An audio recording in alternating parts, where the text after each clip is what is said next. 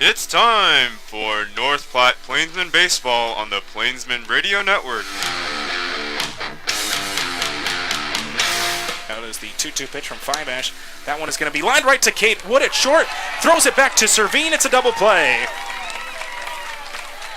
To end off the inning, nice heads-up play. Nice catch by Cade Wood. He throws it back to get Harper, who got off of second. Now let's send it to the voice of the Plainsmen, John Willis, for today's game.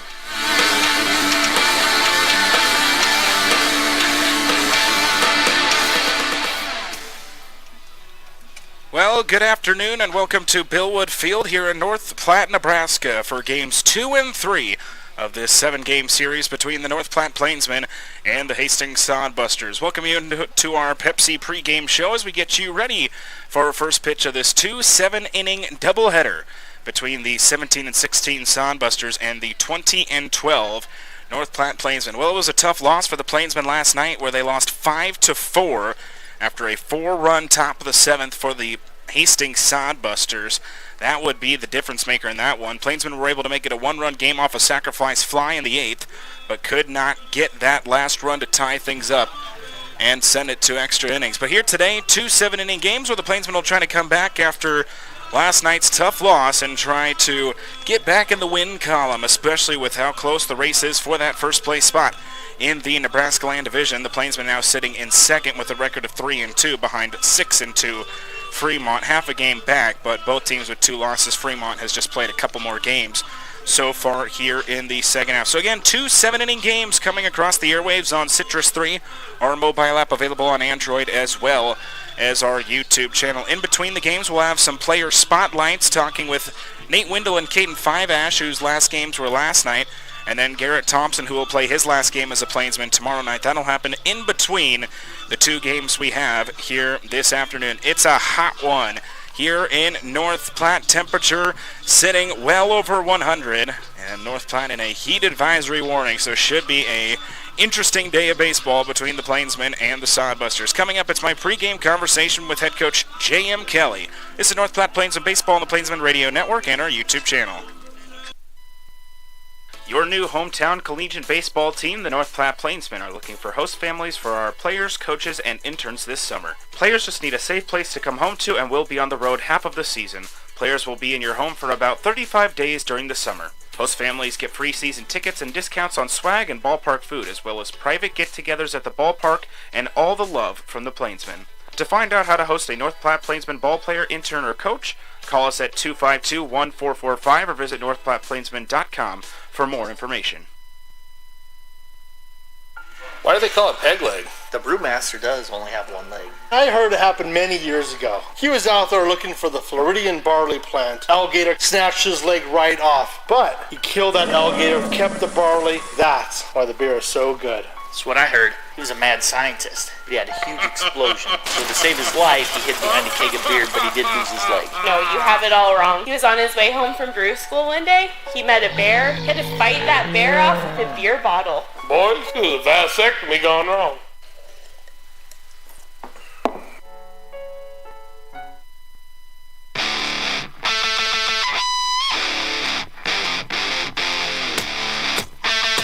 It's North Platte Plainsmen Baseball today on the Plainsmen Radio Network as the Plainsmen get ready to take on the Hastings Sodbusters in 2 7-inning games. I was able to talk with head coach J.M. Kelly, and he talked about what he liked from the tough 5-4 loss for the Plainsmen last night. Our guys played a really hard-fought game. I don't know that there were too many things that we did wrong. A couple opportunities with runners in scoring position we didn't come through. A couple big strikeouts with a runner at second base, less than 2 outs. That we need to move a baseball, get a ball in play, and make something happen. We don't bunt in the first inning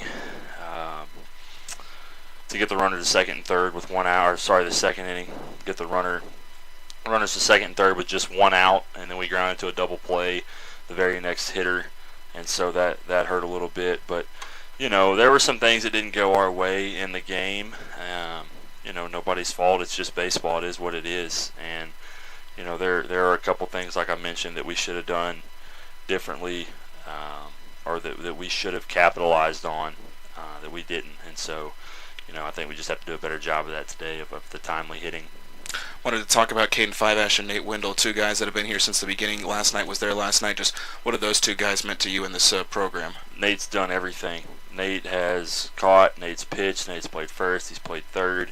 I think at one point he played in the outfield.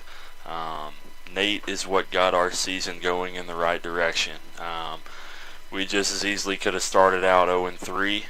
We started out 1-2. We started out 1-2 and kind of got on a hot streak there because Nate Wendell hit that home run. And with Nate doing that, it kind of opened the door offensively for us in that game. And then after that, we took off. We're hitting, I think, second in the league right now, just under 300. And it's, I think it's because of Nate Wendell. He's the one that sparked all of this. And without that guy and his versatility, we would have really struggled at the beginning. Came in and got a huge save. Actually, I think he got the win in Canyon County for us. That was big time. And then Caden Fiveash, my goodness. After his first start, his first start was a fluke, and then after that, every start since then, he's been lights out. I think start in and start out, he's the best starter in the league. Griffin Allen at Western Nebraska is a good arm, but what Caden brings to the table is second to none, and that kid's going to go through a lot of recruiting experience this fall, I believe, with people reaching out to him because he's a really special ball player, and he's got an opportunity to go do something big wherever he ends up. So recruited both those guys at Tonkawa, actually, so it was really nice to be able to coach both of those guys, and then also Billy Humphrey, recruiting them, not being able to coach them, but then having them up here this summer and being able to experience those guys. That was awesome. Then a doubleheader for you here today against Hastings, and it's a pretty hot one as well. What's the key for your guys here to come out with a couple wins? Just play the game, continue to do things the right way, capitalize on mistakes. We've got Carlton on the mound, who behind Caden is one of the better arms. I wouldn't say he's behind Caden; he just hasn't been here as long. He may have the best stuff out of all of them. So, and then you got Peyton Leon, who again, outside of his first start, has been really good this summer. So, really excited. We've got the right guys on the mound. We've got the right bullpen pieces. So, if we can go out and score 4 to 5 runs in both these games, I like our odds. Again, both 7-inning games, so I don't expect us to go out and score 10 runs or anything. But if we can go out and execute and play baseball, we'll have a good opportunity to win both these games. Big thanks to Coach Kelly for talking to me before today's game. Coming up, I'll get you starting lineups and first pitch as we bring you games 2 and 3 of this 7-game series with the North Platte Plainsmen and the Hastings Sodbusters. This is North Platte Plainsmen Baseball on the Plainsmen Radio Network.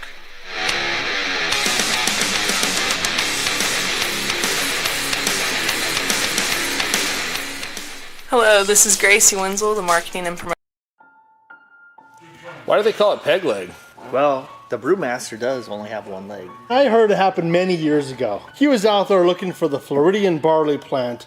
Alligator came out, surprised him, snatched his leg right off. But he killed that alligator with his bare hands, kept the barley, and that's why the beer is so good. Nah, that seems ridiculous, man. That's what I heard. He was a mad scientist, but he had a huge explosion. So to save his life, he hid behind a keg of beer, but he did lose his leg. Plus back with you on our Pepsi pregame show as we get you ready for first pitch of this doubleheader between the North Platte Plainsmen and the Hastings Sodbusters. 2 7-inning games coming across your airwaves tonight on Citrus 3, our online radio streaming service, as well as our YouTube channel and our mobile app available on Android. Let's meet the starting lineups. First, for the Hastings Sodbusters under the direction of head coach Luke Bay. This is how they'll go. Not a whole lot of changes. Couple new faces in the lineup. Garrett Kennedy will lead off. He's in center field. Then it'll be Aaron Harper. He's batting second. He's at shortstop. Batting third, it'll be the first baseman, Brandon Larson. So no changes to the top 3 for the Sodbusters. Then it'll be the catcher, Nick Jones, who the Plainsmen did not see yesterday. Then Cam Constantine will be making his second start as a Hastings Sodbusters after getting his Sodbuster debut.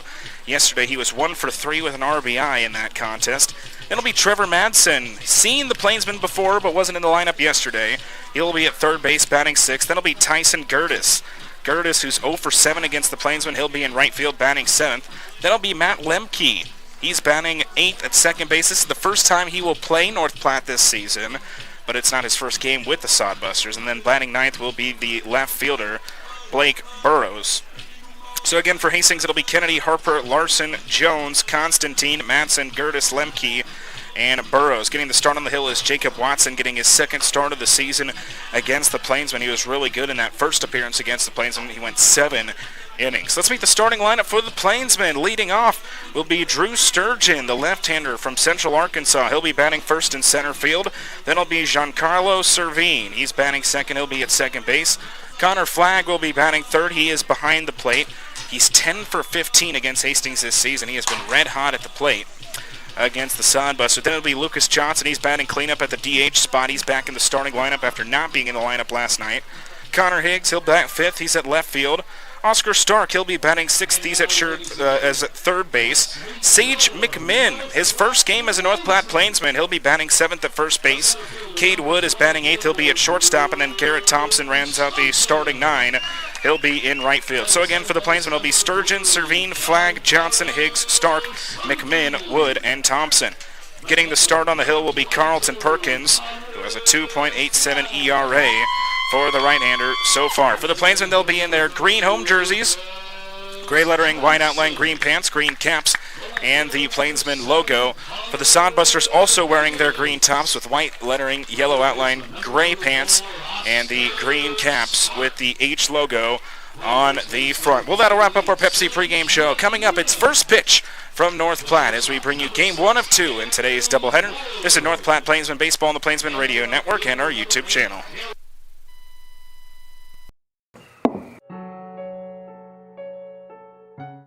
Hi, this is Chad Fosdick from the people that you know and trust and the owner of Glass Doctor, Mr. Appliance, and Premier Rental Purchase. 3,403. That is the number of windshields, glass showers, windows, appliance repairs, and home furnishing sales our company's completed in 2021. That level of activity does not happen by accident or wouldn't continue if we did not provide the best value when you call any of our businesses to your home. We are committed to doubling that number in 2022, and I wanted to personally invite you to experience this unmatched service for yourself. Our teams at Glass Doctor, Mr. Appliance, and Premier Rental Purchase are ready to serve you today.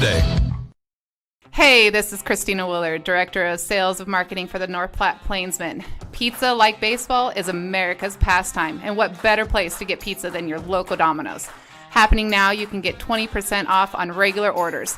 There is a coupon available online, and you can also come in or call, and we will apply this killer deal to your purchase. This deal is available for carry-out or delivery. Visit us at 1815 West A Street in North Platte, order online at Domino's.com, or call us at 308-534-0400. That's 308-534-0400. Domino's, oh yes we did. At Great Plains Foot and Ankle Specialists, we strive to make sure each and every one of our patients receives the highest level of care with individualized treatment plans. Our extensively trained doctors will listen to you and make recommendations based on your individual wants and needs. Whether it's something as seemingly simple as a swollen foot or ankle, complications related to diabetes, or an injury that requires surgery, we're here to help. Some of the services available by our providers include, but aren't limited to, the care and treatment of corns, calluses, and warts, custom-made orthodontics, diabetic foot care, arthritis, reconstructive foot and ankle surgery, foot and ankle trauma, fungal nails, ingrown toenails, heel and arc pain, pediatric foot care, sports injuries, and wound care. Visit us at 815 South Maple Street in North Platte. Phone number 308-532-3600. Again, 308-532-3600. For a beautiful lawn and landscape, head to Hibner's. They have everything you need to have a successful and enjoyable yard and garden, including healthy plants, hardy stock, premium fertilizers, and professional products, all at competitive prices.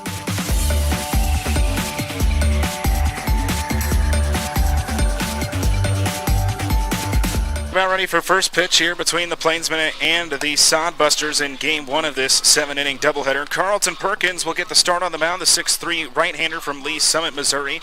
plays his college ball at Cali Junior College. 1-1 record for Perkins so far in the year, a 2.87 ERA, 3 starts, 5 appearances total for Perkins. He's pitched 15 2/3, 7 runs, 5 of them earned, 13 hits, 20 strikeouts, and 7 walks for Carlton Perkins so far in the season. Here's how the Plainsmen will line up defensively. Connor Higgs is in left, Drew Sturgeon's in center, Garrett Thompson, he stands in right, Oscar Stark is at third, Cade Wood is at short, Giancarlo Servine, he stands at second, and Sage McMinn getting his first start of the season, he's at first. Connor Flagg is behind the plate. For those listening on our radio, it seems that the heat has gotten to the computer again. So far it hasn't cut out, but the spots are giving me some issues playing currently. So I ask you to bear with us on that, as it is a scorcher here in North Platte. We are in an excessive heat warning. 100 degrees, it feels like 108 here as we get ready for first pitch. Garrett Kennedy ready to lead things off against Carlton Perkins here as we start out this top half of the first inning in Game 1 of this doubleheader, Game 2 of the series between the Plainsmen and the Sodbusters. These two teams will play 7 straight times. Perkins comes set, ready for the first pitch here to Garrett Kennedy. Kennedy, the right-hander from Omaha, plays his college ball at the University of Nebraska at Omaha. Perkins sets, kicks, and deals. First pitch, that one is going to be lined into left field. It's a leadoff single for Garrett Kennedy. First pitch tonight, or this afternoon at 3:09. Again, 100 degrees, feels like 108, with winds coming out of the northwest at 10 miles per hour. So a leadoff single for Garrett Kennedy, who's now 7 for 15 against the Plainsmen this season. He leads off with a single. So bring up Aaron Harper. Harper, the shortstop, comes in after the leadoff first pitch single by Garrett Kennedy here in the top of the first. Again, only a 7-inning contest between the Plainsmen and the Sodbusters here this afternoon. Harper stands in, 6'2" right-hander from Hemet, California, plays his college ball at Northern Illinois. First pitch to him, that one is skied up in the infield. Sage McMinn, the first baseman, calling for it. He makes the catch in the infield dirt, and one retired here in the top of the first. So 2 pitches, 1 single, and 1 out as we start out this top half of the first. This will now bring up Brandon Larson, the left-hander, at first base defensively, and he is 3 for 14 against the Plainsmen.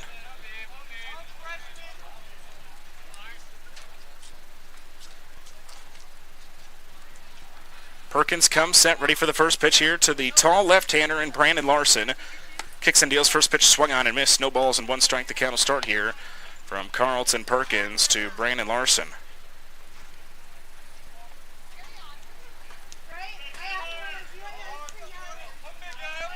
Perkins comes set. No balls and 1 strike to Brandon Larson. Taking off now is Garrett Kennedy. He takes off for second. It's a stolen base as the throw is late. And so now a runner in scoring position with 1 gone here in the top of the first.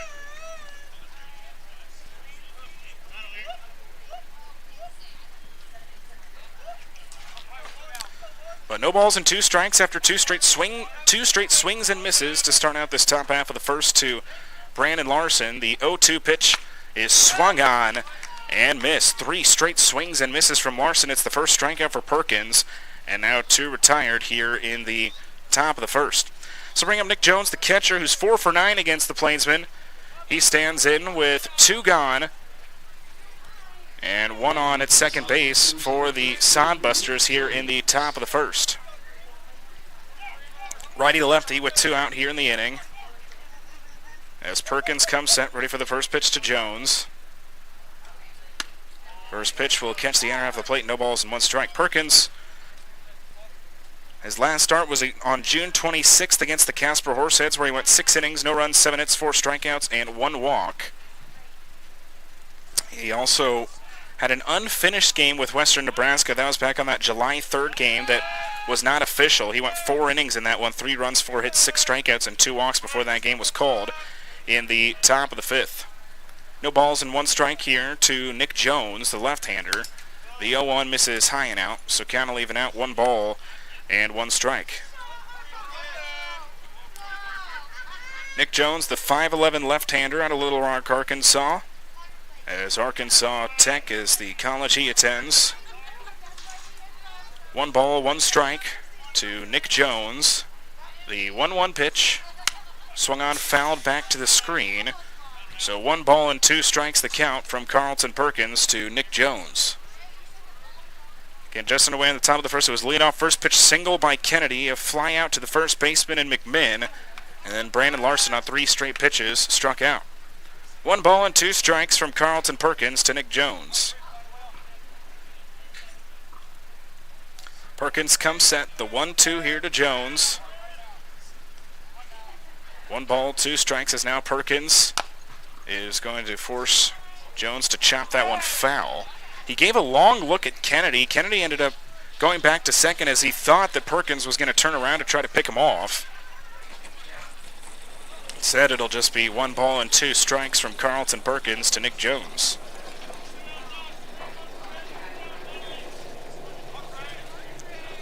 So 1-2 the count with 2 gone, runner on second. Perkins comes set, 1 ball and 2 strikes here to Nick Jones. The 1-2 pitch. That one is swung on, lined into right center. It is down for a base hit. Rounding third and scoring is Garrett Kennedy. And again, the Sodbusters jump ahead early, 1-0. So RBI single for Nick Jones as the Sodbusters strike early. So now bring up Cam Constantine, the right-hander who plays his college ball at the University of Texas. He stands in with 2 gone, a runner on first. Constantine in his Sodbuster debut was 1 for 3 yesterday. Had a 2 RBI single in the 7th for the Sodbusters. Perkins comes set, ready for the first pitch to Constantine. First pitch, fastball misses away. 1 ball and no strikes. The count will start here from Carlton Perkins to Cam Constantine. So 1 ball, no strikes. Leading away from first is Constantine. 1-0 pitch is fouled off and out of play, so count will even out 1 ball and 1 strike. Again, Sodbusters for the 2nd straight day strike early. They scored 1 in the first inning yesterday, and they scored 1 again here today. 1 ball, 1 strike to Constantine. That one skips in the dirt, gets away from flag a bit, but not enough for Jones to advance anywhere. So count will just move 2 balls and 1 strike from Carlton Perkins to Cam Constantine. 2 balls, 1 strike. Perkins comes set. The 2-1 to Constantine. That one is swung on, lined into deep center field. The catch is made by Sturgeon. Long running catch for him, and that'll be the end of the inning. Sodbusters, though, they score 1 run on 2 hits, no errors. They leave 1 on base. We get to the bottom of the first. Due up for the Plainsmen will be Sturgeon, Servine, and Flag. After half an inning, Sodbusters lead at 1-0. It's North Platte Plainsmen Baseball and Plainsmen Radio Network and our YouTube channel. Staff serving North. They have everything you need to have a successful and enjoyable yard and garden, including healthy plants, hardy stock, premium fertilizers, and professional products, all at competitive prices.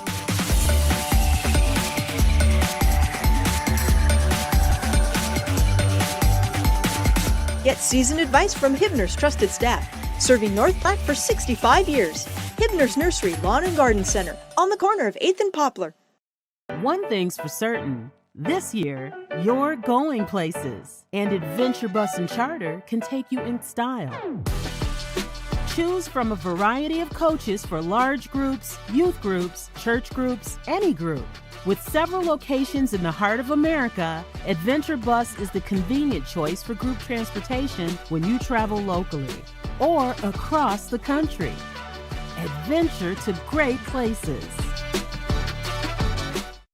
Developing Memories is proud to be the official photographer of your Plainsmen. Developing Memories professional photo studio downtown North Platte has been capturing all your priceless memories from the little leagues to the majors, hitting grand slams with their professional quality and stealing your hearts as you see those priceless photos of your kids rolling over, then their toothless smiles, their dimples, their freckles, to showing off who they are in their senior photos. Developing Memories has been in the game for 20 years, and though getting your photos taken might not be quite as much fun as cheering on your favorite team, Developing Memories does make the photo sessions a fun and enjoyable experience. Come experience the difference at Developing Memories downtown North Platte. Quality photos, enjoyable experience, and affordable with no session fees. And be sure to check out our $20 mini sessions and $15 school packages. We're developing memories into photos to last you. The bottom of the first with the Plainsmen trailing in this one 1-0 after the RBI shot in the top of the first. Again, the second straight night where the Sodbusters have struck early. Drew Sturgeon will lead things off for the Plainsmen here in the bottom of the first. Sturgeon getting his first start here at home for the Plainsmen, after getting a couple starts on the road when the Plainsmen were in western Nebraska. Drew Sturgeon, the left-hander from Central Arkansas, leads things off against Jacob Watson, the 6-foot right-hander from Arlington, Texas. First pitch is in there for a strike. He plays his college ball at Franciscan University of Steubenville. 3-2 record for Watson, 2.20 ERA, 5 starts, 6 appearances, 36 2/3, 11 runs, 9 of them earned. 33 hits, 19 strikeouts, and 5 walks. That pitch will miss low. So count will even out 1 ball and 1 strike from Jacob Watson to Drew Sturgeon. Sturgeon on Monday, July 4th against the Sodbusters was 2 for 5 with 2 runs and 1 strikeout in that game against the Sodbusters. 1 ball, 1 strike. That one will miss low. So 2 balls and 1 strike the count now from Jacob Watson to Drew Sturgeon. Sturgeon getting the leadoff spot for the Plainsmen here in the bottom half of the first inning. 2 balls and 1 strike the pitch.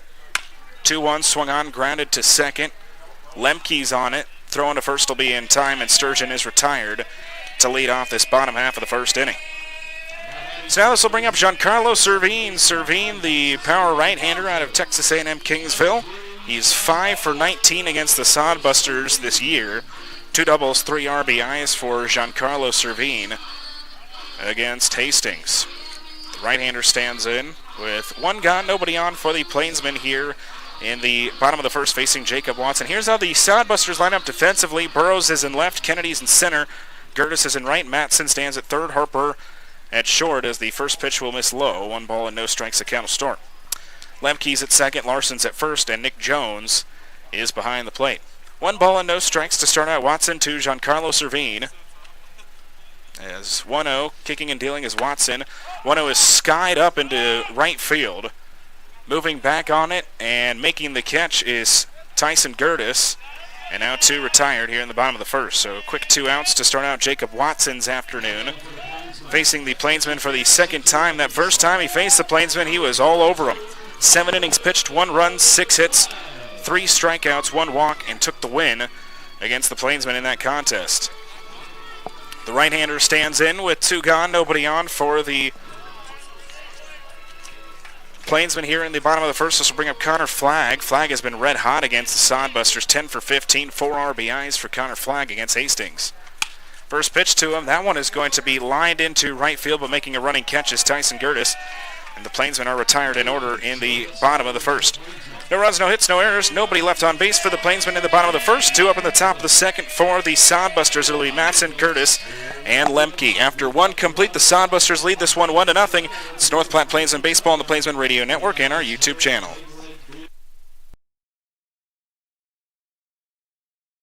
Hello, this is Gracie Wenzel, the Marketing and Promotions Intern for the North Platte Plainsmen. You know us, we're Jimmy John's. Stop by your trusted sandwich shop in the North Platte area at 410 East Leota Street. We offer delivery, pickup, and in-store eating.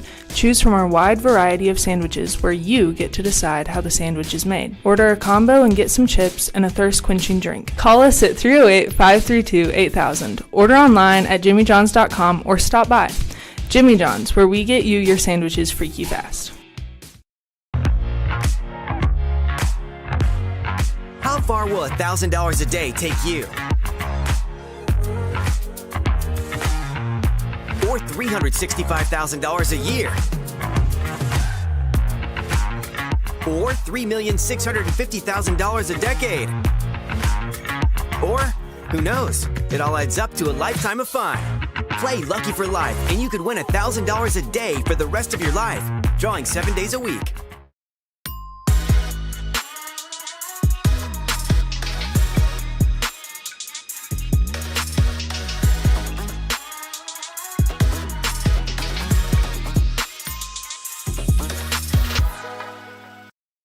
Bob Sugarmaker here. KJ's Boots and Western Wear has everything Western. Boots, hats, shirts, jeans, jewelry, even that fancy Yellowstone cologne so you can smell like a cowboy and not the horse you rode in on. KJ's Boots and Western Wear.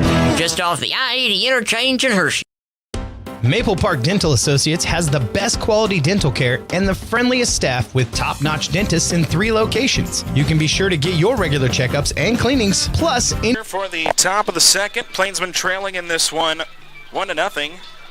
After the RBI single by Nick Jones in the top of the first, that has the Sodbusters up 1-0 as we start out this top half of the second inning. John Willis with you on Citrus 3, our online radio streaming service, as well as our YouTube channel and our mobile app available on Android. Ready here for the top of the second. Again, 2 7-inning games coming across your airwaves here tonight with these two teams.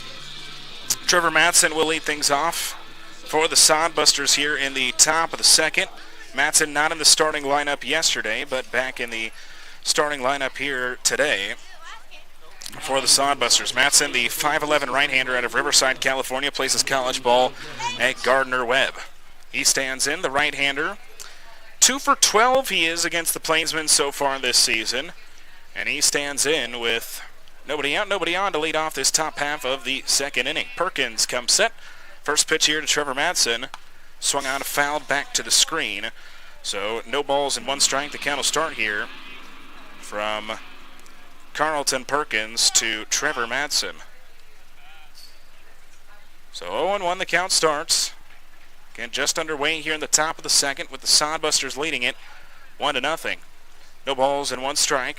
Perkins looks on to Matson. Perkins steps back, kicks and deals. 0-1 will miss high. So count will even out 1 ball and 1 strike. Again, having some technical difficulties on the radio side, but I think we found a solution, at least for now. So again, thank you for bearing with us as this heat is proving to not just be detrimental to players down there, but also up here in the press box. 1 ball and 1 strike from Carlton Perkins to Trevor Matson. Matson, the 6-hitter. He's at third base defensively for the Sodbusters here this afternoon. 1 ball, 1 strike. Perkins kicks and deals. The 1-1 pitch fastball is in there for a strike. 1 ball and 2 strikes now the count from Carlton Perkins to Trevor Matson. It was a leadoff single for Kennedy in the first. Fly out and a strikeout, though, but then an RBI single by Nick Jones to put the Sodbusters up 1-0 in the top of the first. 1 ball and 2 strikes to Matson. 1-2 pitch. That one is skied up into right field. Garrett Thompson, the right fielder, moving a couple steps to his left. He makes the catch, and 1 retired here in the top of the second. So leadoff fly out by Matson. This will now bring up Tyson Gertis. Gertis stands in with 1 on, nobody on for the Sodbusters here in the top of the second.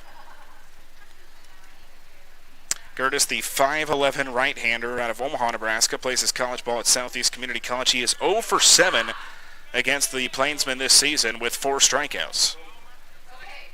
So he stands in after the leadoff flyout by Trevor Matson. The first pitch to Gertis, he shows bunt, he fouls it back. So count will start, no balls and 1 strike from Carlton Perkins to Tyson Gertis. So 0-1, righty to righty with 1 gone here in the top of the second.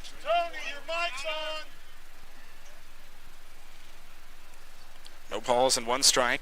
Perkins kicks and deals to Gertis. That one misses low. So count evens out 1 ball, 1 strike from Carlton Perkins to Ty Gertis. So 1 ball and 1 strike.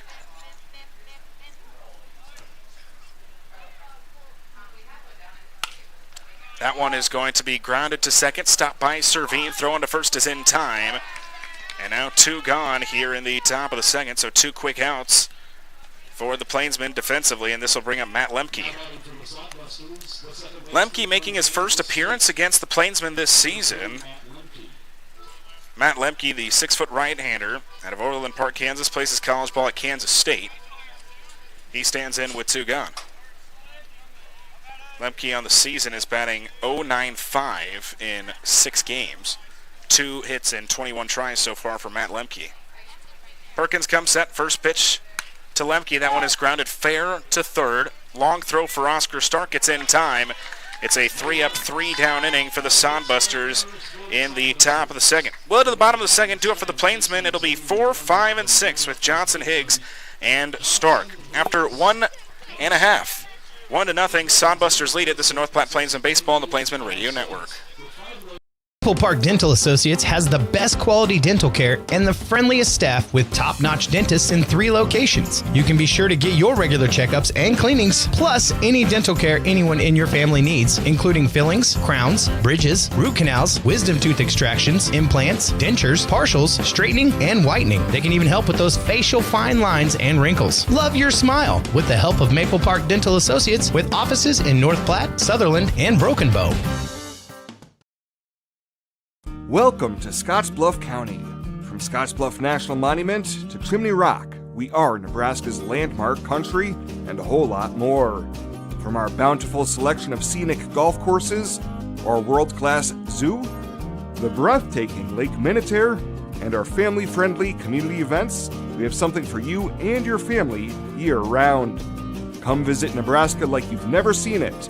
Your next experience awaits you in Scottsbluff County.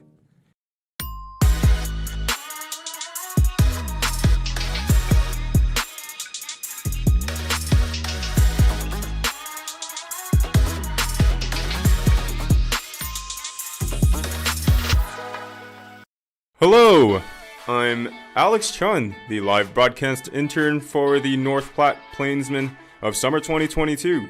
Just wanted to let you know, stop by your local North Platte Premier Toyota dealer.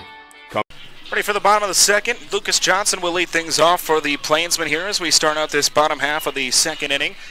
Plainsmen trailing in this one 1-0 after the RBI single by Nick Jones. Plainsmen were retired 1-2-3 in the bottom of the first and are looking to get some offense going here in the bottom of the second.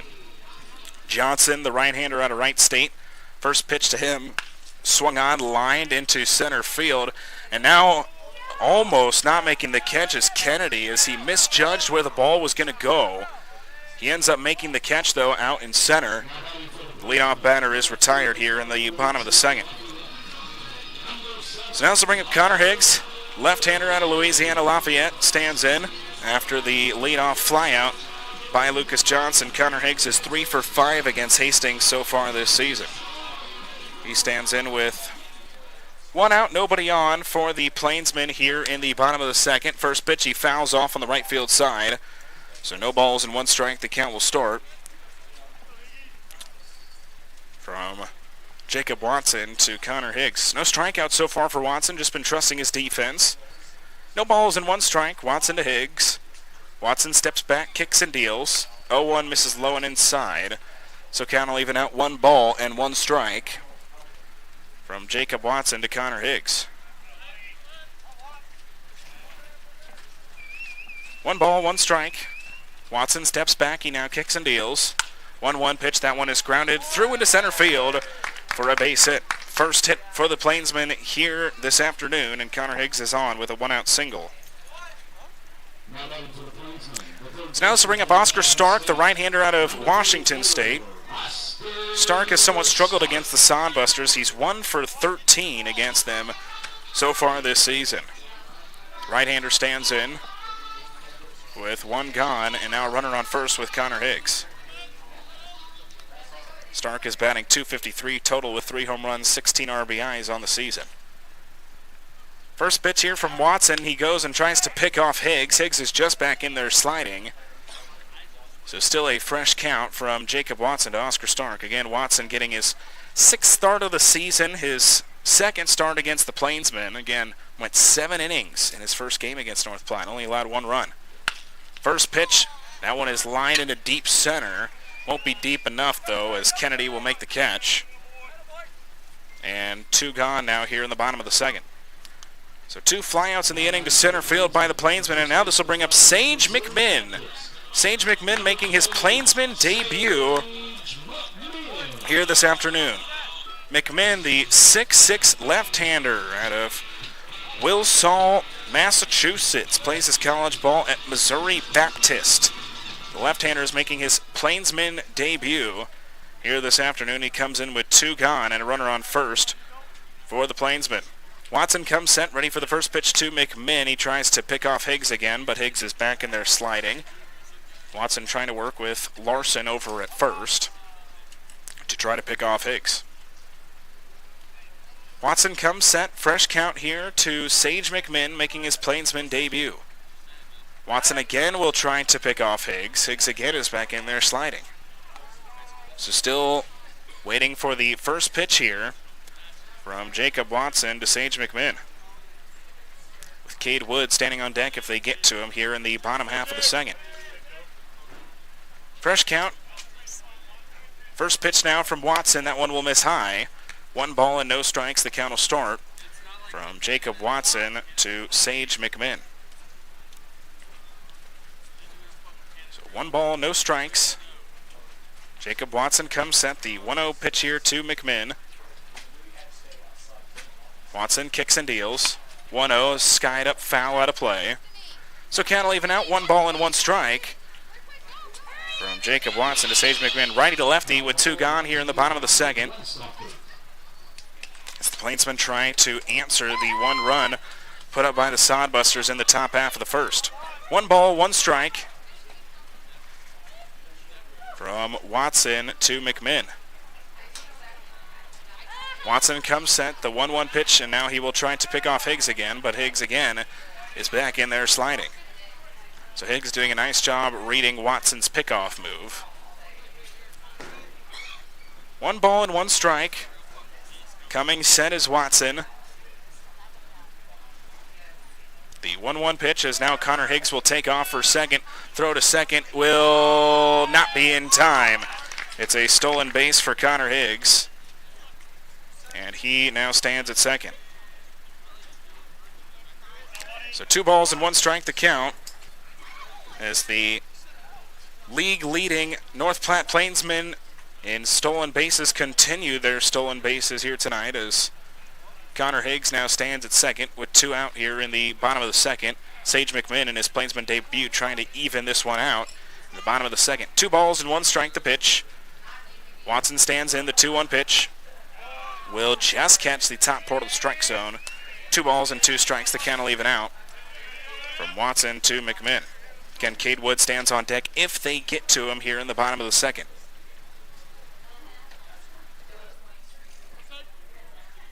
Two balls, 2 strikes. Watson comes set. The 2-2 pitch here to Sage McMinn. Kicks and deals.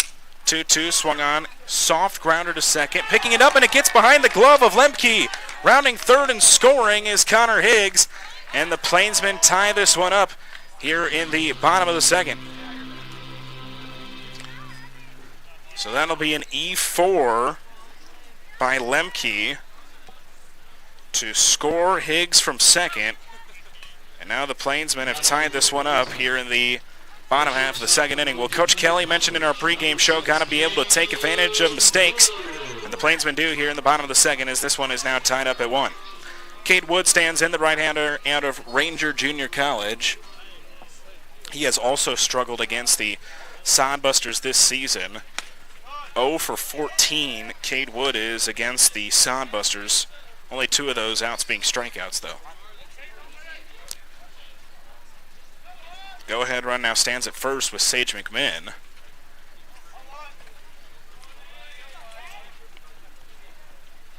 So now time will be called as they will dust off home plate. Again, first of 2 games here this afternoon between the Plainsmen and the Sodbusters.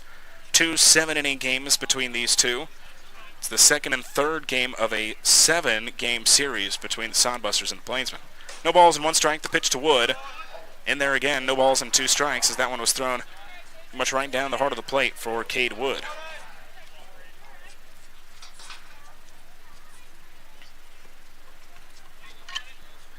No balls, 2 strikes. Now time will be called as Cade Wood gets set.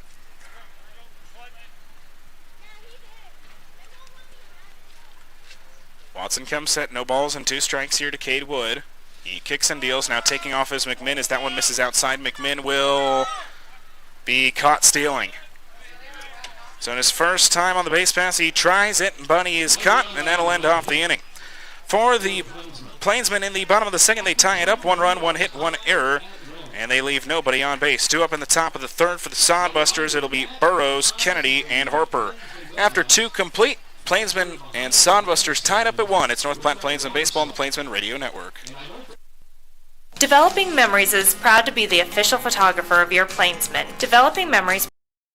Here at Birdwood Beef, we are pleased to offer you the beef our family has raised and loved for years, and we are here to ensure you know exactly where your beef comes from. Our cattle are raised on vast grassland pastures in the Nebraska Sandhills and are finished on grain produced on our farm. As a result, we produce well-marbled, high-quality beef. Birdwood Beef has one primary source, Star Cattle Company, our family farm and ranch since 1912, located right here in Lincoln County. We currently sell dry-age individual cuts and bundles online at birdwoodbeef.com and whole, half, quarter, or eighth beef locally in North Platte and Lincoln, Nebraska. We also ship nationwide every Monday. Place your order today at birdwoodbeef.com and follow Birdwood Beef on Facebook and Instagram to learn more about your local beef producer. Birdwood Beef, ranch-raised, grain-finished Nebraska beef. Hi, this is Tommy B from the Nebraska Athletic Club here in North Platte, Nebraska. And I want to welcome you to not just North Platte, but to the Nebraska Athletic Club. Nebraska Athletic Club, here we have about 8,000 square foot of pure fitness. Cardiovascular, strength training, multifunctional machines, you name it, we have it. So if you want to come down and give us a try, come down and visit with us, take a tour, we welcome you to come and see us. Again, 8,000 square foot of pure fitness. And one thing I want to let you know is that even though we're probably one of the largest, fully equipped, we're also less expensive. Our prices only go from $19.95. Here for the top of the third with the Plainsmen tying this one up in the bottom half of the second. They took advantage of the E4 by Matt Lemke over at second, and now they will try to keep things going defensively after the Sodbusters went 1-2-3 back in the top of the second. Plainsmen will try to force the Sodbusters to do the same here in the top of the third as Perkins will face Blake Burrows, the left-hander. Also the 9-hole hitter for the Sodbusters here this afternoon. First pitch to Burrows. That one will miss high. 1 ball and no strikes. The count starts from Carlton Perkins to Blake Burrows. So 1 ball, no strikes. That one is going to be lined foul over on the first base side, so Kennel even out 1 ball and 1 strike from Carlton Perkins to Blake Burrows. Burrows standing in to lead off the top half of the third inning. Blake Burrows, the 5'6" lefty, plays college ball at UT Rio Grande Valley. Again, 3 for 8 he is against the Plainsmen this season. 1-1, that one is going to be lined into left field. Taking some steps to his left and making the catch is Connor Higgs, and 1 retired here in the top of the third. So now it's back to the top of the order, who had a first pitch single in the top of the first to lead things off. Singled and scored the 1 run of the game for the Sodbusters back in the first. The right-hander stands in with 1 gone. And nobody on for the Sodbusters here in the top of the third, and a tie game at 1. Kennedy stands in. First pitch from Perkins. That pitch will just miss low. So 1 ball and no strikes. The count will start here from Carlton Perkins to Garrett Kennedy. Again, radio stream continues to have issues, but luckily we're here at home, so watch along on our YouTube page. It will... Looks like it'll keep disconnecting and reconnecting as that one will hit Garrett Kennedy, and so Garrett Kennedy will head to first. So a 1-out base runner for the Sodbusters here in the top of the third. No matter what, between the games, it might just air on YouTube. We'll try to get it on the radio as well, but we will have those player spotlights still as we were able to move that to a different computer. As Aaron Harper now stands in, who's 0 for 1. He flew out to the first baseman and McMinn back in the top of the first. Had a bad feeling heading into today that the heat might be an issue with Lincoln County currently in a heat advisory warning, and it's proven to cause some issues with our radio streaming computer. Aaron Harper stands in. First pitch from Carlton Perkins will skip in the dirt. 1 ball and no strikes. The count will start here from Carlton Perkins to Aaron Harper. So a hit by pitch by Kennedy, who now stands at first after the leadoff fly out by Blake Burrows. Now the Sodbusters trying to answer back after the one put up by the Plainsmen in the bottom of the second. 1 ball and no strikes, the pitch from Perkins. 1-0 pitch misses high. 2 balls and no strikes now the count here from Carlton Perkins to Aaron Harper. So 2-0 with 1 gone and a runner on first for the Sodbusters in the top of the third. 2 balls and no strikes. Perkins comes set. Now trying to pick off Kennedy at first. It is an unsuccessful attempt. So the count still 2 balls and no strikes from Carlton Perkins to Aaron Harper. 2 balls, no strikes. Perkins comes set. The 2-0. That one will be thrown pretty much right down the heart of the plate. 2 balls and 1 strike now the count from Carlton Perkins to Aaron Harper.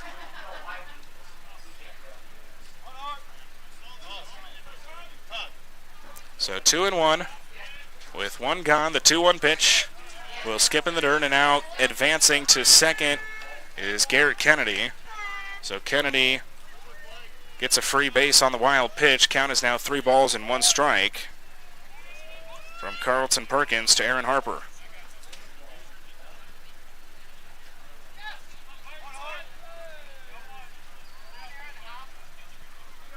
Three balls, 1 strike. After the hit by pitch, still 1 gone in the top of the third and a tie game at 1. 3-1 pitch from Perkins will miss away. It's a walk, 2 straight free bases given up by Perkins, and now runners at first and second. So now this will bring up Brandon Larson, the left-hander, who is 0 for 1. He struck out in his first appearance back in the top of the first. As now assistant coach Eric Sandos will come and talk with Perkins here after he hit Garrett Kennedy and now has walked Aaron Harper. So they will come and talk things out here, trying to figure things out in the top of the third in a tie ball game at 1 after the Plainsmen were able to score their first run of the game back in the bottom of the second. So assistant coach Sandos comes to talk with Perkins.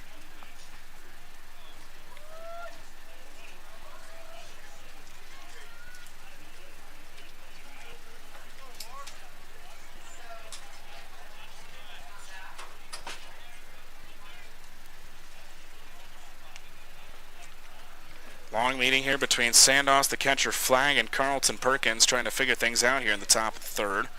So now Sandos will head back as Carlton Perkins will face Brandon Larson. Larson is now 3 for 15 against the Plainsmen, 4 strikeouts against North Platte as well. The left-hander stands in with 1 gone, runners at first and second for the Sodbusters here in the top of the third. Perkins comes set ready for the first pitch here to Brandon Larson. Perkins gives a look at the runner on second. First pitch now to Larson. Swung on and missed. He was ahead of that one. So no balls and 1 strike. The count will start from Carlton Perkins to Brandon Larson. Again, Larson struck out in the first. No balls and 1 strike. The count from Perkins. He kicks and deals to Larson. 0-1 skips low. So count will even out 1 ball and 1 strike. Again, Carlton Perkins' longest outing of the year was his last start on June 26th against Casper, where he went 6 innings. No runs allowed in that game off of 7 hits. 1 ball, 1 strike. Perkins gives a look at Kennedy on second. 1-1 to Larson. That one is swung on, lined into right field. It is going to get down fair. Rounding third is Garrett Kennedy as now the ball gets behind Garrett Thompson out in right. 1 run has scored, a second run is on its way. It's a 2 RBI double for Brandon Larson. So Sodbusters immediately answer. They now lead this one 3-1 in the top of the third.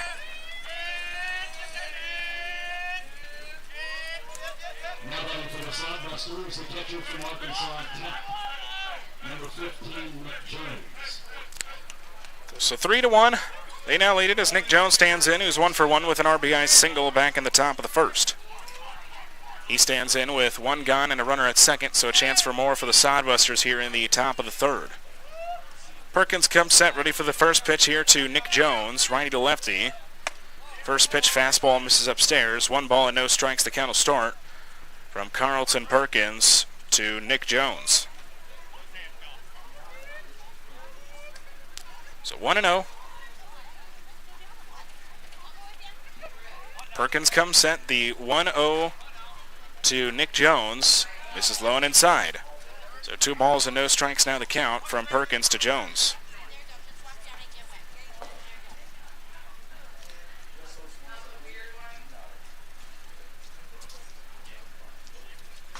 Two balls, no strikes. Larson leading away from second after his 2 RBI double. The 2-0 pitch will catch the inner half of the plate. It's now 2 balls and 1 strike.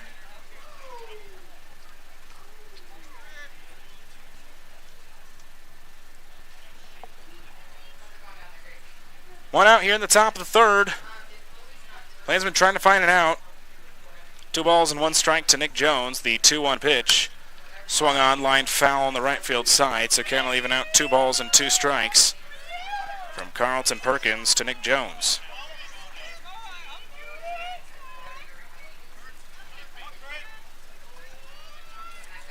So count is even, 2 balls, 2 strikes. 1 out, runner on second for the Sodbusters here in the top of the third. Sodbusters now leading this one 3-1 after coming into this inning tied. 2-2 pitch to Jones, swung on, fouled into the catcher's mitt. A flag, so it'll be strikeout number 2 for Carlton Perkins, and now 2 gone in the top of the third. So now let's bring up Cam Constantine. Constantine is 0 for 1. He flew out to center field in his first appearance back in the first. He stands in with 2 outs and a runner on second for the Sodbusters here in the top of the third. Perkins comes set righty to righty with 2 gone in the inning. The first pitch from Perkins, that one will miss low and away. 1 ball and no strikes. The count will start from Perkins to Constantine. So 1 ball and no strikes. Perkins comes set. The 1-0 pitch to Constantine will miss high. 2 balls and no strikes from Carlton Perkins to Cam Constantine. Perkins has seemed to lost the control. Not fully, just hasn't had it as sharply as he did in the first 2 innings. It's 2 balls and no strikes to Constantine, the 2-0 pitch. This is well high. Over the head that time of Constantine as he had to duck down. 3 balls and no strikes now the count.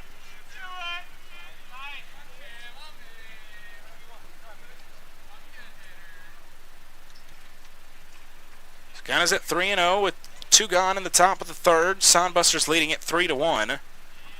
3 balls and no strikes. Perkins comes set. The 3-0 pitch to Constantine. Catch the inner half of the plate. 3 balls and 1 strike now the count from Carlton Perkins to Cam Constantine.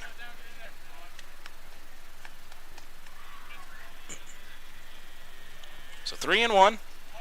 Again, Larson leading away from second, who had the 2 RBI double. 3-1 pitch is fouled off and out of play. So count now goes full, 3 balls and 2 strikes from Carlton Perkins to Cam Constantine. So count is full. Looking for the final out here in the top of the third and give it back to the offense. 3 balls, 2 strikes. Perkins comes set. The payoff pitch to Constantine will miss high. It's another walk. Second walk of the inning, 3rd free base, and now it'll bring up Trevor Madsen, who is the 7th batter of the inning for the Sodbusters. Madsen in this one is 0 for 1. He flew out to right field in his first appearance back in the top of the second. So second straight inning, he's come to the plate. He was the leadoff batter in the second for the Sodbusters. And Perkins went 1-2-3 against the Sodbusters in the second, but has walked 2 and hit 1 here in the third. Also gave up a 2 RBI double by Brandon Larson, who stands at second. First pitch fastball will miss. Little out, 1 ball and no strikes. The count will start here from Carlton Perkins to Trevor Madsen.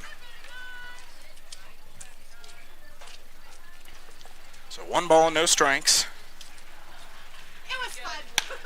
1-0, that one is lined into deep left field. Connor Higgs giving it a chase.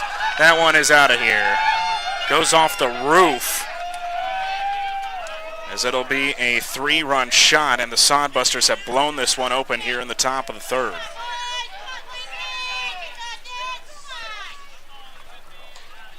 Well, this one has changed quickly. After the 3-run home run, the Sodbusters have scored 5 now here in the third.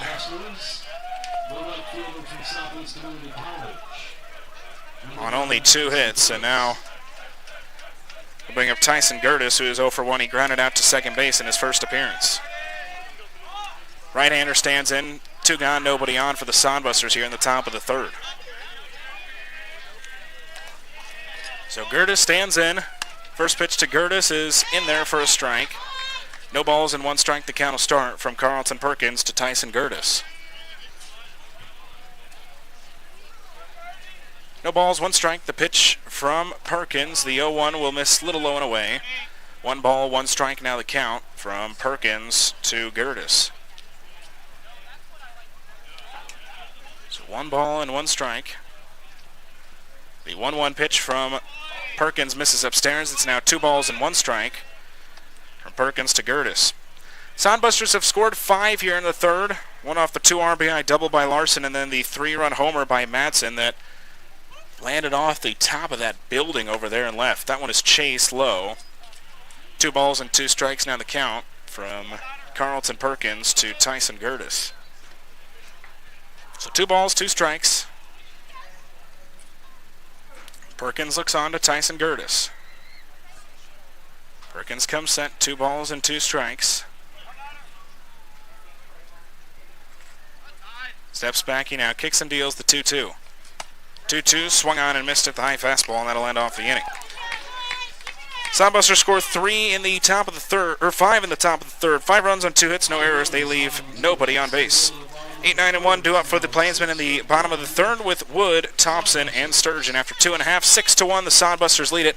North Platte Plainsmen baseball on the Plainsmen Radio Network. Landscape, head to Hibner's. They have everything you need to have a successful and enjoyable yard and garden, including healthy plants, hardy stock, premium fertilizers, and professional products, all at competitive prices.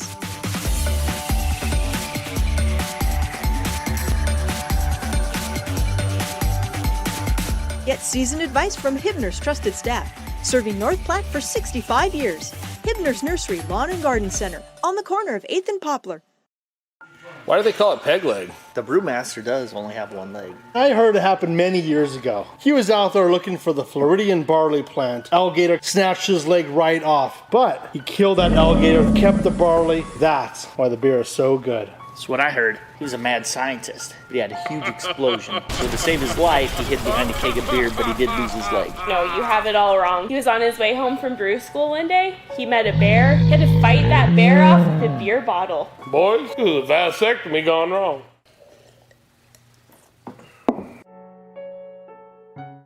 Developing Memories is proud to be the official photographer of your Plainsmen. Developing Memories professional photo studio downtown North Platte has been capturing all your priceless memories from the little leagues to the majors, hitting grand slams with their professional quality and stealing your hearts as you see those priceless photos. Third, Plainsmen now trailing in this one 6-1 after the Sodbusters scored 5 in the top half of the inning. As we get ready for this bottom half of the third, Plainsmen now looking to answer offensively. As Watson comes set, ready for the first pitch here to Cade Wood. Kicks and deals. Chop grounder over foul on the first base side, so no balls and 1 strike. The count will start from Jacob Watson to Cade Wood. Again, Wood is 0 for 14 against the Sodbusters so far this season. Trying to get his first hit against Jacob Watson. That pitch will miss low. So count will even out 1 ball and 1 strike.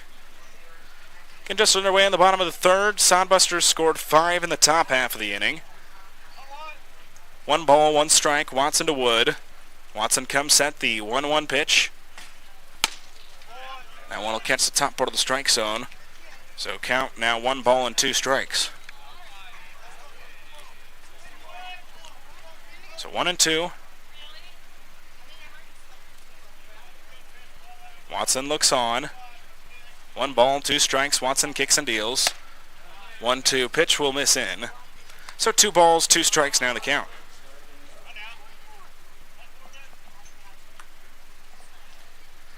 Two balls, 2 strikes to Wood. That one poked to short. Throw on to first is in time as Harper makes the throw. So it's a leadoff ground out for the Plainsmen here in the bottom of the third.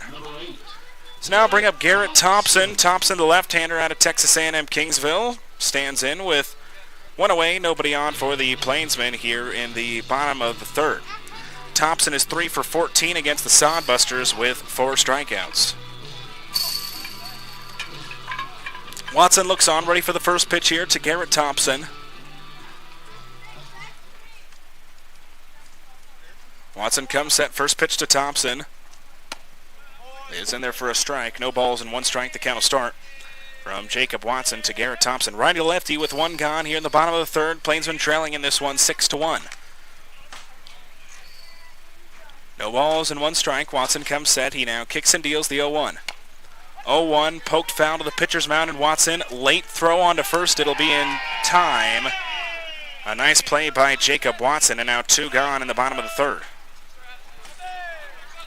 So now it's top of the order with Drew Sturgeon. Sturgeon is 0 for 1. He grounded out to second in his first plate appearance back in the bottom of the first. Sturgeon stands in with 2 gone, nobody on for the Plainsmen here in the bottom of the third.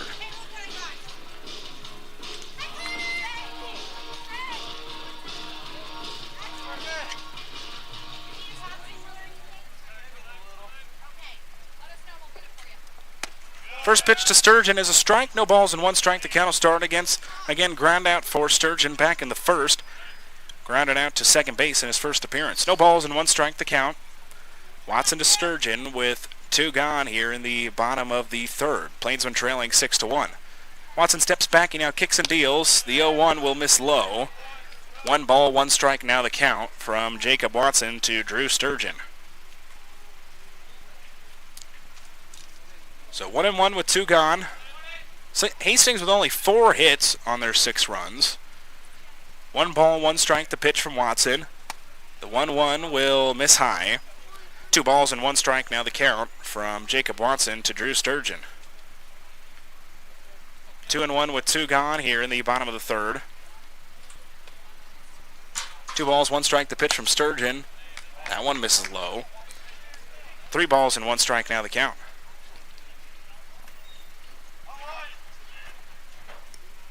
So 3-1 with 2 gone.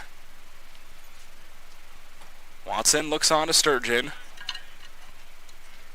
Watson comes set, 3 balls and 1 strike. He steps back, kicks and deals. 3-1 pitch. That one is grounded to the first baseman. Larson, he gloves it, flips it over to Watson, who comes over from the pitcher's mound, and it's a 3-up, 3-down inning for the Plainsmen in the bottom of the third.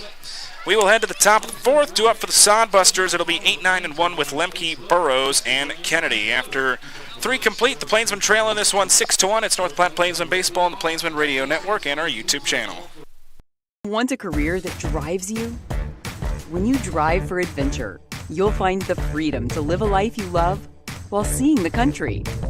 Because with adventure, you control when and where you drive, whether it's near or far. Choose from a variety of travel opportunities with competitive pay and adventure to great places. Go to driveadventure.com and apply today. All drivers must be 25 years old with an active CDL. How far will $1,000 a day take you? Or $365,000 a year?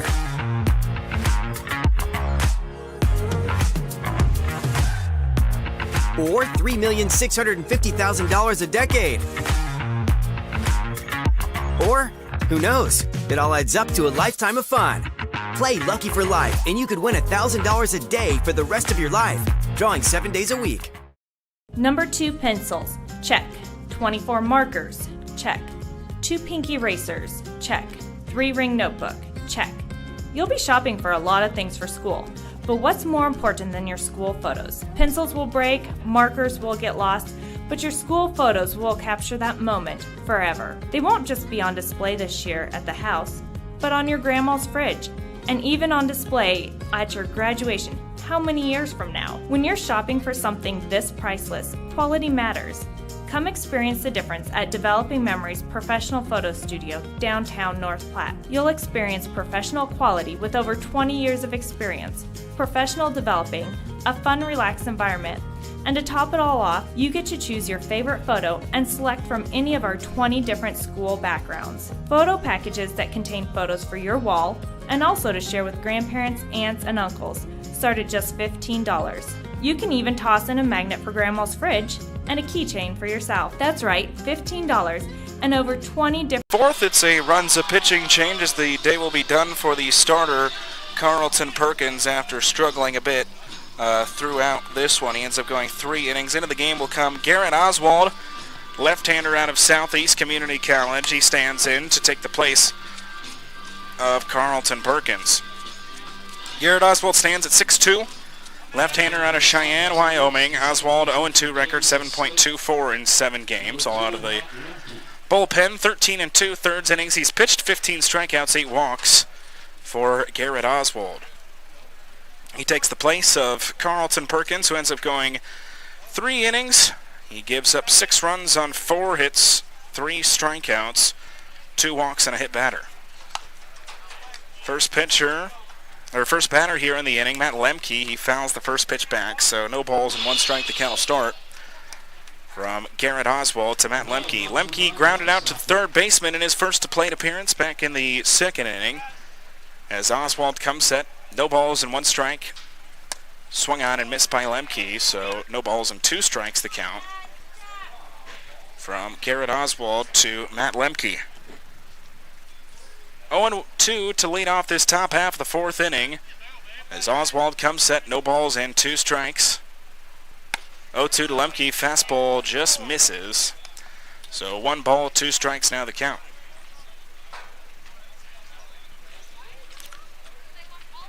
So 1-2 to lead off the top of the 4th. Again, a 7-inning contest. We'll have 1 more 7 after this one. The 1-2 pitch. That one is going to be grounded fair on the third base side. Long throw from Stark. It'll be in time.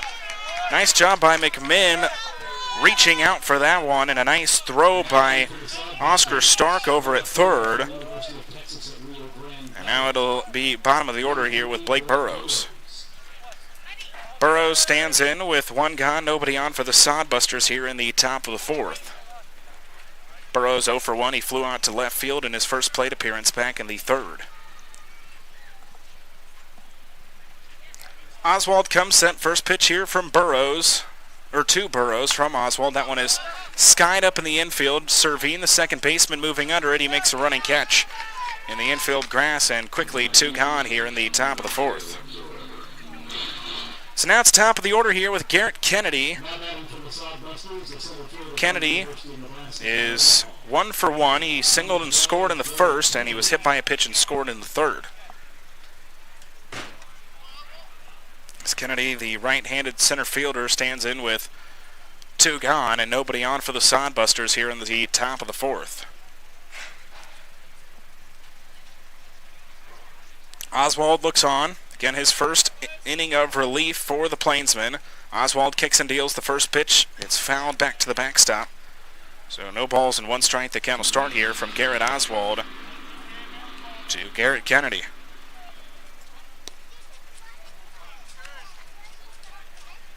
So no balls and 1 strike. Lefty to righty with 2 gone in the top of the 4th. The 0-1 pitch from Oswald. Swung on and missed. No balls and 2 strikes now the count here from Garrett Oswald to Garrett Kennedy. 2 Garretts facing off here in the top of the 4th. With 2 gone, nobody on, the Sodbusters leading this one 6-1. No balls and 2 strikes. Oswald comes set, steps back, he kicks and deals. 0-2 pitch, grounded fair to third. Stark gloves it. Throw on to first, picked on the 1-hop. It's in time, and it's a 3-up, 3-down inning for the Sodbusters in the top of the 4th. 2 up for the Plainsmen in the bottom half of the 4th. It'll be 2, 3, and 4 with Servine, Flagg, and Johnson. After 3.5, 6-1, Sodbusters lead it. It's North Platte Plainsmen Baseball on the Plainsmen Radio Network and our YouTube channel. Why do they call it peg leg? Well, the brewmaster does only have 1 leg. I heard it happen many years ago. He was out there looking for the Floridian barley plant, alligator came out, surprised him, snatched his leg right off. But he killed that alligator with his bare hands, kept the barley, and that's why the beer is so good. Nah, that seems ridiculous, man. That's what I heard. He was a mad scientist. He had a huge explosion. So to save his life, he hid behind a keg of beer, but he did lose his leg. And ever since then, he brews beer as an homage to his leg. Why was there a keg in a science lab, though? Even mad scientists like drinking beer. No, you have it all wrong. He was on his way home from brew school one day. He met a bear. He had to fight that bear off with a beer bottle. Sounds suspicious. Boys, this is a vasectomy gone wrong.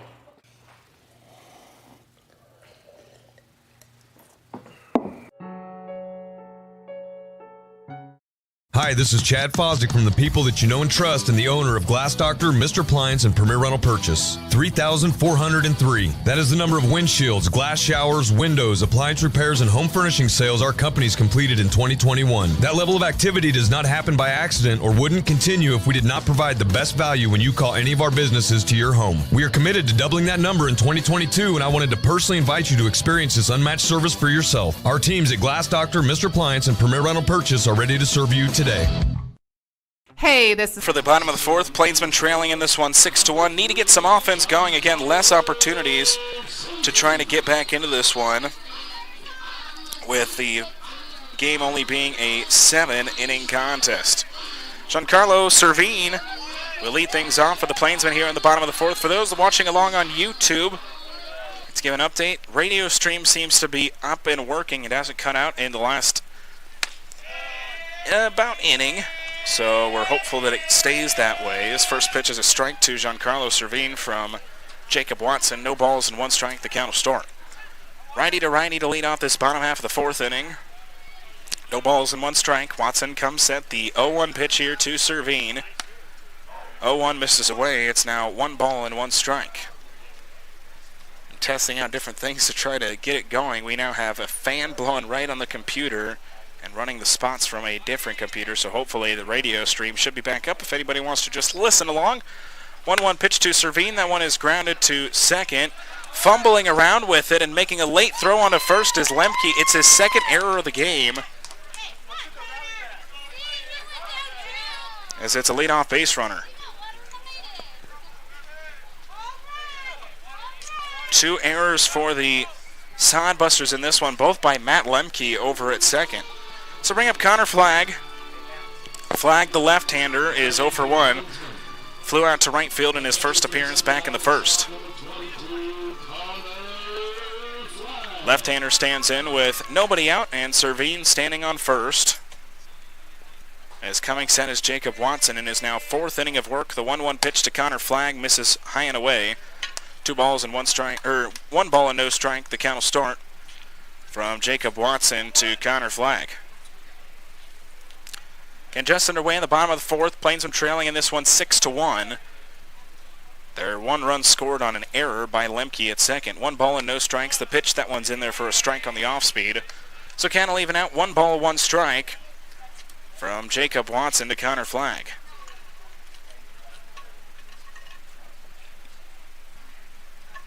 Righty to lefty to lead off this bottom half of the fourth inning. 1 ball, 1 strike. Coming set is Jacob Watson. The 1-1 pitch to Connor Flagg. It's kicking and dealing. The 1-1, that one will miss little high. 2 balls and 1 strike now the count. And Plainsmen allowed 5 runs to be scored in the top of the third. And now here in the bottom of the fourth, Plainsmen trailing by 5. They need to get some offense going. 2 balls and 1 strike. Jacob Watson comes set. The 2-1 pitch to Connor Flagg, with Servine leading away from first. 2-1. That one is going to be lined into right field. It's down for a base hit, and now it gets a weird hop off of Gertis. Advancing to third is Servine. Going into second is Flagg. And 2 runners in scoring position with nobody out here in the bottom of the fourth. So it's a single for Flagg. He advances to second on the error. So 2 errors in the inning for the Sodbusters.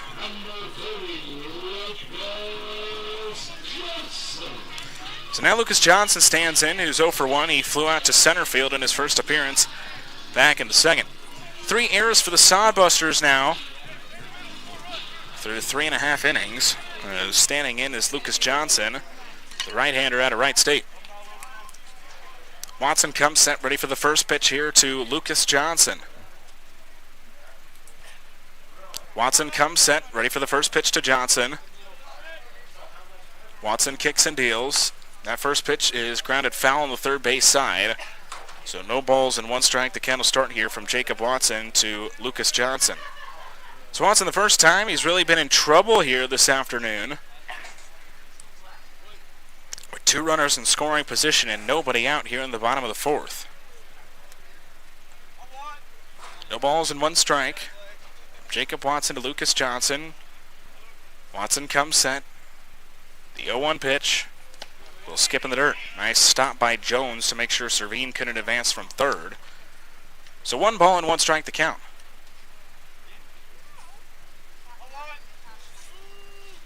One ball, 1 strike from Watson to Johnson. After Servine reached off the leadoff error by Lemke, and then single by Flagg advanced to second on the error. 1 ball, 1 strike, the pitch to Johnson. That one a chopped grounder over on the third base side. It'll go foul. 1 ball and 2 strikes the count from Jacob Watson to Lucas Johnson. Connor Higgs stands on deck for the Plainsmen here in the bottom of the 4th.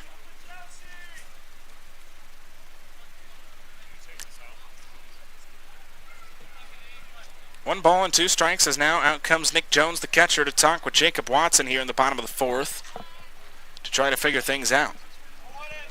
This is a big spot for the Plainsmen as they can try to cut into this lead before heading into the last 3 innings of this one. Again, 2 7-inning games here this afternoon at Bill Wood Field.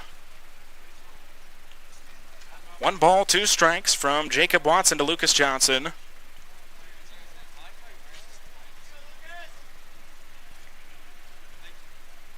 One, 2, Watson comes set, righty to righty. The 1-2 pitch to Lucas Johnson will miss, little away. So count will even out, 2 balls and 2 strikes from Watson to Johnson. 2 balls and 2 strikes. Watson comes set. The 2-2 pitch. That one is swung on, lined right to the shortstop Harper, who makes the catch. And 1 retired. Nobody's able to advance. Well, Coach Kelly mentioned in our pregame show that the Plainsmen really did not take advantage with runners in scoring position yesterday, and they really needed to do so here today. And line out by Johnson, and now Connor Higgs needs to get some offense going. Still only 1 out, though, in the bottom of the 4th, so some chances for the Plainsmen here with 2 runners in scoring position, now 1 gone. The bottom of the 4th. Watson comes set, ready for the first pitch to Connor Higgs, the left-hander out of Louisiana Lafayette. First pitch to Higgs, skips in the dirt, 1 ball and no strikes. Higgs, up to this point, before this inning, had the only hit of the game for the Plainsmen. He's also scored the lone run of the game for North Platte. He's 1 for 1 with a single, a stolen base, and a run scored. Righty to lefty. As Watson looks on, long look at his catcher Jones. He now comes set. 1 ball and no strikes, the pitch to Higgs. That one will miss away. 2 balls and no strikes now the count. So 2 balls, no strikes.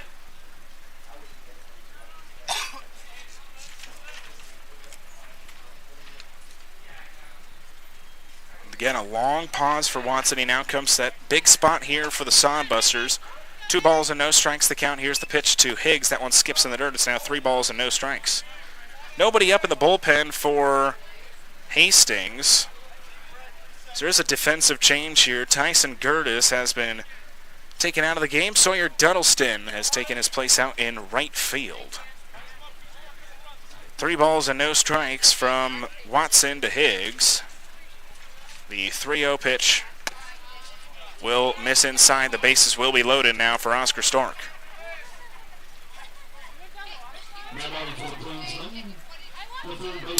So now it's up to Oscar Stark here. Still 1 gone, so some spots to work with here. But big opportunity here for the Plainsmen to try to cut into this one. Stark is 0 for 1. He flew out to center field in his first appearance back in the bottom of the second. Right-hander from Washington State stands in. Watson comes set, ready for the first pitch here to Oscar Stark. First pitch to Stark will miss low and away. 1 ball and no strikes. The count starts, and now out comes head coach Luke Bay to try to calm down Watson here in the bottom of the fourth. Yeah, this is really the only signs of struggling for Watson so far in this one. So now the entire infield comes in to talk with head coach Luke Bay and pitcher Jacob Watson to try to figure this thing out. Again, nobody's been up in the Sodbuster bullpen so far. So no pitching change happening here. Just trying to figure things out. Oscar Stark again stands in, who's 1 for 14 against Hastings this season. But a perfect spot to get things going with the bases juiced. So the infield meets.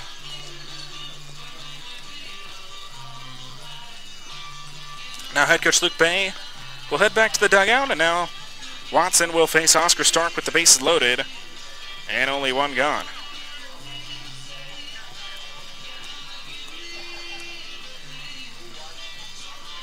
Now it's just Jacob Watson and the catcher Nick Jones meeting on the mound. Now their meeting convenes, and now Watson ready to face Oscar Stark.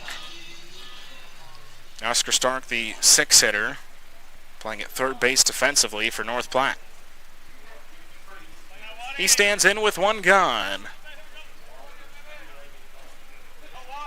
Watson looks on ready for the first pitch here to Oscar Stark.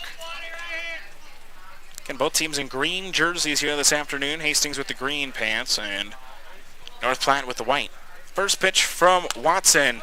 That one goes off the bat awkwardly. They will get the force out at home. And now 2 gone here in the bottom of the fourth. So now Plainsmen will need a base hit to score. So Oscar Stark will reach on the fielder's choice, and now this will bring up Sage McMahon. Well, this is his Plainsman debut here this afternoon, and he comes in a huge spot here for North Platte. As the bases are loaded and 2 gone. Plainsman had runners at second and third with nobody out here in the bottom of the fourth, and now danger of not even scoring 1 here in the bottom of the fourth. First pitch from Watson. That one is in there for a strike on the off-speed. No balls and 1 strike, the count will start. From Jacob Watson to Sage McMahon. McMahon reached on an error in his first plate appearance as a Plainsman back in the bottom of the second. The left-hander stands in with 2 gone here in the fourth, and the base is juiced. No balls and 1 strike. Watson comes set. The 0-1 to McMahon. That one is going to be skied up left field side. Moving over and making under it and making the catch is Burrows. The Plainsman will leave the bases loaded. No runs, 1 hit, 2 errors, and 3 left on base for the Plainsmen in the bottom of the fourth.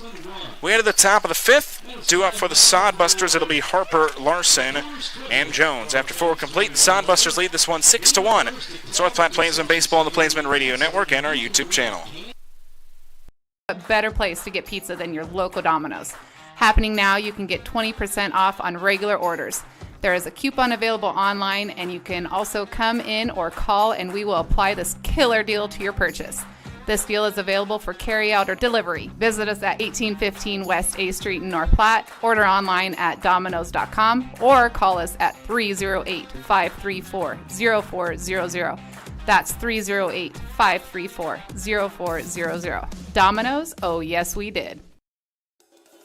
At Great Plains Foot and Ankle Specialists, we strive to make sure each and every one of our patients receives the highest level of care with individualized treatment plans. Our extensively trained doctors will listen to you and make recommendations based on your individual wants and needs. Whether it's something as seemingly simple as a swollen foot or ankle, complications related to diabetes, or an injury that requires surgery, we're here to help. Some of the services available by our providers include, but aren't limited to, the care and treatment of corns, calluses, and warts, custom-made orthodontics, diabetic foot care, arthritis, reconstructive foot and ankle surgery, foot and ankle trauma, fungal nails, ingrown toenails, heel and arch pain, pediatric foot care, sports injuries, and wound care.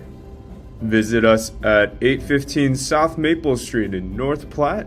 Phone number 308-532-3600.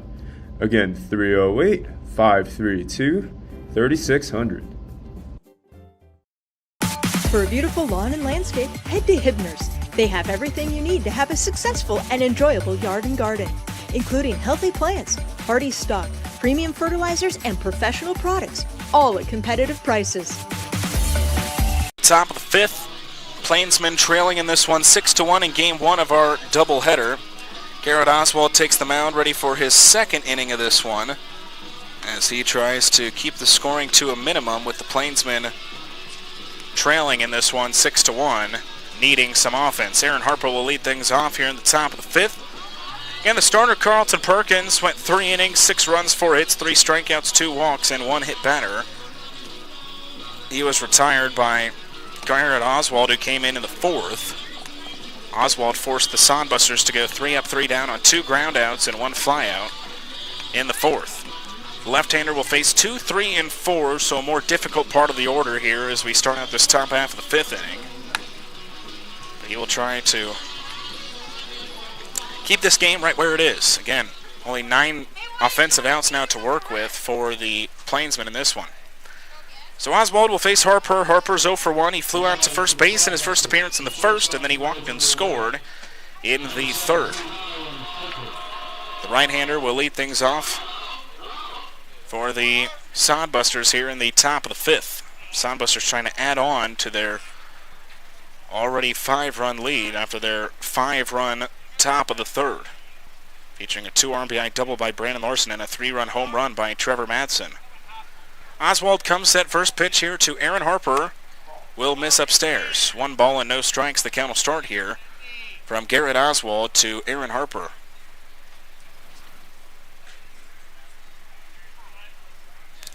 So 1 ball and no strikes. Oswald looks on, steps back, kicks and deals. 1-0 pitch is fouled back to the screen.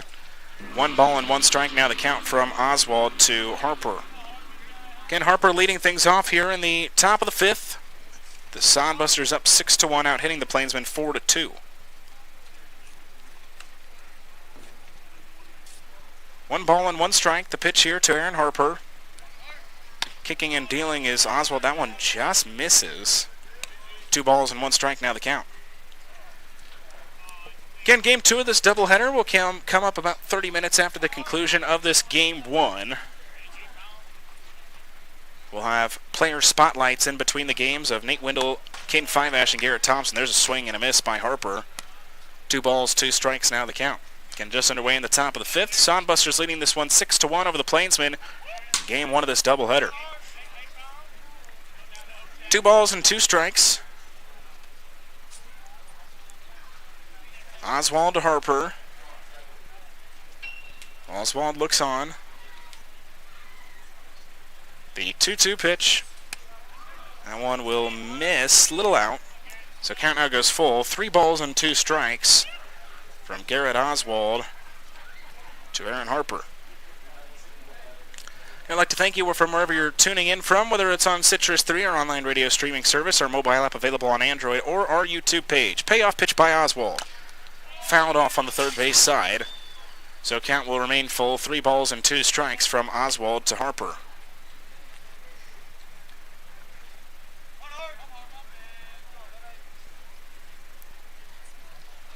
So full count after the foul by Harper to keep it full. So here's the second straight payoff pitch. That one again fouled off, this time over on the first base side. So count still remains full. 3 balls and 2 strikes from Oswald to Harper. Again, Oswald with a 7.24 ERA on the summer with the Plainsmen. Took over for Carlton Perkins to lead off the top of the fourth. Third straight payoff pitch. Will miss high. It's a leadoff walk. So leadoff walk to Aaron Harper. Now this will bring up Brandon Larson, the left-hander, who is 1 for 2 with a 2 RBI double in the third and then struck out in the first. The left-hander stands in with Nobody out, and a runner on first after the leadoff walk to Brandon Larson. Lefty to lefty. Second batter of the inning here in the top of the fifth. First pitch to Larson will catch the bottom part of the strike zone. No balls and 1 strike. The count will start from Garrett Oswald to Brandon Larson. And Larson, the left-hander, had a big hit in the third. 0-1 pitch is fouled back to the screen. It was his 2 RBI double and then the 3-run blast to deep left field by Matson that really has blown this one open here for the Sodbusters. No balls and 2 strikes. The count starts from Garrett Oswald to Brandon Larson. No balls, 2 strikes. Oswald comes set, the 0-2 to Larson. Swung on, poked high up in the air. Cadewood, the shortstop, calling for it. He makes the catch in the infield dirt. And it's the first out here in the top of the fifth. So now this will bring up Nick Jones. Jones is 1 for 2, an RBI single for him back in the first and then struck out in the third. Second straight left-hander stands in with 1 gone, and Harper still standing at first after his leadoff walk. Oswald comes set, first pitch to Jones. That one is swung on, fouled back just over the press box on the third base side. So no balls and 1 strike. The count will start from Garrett Oswald to Nick Jones.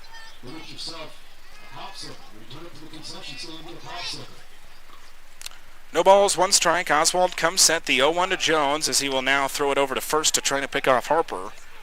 Harper's back in there standing, just scaring Harper back there to first. Count still no balls and 1 strike here to Nick Jones. Oswald comes set, 0-1. The 0-1 pitch to Jones will miss high.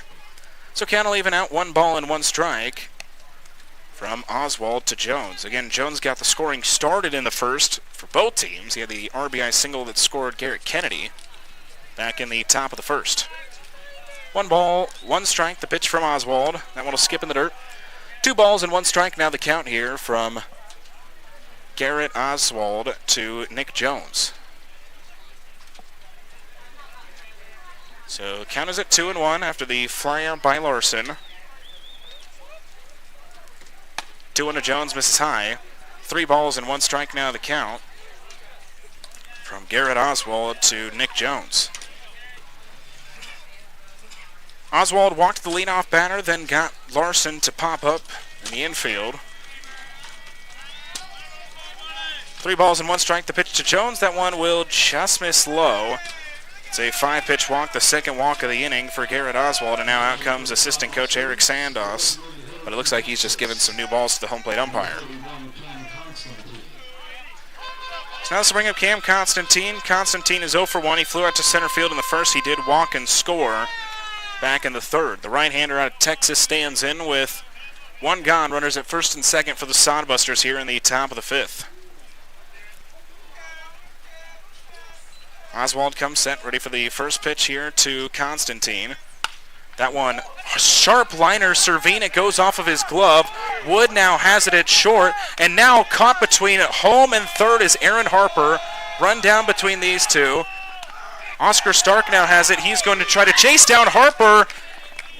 He got the tag there, and now runners at second and third.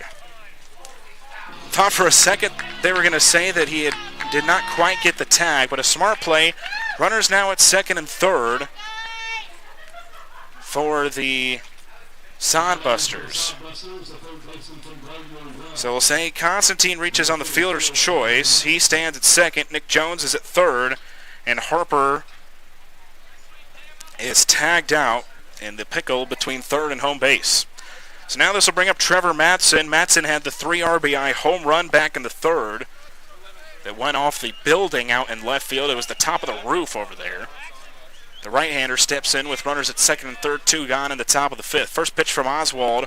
Fastball catches the top part of the strike zone. 1 ball and no strikes. The count will start from Garrett Oswald to Trevor Matson. Matson is 1 for 2. His first plate appearance was a flyout to right field. And then, of course, that 3-run blast in the third that gave the Sodbusters a 6-1 lead. No balls and 1 strike. Oswald kicks and deals to Matson. 0-1 pitch. Fastball again is in there. No balls and 2 strikes the count from Garrett Oswald to Trevor Matson. Trying to get out of the inning with nothing allowed. here in the top of the fifth. See if your offense can get something going in the bottom half of the inning.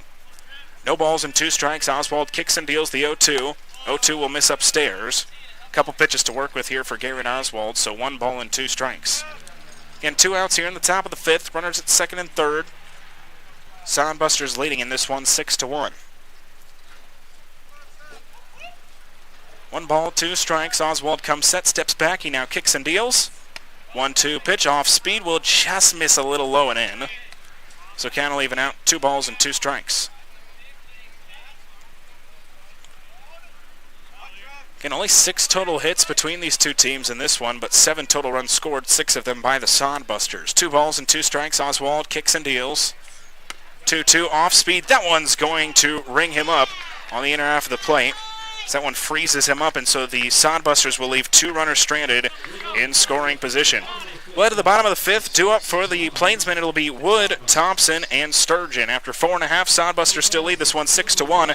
It's North Platte Plainsmen Baseball on the Plainsmen Radio Network and our YouTube channel. For large groups, youth groups, church groups, any group.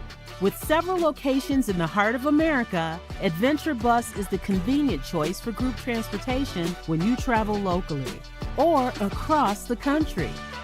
Adventure to great places. Developing Memories is proud to be the official photographer of your Plainsmen. Developing Memories professional photo studio downtown North Platte has been capturing all your priceless memories from the little leagues to the majors, hitting grand slams with their professional quality and stealing your hearts as you see those priceless photos of your kids rolling over, then their toothless smiles, their dimples, their freckles, to showing off who they are in their senior photos. Developing Memories has been in the game for 20 years, and though getting your photos taken might not be quite as much fun as cheering on your favorite team, Developing Memories does make the photo sessions a fun and enjoyable experience. Come experience the difference at Developing Memories downtown North Platte. Quality photos, enjoyable experience, and affordable with no session fees. And be sure to check out our $20 mini sessions and $15 school packages. We're developing memories into photos to last you a lifetime. Hello, this is Gracie Wenzel, the Marketing and Promotions Intern for the North Platte Plainsmen. You know us, we're Jimmy John's. Stop by your trusted sandwich shop in the North Platte area at 410 East Leota Street. We offer delivery, pickup, and in-store eating. Choose from our wide variety of sandwiches where you get to decide how the sandwich is made. Order a combo and get some chips and a thirst-quenching drink. Call us at 308-532-8000. Order online at jimmyjohns.com or stop by. Jimmy John's, where we get you your sandwiches freaky fast. How far will $1,000 a day take you? Cade Wood sets a grounder to short. Throwing to first will be in time, and the first batter is retired here. John Willis with you as we start out this bottom half of the fifth. The first pitch out for the Plainsmen here as we start out this inning. Cade Wood, his second ground out to short here this afternoon. Plainsmen trailing this one 6-1 as we start out the bottom of the fifth. The Plainsmen now less opportunities to work with offensively. So they trail in this one 6-1. They have 8 offensive outs now left to work with. The left-hander Garrett Thompson stands in, who's 0 for 1. Grounded out in his first appearance back in the bottom of the third. He stands in with 1 gone and nobody on for the Plainsmen in the bottom of the fifth. First pitch to Thompson is swung on and missed. No balls and 1 strike. The count will start from Jacob Watson to Garrett Thompson. Watson, another quality start against the Plainsmen. 1 run on 2 hits so far through 4 1/3. No balls and 1 strike the pitch. Watson, the right-hander, to the left-hander, Garrett Thompson. Watson stands in, no balls and 1 strike. Pitch to Thompson, chopped grounder, foul on the third base side. So now no balls and 2 strikes the count from Jacob Watson to Garrett Thompson. Again, it was that 5-run top of the third that's been the difference maker so far in this one. The Plainsmen trailing 6-1. They need to get some offense going as offense has struggled in the last couple of games now for the Plainsmen. No balls and 2 strikes. Watson steps back, kicks and deals. 0-2 popped up, foul side on the third base side, so no balls and 2 strikes. The count will remain from Jacob Watson to Garrett Thompson. Thompson, the 9-hitter, he's in right field defensively. As Watson faces Thompson here in the bottom of the fifth. Again, 7-inning contest, another 7-inning game coming up 30 minutes after the conclusion of this one. No balls and 2 strikes. Watson kicks and deals the 0-2. That one will miss high. First ball at bat, couple pitches to work with here for Watson. It's 1 ball and 2 strikes from Jacob Watson to Garrett Thompson. Again, Watson has gone 7 innings against the Plainsmen before and on a only 7-inning contest here this afternoon. The 1-2 pitch, ground sharply to second. Weird hop to Lemke, but he's able to glove it. Throwing to first is in time. And 2 groundouts here in the bottom of the 5th for the Plainsmen, and there's 2 gone. Still nobody on for North Platte. Only 2 hits for the Plainsmen here in this one, as now it's back to the top of the order here with Drew Sturgeon, who is 0 for 2 with 2 groundouts.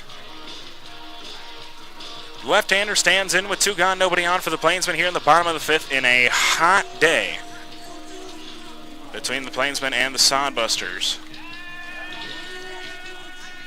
Watson comes set, ready for the first pitch here to Drew Sturgeon. Sturgeon kicks and deals. First pitch off speed, catches the outer bottom corner. No balls and 1 strike. The count will start from Jacob Watson to Drew Sturgeon. Sturgeon getting his 3rd cuts to this one now in the bottom of the 5th. As the 0-1 pitch misses away. 1 ball, 1 strike now the count. So 1 ball, 1 strike. Plainsmen had a big opportunity to score back in the 4th where they had runners at 2nd and 3rd, nobody out. Had the bases loaded as Sturgeon rips one into right field. That one's down for a base hit. That one gets behind the right fielder, Duddleston. Sturgeon wants 2. He won't go for 3. So it's a 2-out double for the Plainsmen here in the bottom of the 5th. Only the 3rd hit of the Plainsmen so far in this one. So now it'll be up to Giancarlo Servine to try to get a run across here. Servine is 0 for 2. Flew out to right field in the 1st. Reached on an error in the 4th. The right-hander out of Texas A&M Kingsville stands in with 2 gone here in the bottom of the 5th. With the Plainsmen trying to get some runs here in the bottom of the 5th, with now only 7 offensive outs to work with. Still nobody up in the Sodbuster bullpen. There is someone out there warming up with no catcher, though. Giancarlo Servine stands in. Jacob Watson comes set, ready for the first pitch from Jacob Watson, the 3rd time he's faced him now here today. First pitch, soft grounder down the 3rd base line. It'll just stay fair. Long throw on to first from Matson. It's in time. And that'll do it for the Plainsmen in the 5th. No runs, 1 hit, no errors. The Plainsmen leave 1 on base. We'll head to the top of the 6th. 2 up for Hastings. It'll be bottom of the order 7, 8, and 9 with Duddleston, Lemke, and Burrows. After 5 complete, the Plainsmen trailing this one 6-1 to the Hastings Sodbusters. It's North Platte Plainsmen Baseball on the Plainsmen Radio Network and our YouTube channel.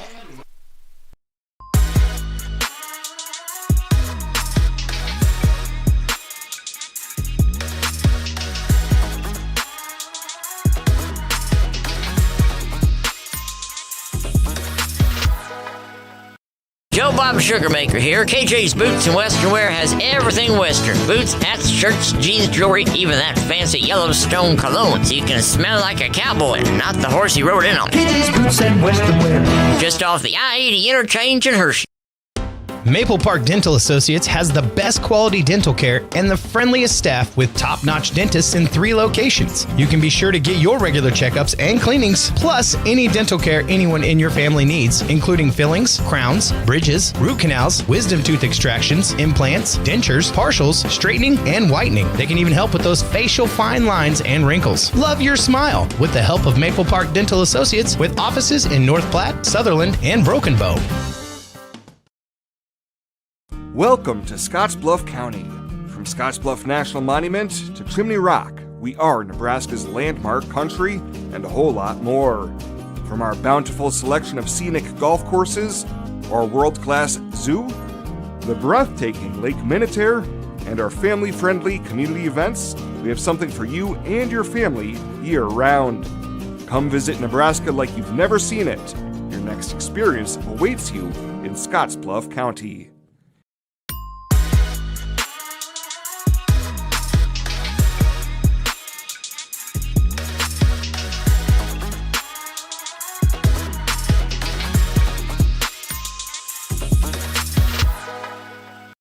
Hello!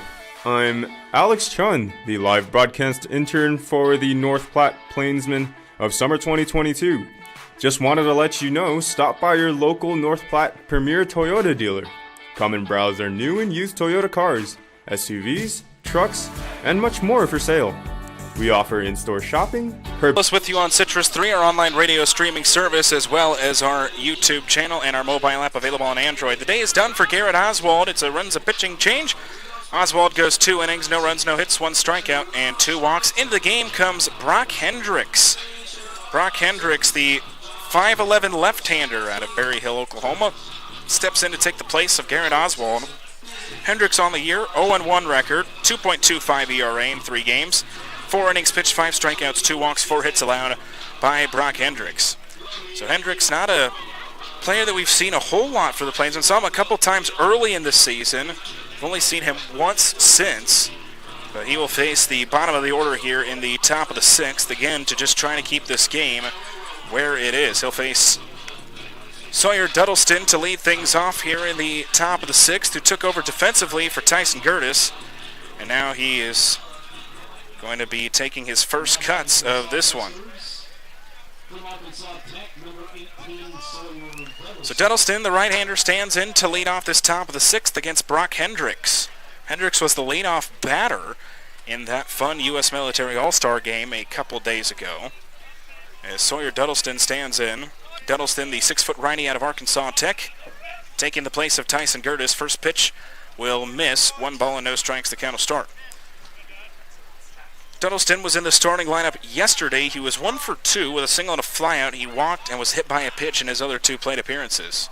1 ball, no strikes, the pitch from Hendricks. That off-speed will catch the inner bottom corner. 1 ball, 1 strike, now the count from Brock Hendricks to Sawyer Duddleston. Gertis finishes the day 0 for 2 with a ground out to second and a strikeout. 1 ball, 1 strike, the pitch from Brock Hendricks. 1-1, that one's in there for a strike, catches the top part of the strike zone. It's 1 ball and 2 strikes from Brock Hendricks to Sawyer Duddleston.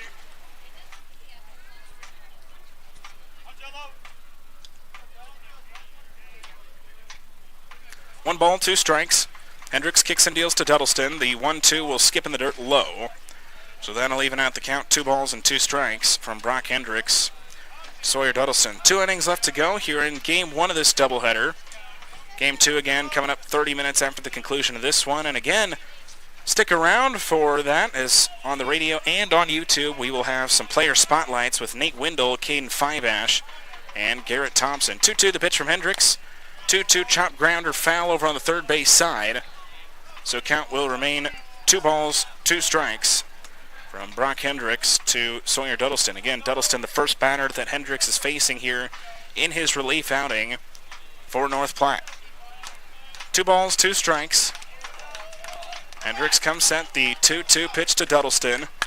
2-2, that one is going to be lined sharply into left field, but it's right to Connor Higgs, who makes a couple steps to his left to make the catch.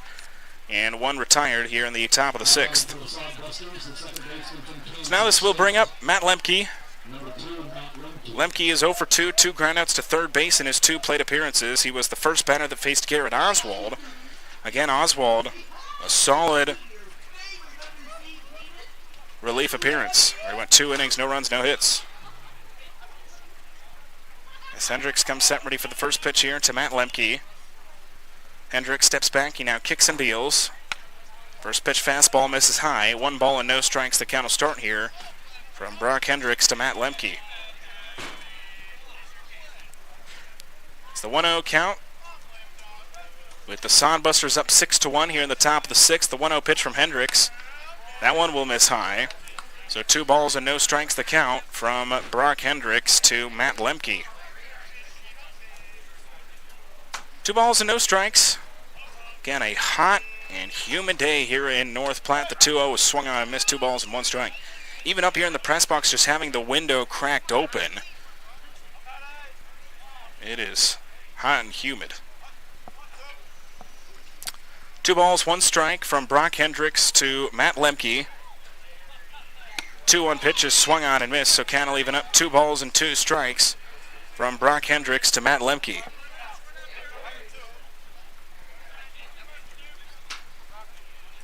2-2 the pitch with 1 out. The 2-ball, 2-strike pitch to Lemke. That one is swung on and missed.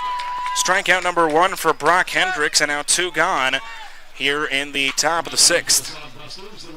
So Hendricks gets Sawyer Duddleston to fly out to left field in his first plate appearance, and then Lemke with a strikeout swinging. So now bring up Blake Burrows. Burrows is 0 for 2 with 2 flyouts. The left-hander stands in with 2 gone, nobody on for the Sodbusters here in the top of the 6th.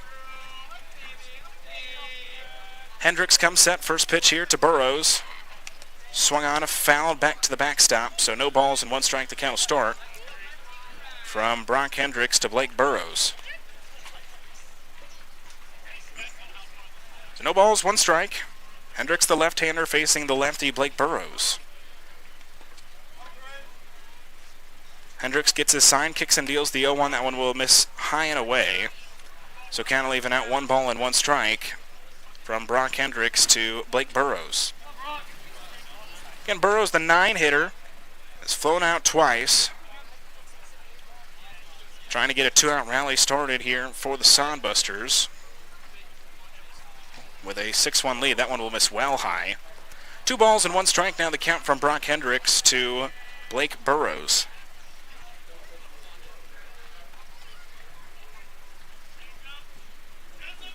Again, the Sodbusters only out hitting the Plainsmen 4-3 here in the top of the 6th. They just have capitalized, scored some runs as the 2-1 is swung on and missed. Fastball goes past him. 2 balls, 2 strikes now the count here from Brock Hendricks to Blake Burrows. Again, Plainsmen need to get some offense going in the bottom half of the inning with only 6 offensive outs left to work with. As the 2-2 pitch from Hendricks, that one is swung on, struck into center field. Trying to read it and track it down is Drew Sturgeon. He makes the catch out in center, and it's a 3-up, 3-down inning for the Sodbusters in the top of the 6th. We to the bottom of the 6th. It'll be 3, 4, and 5 due up for the Plainsmen with Flagg, Johnson, and Higgs. After 5.5, the Plainsmen trail in this one to the Hastings Sodbusters 6-1. It's North Platte Plainsmen Baseball on the Plainsmen Radio Network and our YouTube channel. Local North Platte premier Toyota dealer. Come and browse our new and used Toyota cars, SUVs, trucks, and much more for sale. We offer in-store shopping, curbside pickup, or delivery. You can even take our cars for a test drive to see if this is the car for you. We have a talented team of automotive specialists, so come stop by at 2600 South Willow Street in North Platte, or call us at 308-532-8400. That's 308-532-8400. Toyota, let's go places. Here at Birdwood Beef, we are pleased to offer you the beef our family has raised and loved for years, and we are here to ensure you know exactly where your beef comes from. Our cattle are raised on vast grassland pastures in the Nebraska Sandhills and are finished on grain produced on our farm. As a result, we produce well-marbled, high-quality beef. Birdwood Beef has one primary source, Star Cattle Company, our family farm and ranch since 1912, located right here in Lincoln County. We currently sell dry-age individual cuts and bundles online at birdwoodbeef.com and whole, half, quarter, or eighth beef locally in North Platte and Lincoln, Nebraska. We also ship nationwide every Monday. Place your order today at birdwoodbeef.com and follow Birdwood Beef on Facebook and Instagram to learn more about your local beef producer. Birdwood Beef, ranch raised. Things off for the Plainsmen here in the bottom half of the 6th inning. Flagg, 1 for 2 in this one. He singled in the 4th and flew out to right field in the 1st. Left-hander stands in to face Jacob Watson, who gets ready for his 6th inning of work through 5 innings, 1 run on 3 hits. Hasn't been a huge strikeout day for him either, as he actually still has yet to strike out a batter. Watson comes set, ready for the first pitch here to Connor Flagg. That one will miss low. 1 ball and no strikes. The count will start here from Jacob Watson to Connor Flagg. Watson has walked 1, struck out nobody, but he's gotten through 5 innings of work, only allowing 1 run. 1 ball and no strikes. The pitch from Watson. 1-0 misses low and away. It's now 2 balls and no strikes from Jacob Watson to Connor Flagg. Again, righty to lefty to lead off this bottom half of the 6th inning. Plainsmen only 6 offensive outs left to work with. 1 ball and no strikes. Watson comes set, steps back, he kicks and deals. 1-0 fastball. is in there. It's actually 2-0, so 2 balls and 1 strike. Now the count from Jacob Watson to Connor Flagg. Again, righty to lefty to lead off this bottom half of the 6th inning.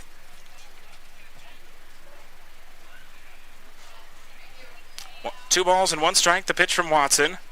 2-1 misses low and inside as it actually hits Connor Flagg in the foot. So it's a leadoff hit by pitch here in the bottom of the 6th, and Plainsmen get a leadoff base runner. That's what you got to do here, down by 5 with only 6 offensive outs to work with. Let's bring up Lucas Johnson, who's 0 for 2 with a fly out and a line out. Johnson stands in with nobody out and a runner at first.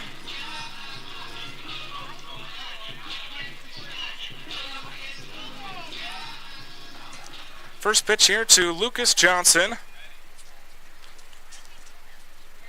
with Connor Flagg leading away from first. Chopped grounder foul on the third base side.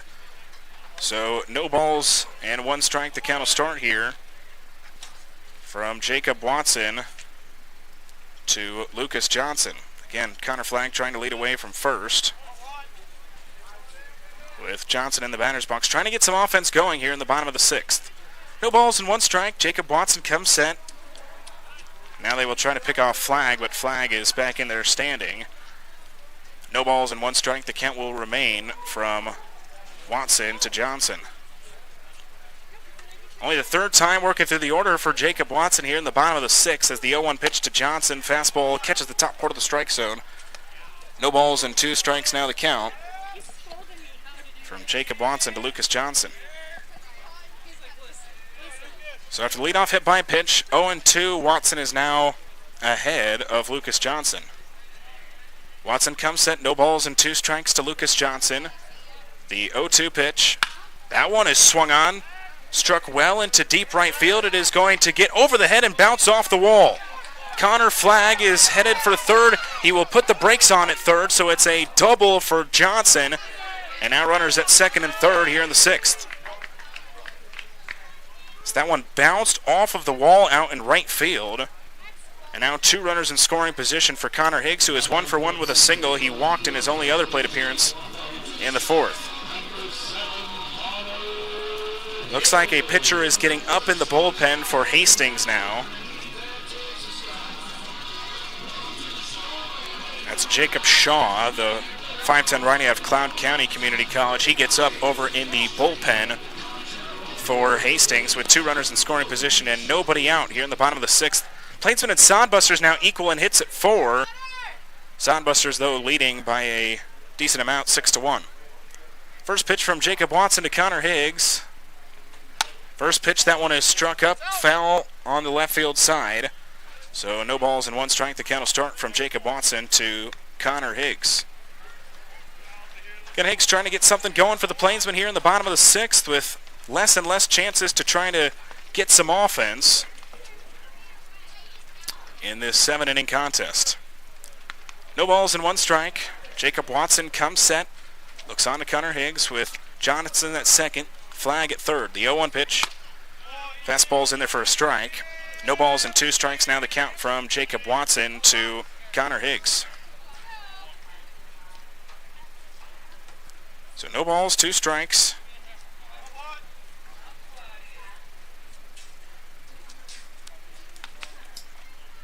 Watson now comes set, looks on to the lefty Higgs. The 0-2 pitch is just going to miss on the outside. So 1 ball, 2 strikes, the count from Jacob Watson to Connor Higgs.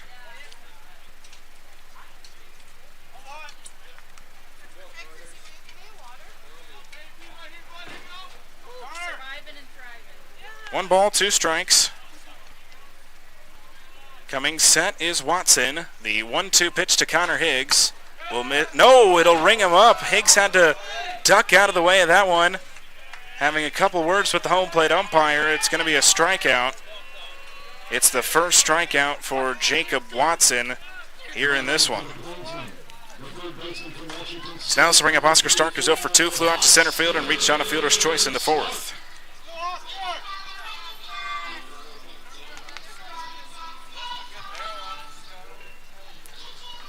So stepping in is Oscar Stark, the right-hander out of Washington State, with one out now and runners at second and third.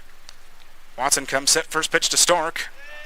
Fastball will miss. 1 ball and no strikes, the count will start here from Jacob Watson to Oscar Stark. So 1 ball, no strikes. Watson comes set, looks on to Oscar Stark. Now kicks and deals the 1-0 pitch. 1-0 is fouled back to the screen. So count will even out 1 ball and 1 strike. And after this game, quick Nebraska Land Bank postgame show and then some player spotlights before Game 2 of this doubleheader between the Plainsmen and the Sodbusters. 1 ball and 1 strike from Watson to Stark. Watson comes set, 1-1 the count. The 1-1 pitch to Oscar Stark. That one is going to be sent into right center field, giving it a chase. That one is going to land at the warning track. 1 run will score. A second run is on his way. Lucas Johnson is rounding third. Throw to the plate will not be in time. It's a 2 RBI double for Oscar Stark, and the lead is cut to 3.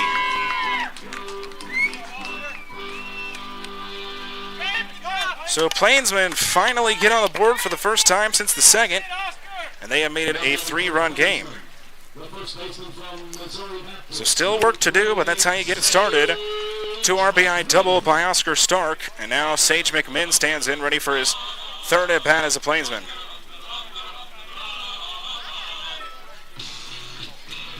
Left-hander making his Plainsman debut stands in. 1 gone, and Oscar Stark leading away from second here in the bottom of the 6th. Watson comes set, ready for the first pitch here to Sage McMinn. Righty to lefty with 1 gone in the bottom of the 6th. First pitch from Watson will miss high. 1 ball and no strikes, the count will start from Jacob Watson to Sage McMinn. Again, McMinn, the left-hander, getting his first start of the season for the Plainsmen. 1 ball and no strikes. Watson comes set with Stark leading away from second. The 1-0 pitch swung on, popped up, foul territory on the third base side. Coming over and making the catch is the third baseman Trevor Madsen, and now 2 gone in the bottom of the 6th. So now let's bring up Cade Wood. Wood standing in with Stark leading away from second. Cade Wood is 0 for 2 with 2 groundouts to short. So if you're the Plainsmen, you'd love to at least get Stark in as well, with runners at second and third. Or excuse me, with runners at second. The runners at second and third did score off the 2 RBI double by Oscar Stark. Watson looks on to Wood. Again, he's grounded out to the shortstop twice today. Watson comes set, ready for the first pitch here to Cade Wood. First pitch on its way. Swung on, popped up, fouling out of play. No balls and 1 strike, the count will start from Jacob Watson to Cade Wood.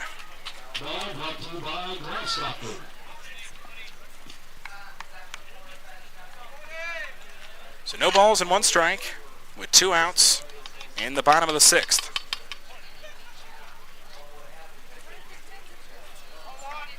Watson comes set, 0-1 here to Cade Wood.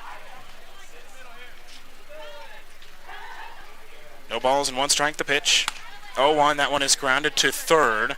Long throw for Madsen, the third baseman, but he makes it. And that'll be the end of the 6th. But the Plainsmen cut the lead in half. 2 runs, 2 hits, no errors. The Plainsmen leave 1 on base. Way to the top of the 7th. Last chance for the Plainsmen. It'll be Kennedy, Harper, and Larson due up for the Sodbusters. After 6 complete, Sodbusters lead this one 6-3. It is North Platte Plainsmen Baseball on the Plainsmen Radio Network and our YouTube channel. Hi, this is Tommy B from the Nebraska Athletic Club here in North Platte, Nebraska. And I want to welcome you to not just North Platte, but to the Nebraska Athletic Club. Nebraska Athletic Club, here we have about 8,000 square foot of pure fitness. Cardiovascular, strength training, multifunctional machines, you name it, we have it. So if you want to come down and give us a try, come down and visit with us, take a tour, we welcome you to come and see us. Again, 8,000 square foot of pure fitness. And one thing I want to let you know is that even though we're probably one of the largest fully equipped, we're also less expensive. Our prices only go from $19.95 And if you're in protective services, which is fire, police, medical, military, it's only $14.95 plus tax. And one exciting thing too is we don't do contracts here. We have a small activation fee and you have a small deactivation fee, and that's it. We don't have contracts here at the Nebraska Athletic Club. For a beautiful lawn and landscape, head to Hibner's. They have everything you need to have a successful and enjoyable yard and garden, including healthy plants, hardy stock, premium fertilizers, and professional products, all at competitive prices.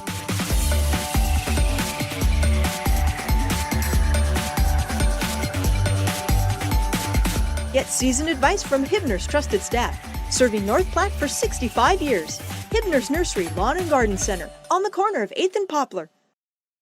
Why do they call it peg leg? The brewmaster does only have one leg. I heard it happened many years ago. He was out there looking for the Floridian barley plant. Alligator snatched his leg right off, but he killed that alligator, kept the barley. That's why the beer is so good. That's what I heard. He was a mad scientist, but he had a huge explosion. So to save his life, he hid behind a keg of beer, but he did lose his leg. No, you have it all wrong. He was on his way home from brew school one day. He met a bear. He had to fight that bear off with a beer bottle. Boys, this is a vasectomy gone wrong.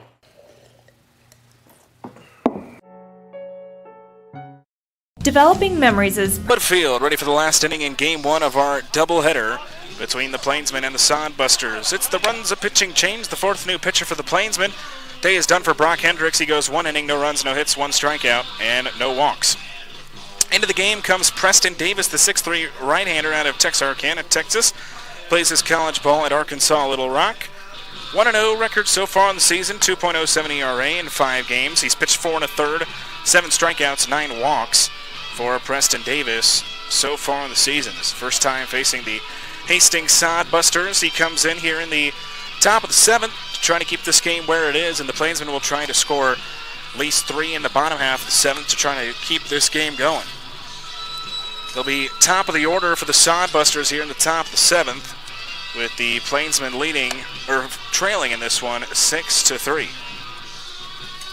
Again, John Willis with you on the Plainsmen Radio Network and our YouTube channel as we continue on in this doubleheader between the Plainsmen and the Sodbusters. Again, game 2 will come up in about 30 minutes after the conclusion of game 1.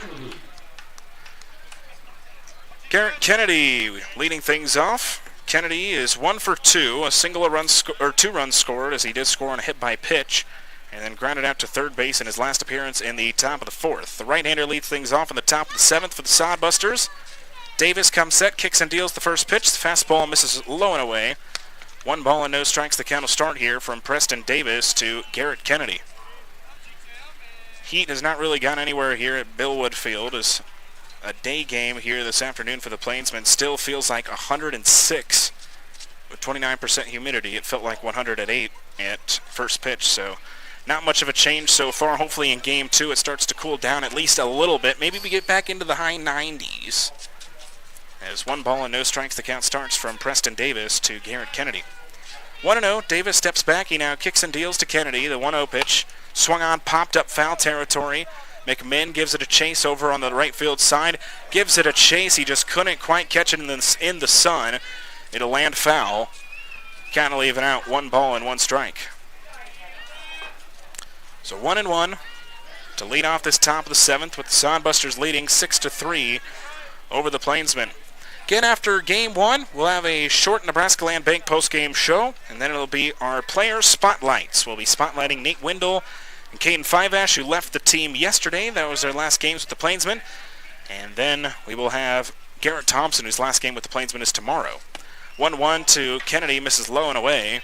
2 balls and 1 strike, the count from Preston Davis to Garrett Kennedy. Be interesting to see if Jacob Watson will come out in the 7th for the Sodbusters. They have had some pitchers up. 2-1 misses low and inside. No, they'll say it hit him. Can't quite see where that hit him. So red 2-1, but it'll be a leadoff hit by pitch. So also bring up Aaron Harper. Harper has walked twice and flown out in his only other plate appearance.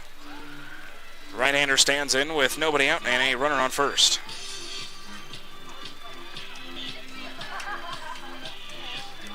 So Harper stands in with nobody out, and Kennedy leading away from first. Davis comes set, ready for the first pitch here to Aaron Harper. Davis kicks and deals. First pitch is in there for a strike. No balls and one strike. The count will start from Davis to Harper. ERA has been really good for Davis. It's just the strikeout to walk ratio so far. 7-9 strikeout to walk so far for Davis on the summer. No balls and one strike. Davis comes set. The 0-1 pitch to Harper. That one's in there for a strike as well. No balls and two strikes now the count from Preston Davis to Aaron Harper. So 0-2.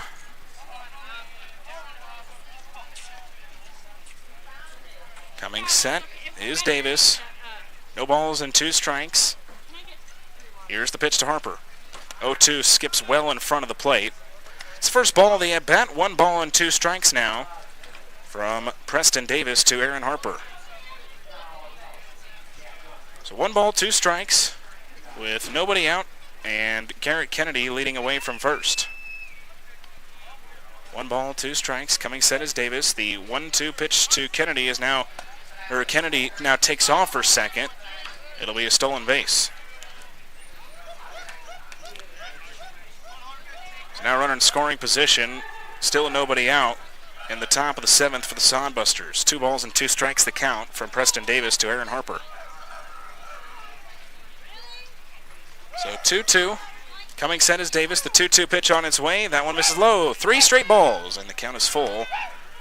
3 balls and 2 strikes from Preston Davis to Aaron Harper.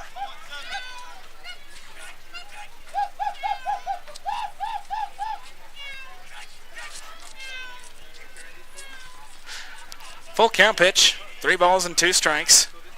Here is the payoff pitch by Davis. It'll skip in the dirt. 4 straight balls. Ball gets behind flag. Runners at the corners. Plainsmen just cannot find it so far here in the top of the 7th. Count started at 0-2 to Aaron Harper. Just could not find the put-away pitch there for Davis. So now runners at the corners. Nobody out here in the top of the 7th for the Sodbusters, and out stumps Larson. Larson is 1 for 3, 2 RBI double in the 3rd, a strikeout in the 1st, and a flyout in the 5th. The left-hander stands in with nobody out and runners at the corners for the Sodbusters. Davis comes set, first pitch to Larson, skips in the dirt. It's now 5 straight balls from Preston Davis, and now Giancarlo Servine, the second baseman, will come and talk with Davis. So 1-0, the count has started here from Preston Davis to Brandon Larson. So now him and Flagg are talking on the mound. Davis and Flagg. 1 ball and no strikes from Davis to Larson.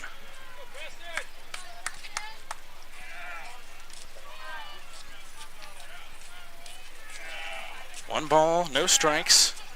Again, another 7-inning game coming up after this. Plainsmen will go with Peyton Leon for game 2. As the 1-0 pitch swung on and missed.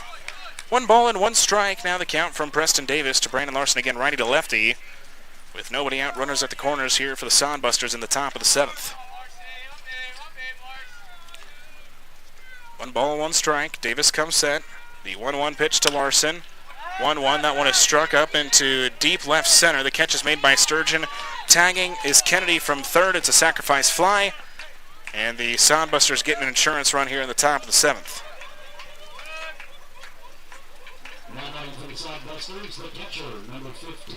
So 7-3, the Sodbusters now lead this one in the top of the 7th. As Preston Davis will now face Nick Jones, who is 1 for 2 with an RBI single, a strikeout. He walked in his last appearance back in the 5th. Left-hander stands in with runner at first and 1 gone in the top of the 7th. First pitch here to Nick Jones will skip low. 1 ball and no strikes. The count will start from Preston Davis to Nick Jones. Again, Jones getting his 4th at bat now of this one. 1 ball, no strikes. Davis comes set. 1-0 to Jones. That one is struck foul territory left field side. It will land out of play. So count will even out 1 ball and 1 strike.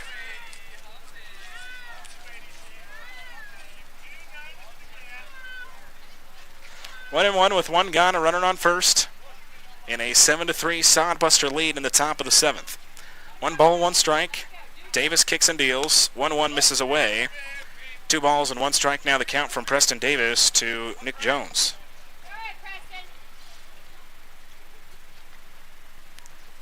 Two and 1 with one gone in the top of the 7th. Plainsmen, who will need to score at least 4 now. If nothing else happens, they'll have 9-1 and 2 due up in the bottom half of the inning. 2 balls and 1 strike. Davis kicks and deals. 2-1. That one is going to be grounded to short to Wood. Throw on to second's in time. Throw on to first is going to be in time. It's a 6-4-3 double play to get the Plainsmen out of the inning. Sodbusters score 1 run on no hits, no errors. They leave nobody on base. Way to the bottom of the 7th. Last chance for the Plainsmen. It'll be Thompson, Sturgeon, and Servine due up. After 6.5, Sodbusters lead this one 7-3. It's North Platte Plainsmen Baseball on the Plainsmen Radio Network and our YouTube channel. Great places. Go to driveadventure.com and apply today.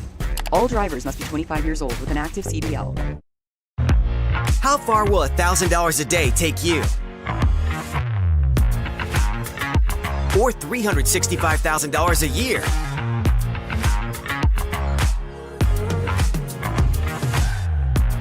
Or $3,650,000 a decade?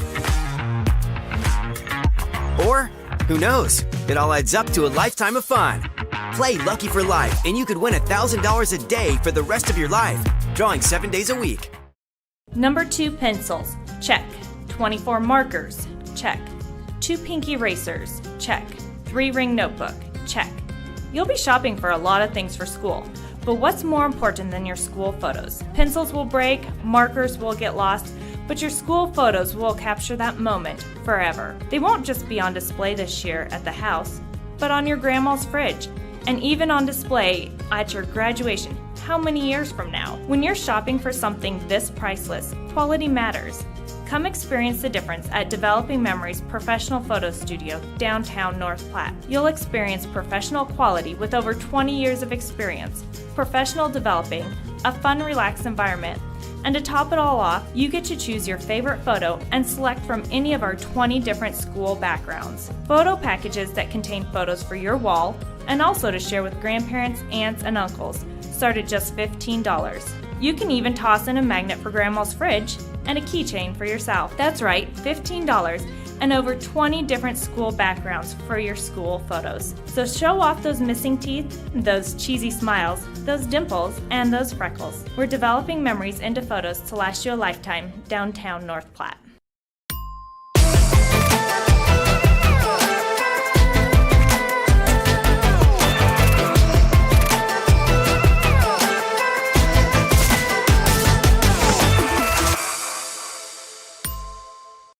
Number 2 pencils, check.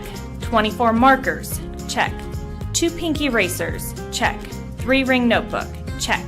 You'll be shopping for a lot of things for school, but what's more important? Last chance for the Plainsmen here as we start out the bottom of the 7th. The day is done for Jacob Watson. The starting pitcher goes 6 innings, 3 runs, 5 hits, 1 strikeout, 1 walk, and 1 hit batter. Jacob Shaw takes his place. The 5'10" right-hander out of Hastings, Nebraska, plays his college ball at Cloud County Community College. 7 appearances, all the bullpen, 9 and a third pitched, 8.67 ERA, 14 strikeouts, 6 walks. He faces bottom of the order 9-hitter Garrett Thompson to lead off this bottom of the 7th. First pitch is a strike.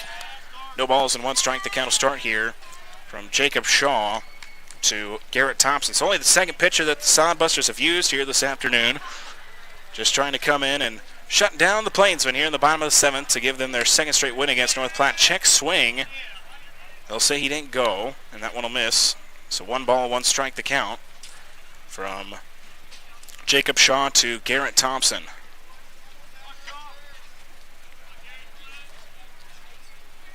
One ball, 1 strike. That one misses down low. It's now 2 balls and 1 strike from Jacob Shaw to Garrett Thompson.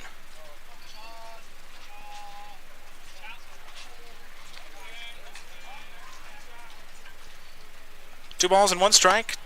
That one misses again to Thompson. It's now 3 balls and 1 strike. To start out, Jacob Shaw to Garrett Thompson.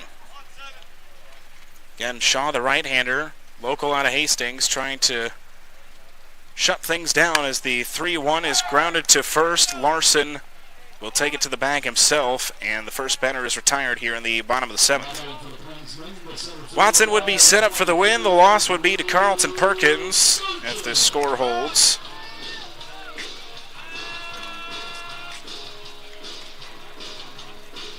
So now this will bring up top of the order here with Drew Sturgeon, who is 1 for 3 with a double and 2 groundouts. Again, Nebraska Land Bank postgame show coming up. It'll be a quick break, then a quick postgame show as we get you ready for Game 2, and then it'll be our player spotlights coming up. First pitch to Sturgeon.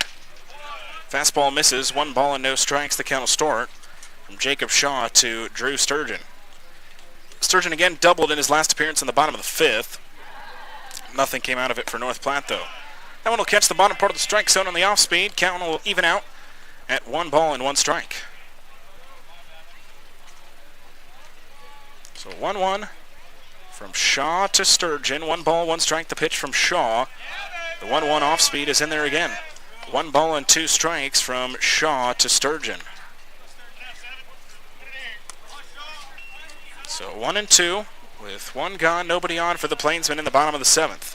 The 1-1 pitch grounded to first. Larson throws it back to the pitcher Shaw, and now Plainsmen are down to their final out. Last chance will be up to Giancarlo Servine, who is 0 for 3. Fly out to right field for Servine in the first, reached on an error in the 4th, and then was grounded out to third in his last appearance in the bottom of the 5th. The right-hander stands in with 2 gone and nobody on for the Plainsmen here in the bottom of the 7th. Plainsmen might end up out-hitting the Sodbusters here in Game 1 as they are out-hitting Hastings 5-4. Shaw comes set, ready for the first pitch here to Giancarlo Servine. First pitch, fastball is in there for a strike. No balls and 1 strike. The count will start from Jacob Shaw to Giancarlo Servine. That's one thing I've noticed from Carlo this year is first pitch from a new pitcher, he usually sits on it no matter where it is, as 0-1 is swung on and missed. It's now no balls and 2 strikes from Jacob Shaw to Giancarlo Servine. So no balls, 2 strikes. Plainsmen down to their final strike, their final out here in Game 1. 0-2 pitch will miss high. So 1 ball and 2 strikes the count from Jacob Shaw to Giancarlo Servine. So 1-2. The pitch from Shaw. Poke to second. Throw off of 1 foot is going to be off target by Lemke, and so the Plainsmen have a 2-out base runner here in the bottom of the 7th.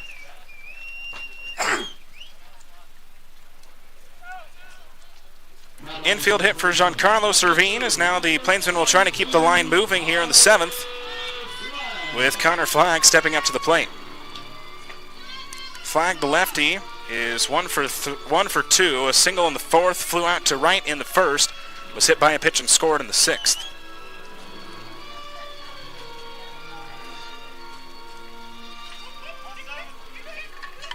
First pitch here to the lefty, Connor Flagg. First pitch fastball is in there for a strike. No balls and 1 strike. The count will start here from Jacob Shaw to Connor Flagg.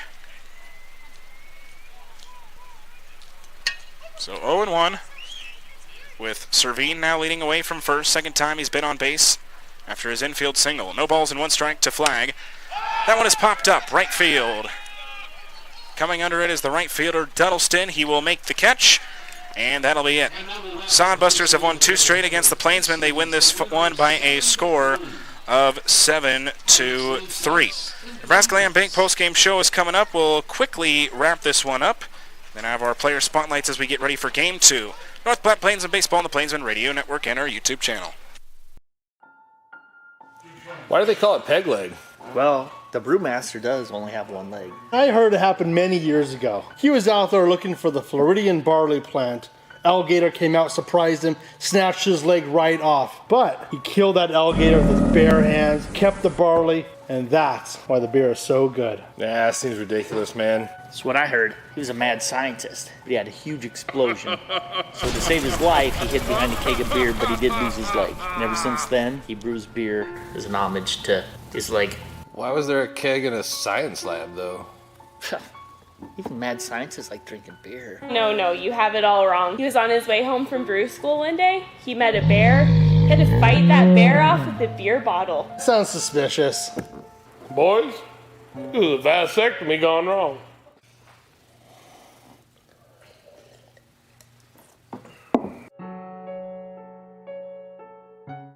Hi, this is Chad Fosdick from the people that you know and trust and the owner of Glass Doctor, Mr. Plines, and Premier Rental Purchase. This one up here from Billwood Field, game one of this two-game doubleheader. Let's go over the final numbers. Hastings, 7 runs on 4 hits, 3 errors, 3 left on base.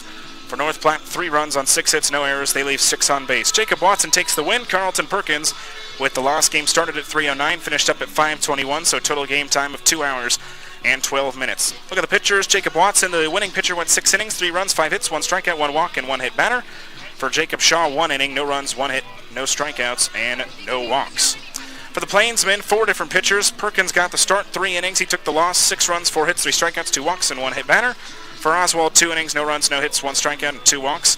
Hendricks goes an inning, no runs, no hits, 1 strikeout, and no walks. And then Davis, 1 inning, 1 run, no hits, no strikeouts, 1 walk, 1 hit batter.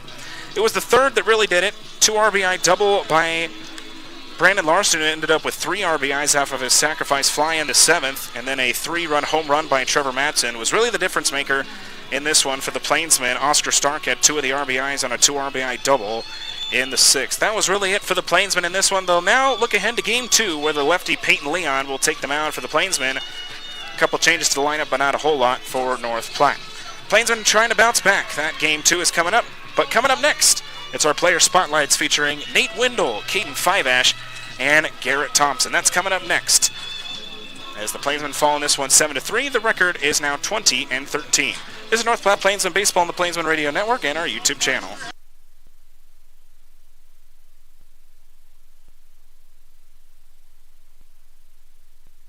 Number 2 pencils, check. 24 markers, check. 2 pink erasers, check. 3 ring notebook, check. You'll be shopping for a lot of things for school, but what's more important than your school photos? Pencils will break, markers will get lost, but your school photos will capture that moment forever. They won't just be on display this year at the house, but on your grandma's fridge, and even on display at your graduation. How many years from now? When you're shopping for something this priceless, quality matters.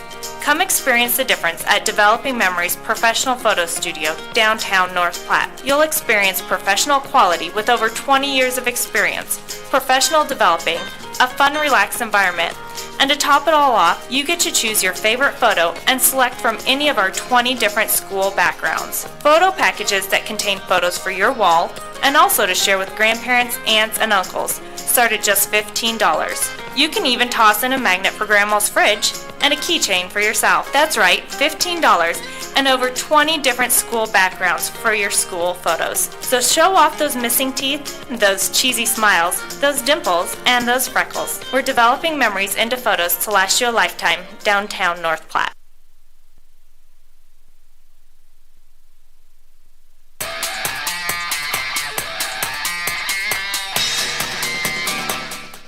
It's North Platte Plainsmen Baseball today on the Plainsmen Radio Network. We're in between games in this 3:08 doubleheader between the North Platte Plainsmen and the Hastings Sodbusters.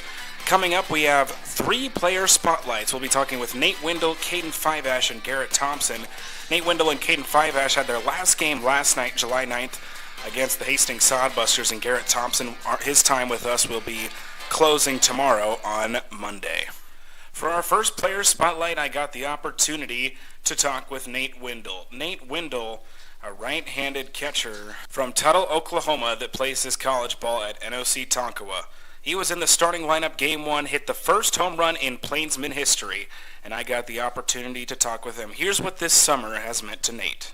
What I've enjoyed the most is meeting the new guys, seeing how all of them play the game, the different, mindsets they take, the approaches they have, seeing all the different talents and abilities everybody has. What I'm going to take away from this is just learn to grow. All these guys come in and say different things.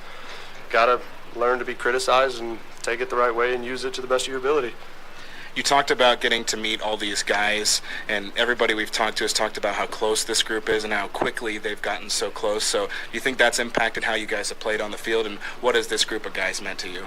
Oh, 100%. It's helped tremendously. These guys, since day one, we all clicked. All of us, since day one, hanging out at night, after the games, before games. Everybody clicks in the dugout, and it's helped tremendously on the field. When you get a group of guys that learn how to play together, not only as a team but as a family, winning comes easy. You mentioned you've been one of the guys here since the very beginning. You were here opening day. So just what has it been like for you getting to see the team grow and come into what it is here in mid-July now?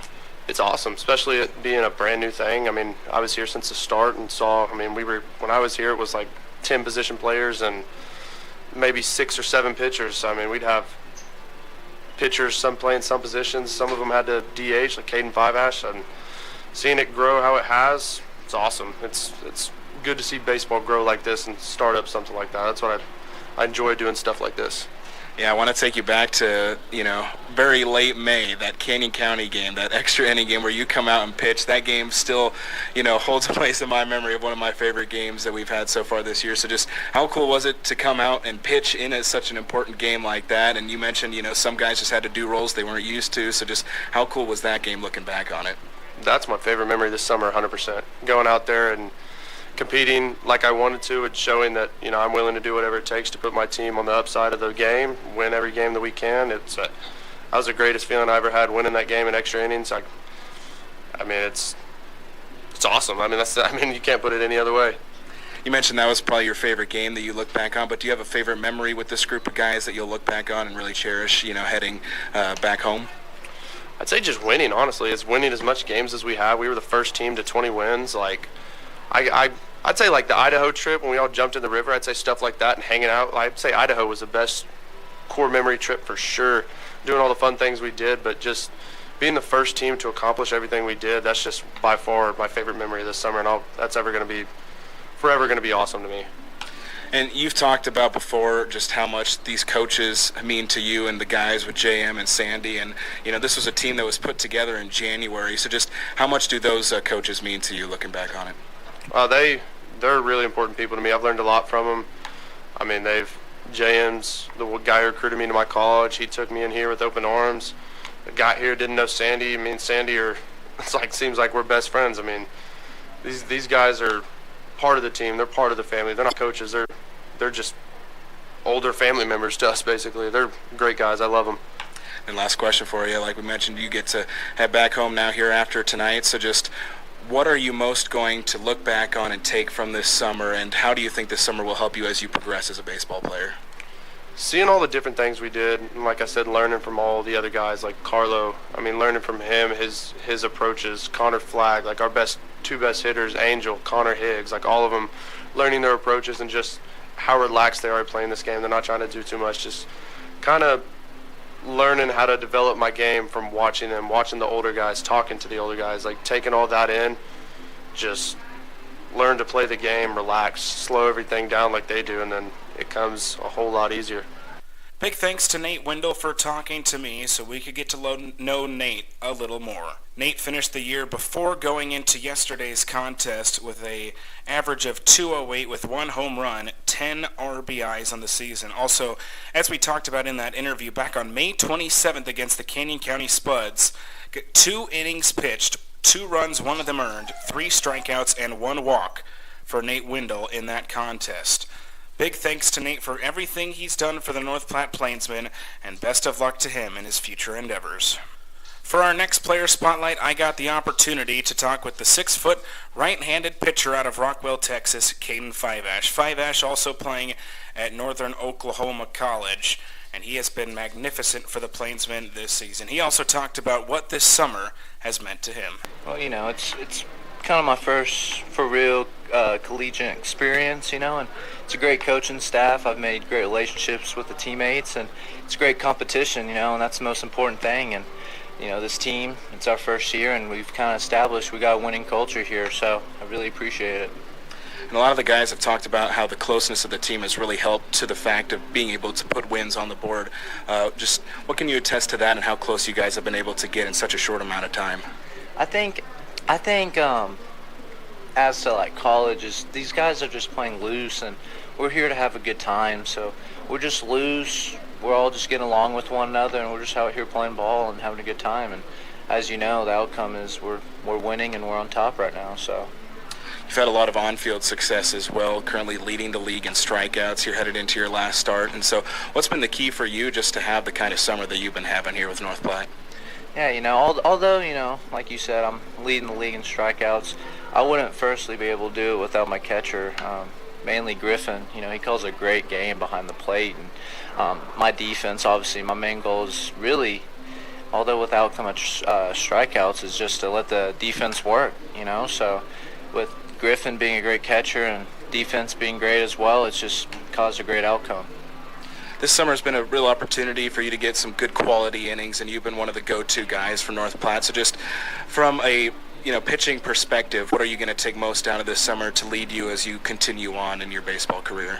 It's a lot about experience. I'm going in my second year of junior college, and then I'm transferring out to university. And in the league, there's a lot of university guys here, and it's good to just face those guys and get more experience against them, realize their patterns and how they are as hitters and their discipline. So, getting the innings is needed, and it's been great playing here. You have a favorite game or memory that you're really going to take away from the season? I know there's been a lot of fun ones, especially with you, a couple double-digit strikeout games. So just what's your favorite memory or game from this season? The great games that I've pitched have, obviously those are great, but honestly, it's probably just the building relationships with guys here. I'm going to keep up with these guys as years pass, and I appreciate all of them, and they've made me better, and I've learned a lot here. So I would have to say just building relationships with the guys here. And then what about the coaches? It seems like everybody loves JM and Sandy. So what can you talk about what they've been able to help you with this summer and how they've been as coaches? Yeah, they're both relaxed guys. It's summer ball, but JM actually was coaching at the junior college I was at and recruited me there, in which that's how he knew me and recruited me here. So he's given me multiple great opportunities. So I appreciate that with JM, and he's a great coach. And then Sandy, it's my first time meeting him this summer, but he's a great dude. He knows his stuff pitching wise, and both of those guys have just they've been a big help for me. So I appreciate both of them. Then last question, you mentioned this is a first-year team really just put together in January, but it seems like the fans have really come around this team and it has all really come together. You mentioned the team has been doing a really great job, so just what are you most proud of this team and what they've been able to do in your time here?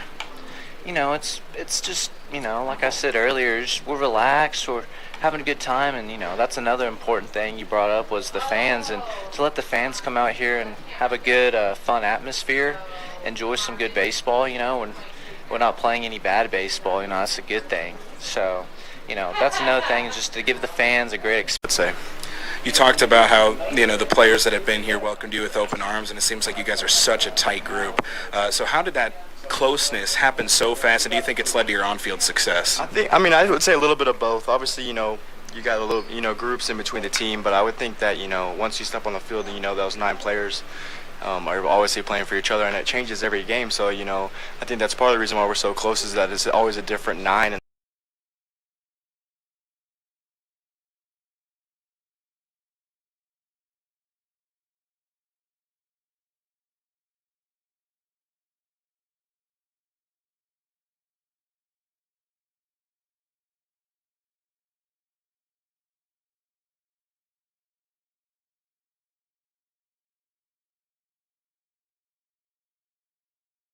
And so we all want to work with each other and, to get to the same goals, to be, become better baseball players.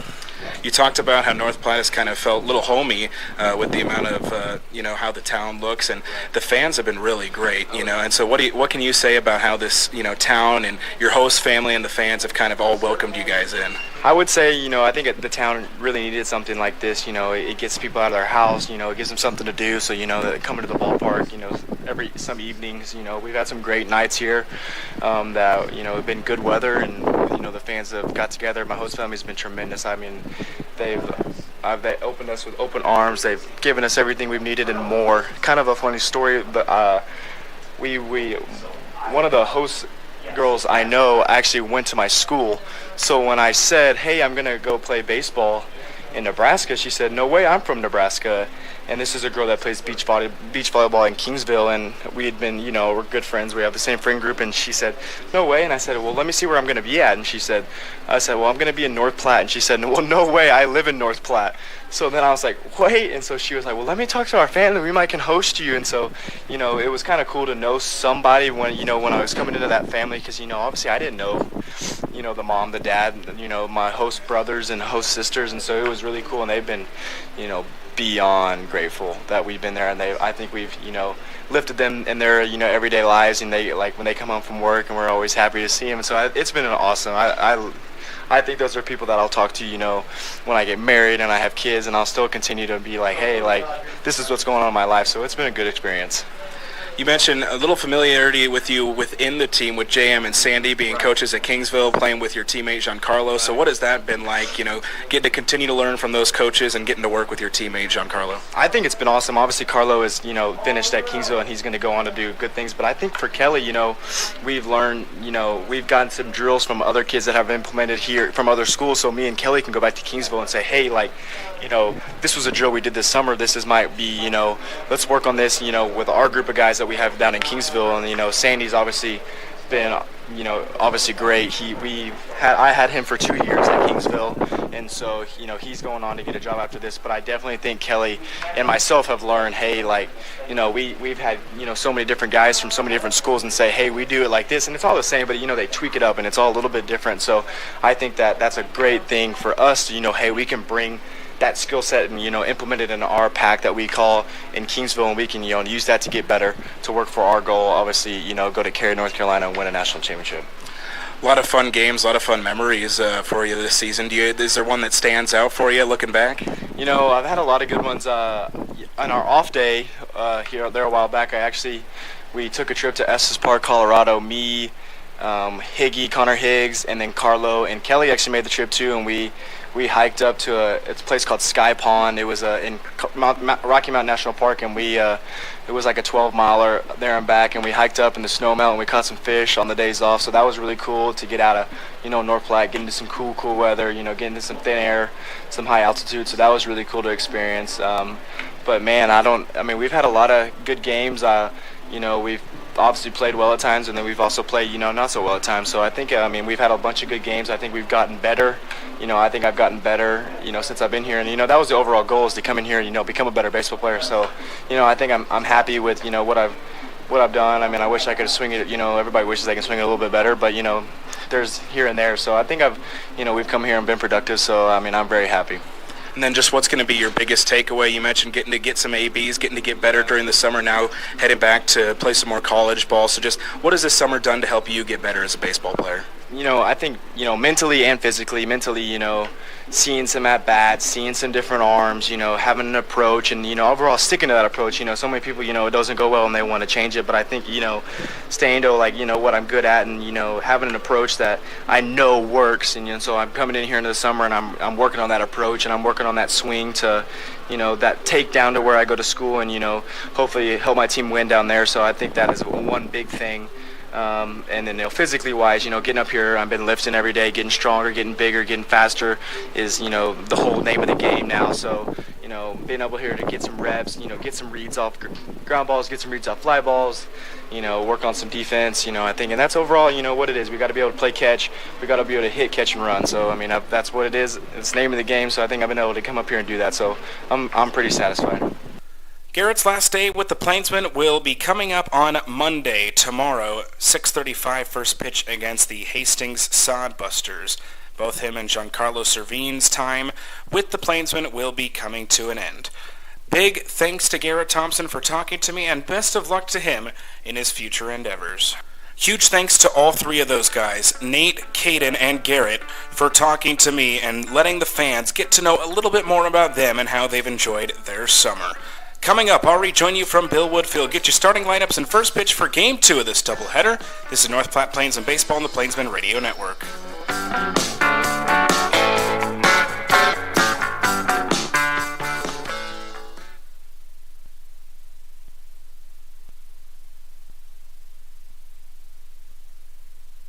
Hi, this is Tommy B from the Nebraska Athletic Club here in North Platte, Nebraska, and I want to welcome you to...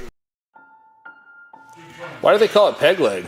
Well, the brewmaster does only have one leg. I heard it happen many years ago. He was out there looking for the Floridian barley plant, Alligator came out, surprised him, snatched his leg right off. But he killed that alligator with his bare hands, kept the barley, and that's why the beer is so good. Nah, that seems ridiculous, man. That's what I heard. He was a mad scientist, but he had a huge explosion. So to save his life, he hid behind a keg of beer, but he did lose his leg. And ever since then, he brews beer as an homage to his leg. Why was there a keg in a science lab, though? Even mad scientists like drinking beer. No, you have it all wrong. He was on his way home from brew school one day. He met a bear. He had to fight that bear off with a beer bottle. Sounds suspicious. Boys, this is a vasectomy gone wrong.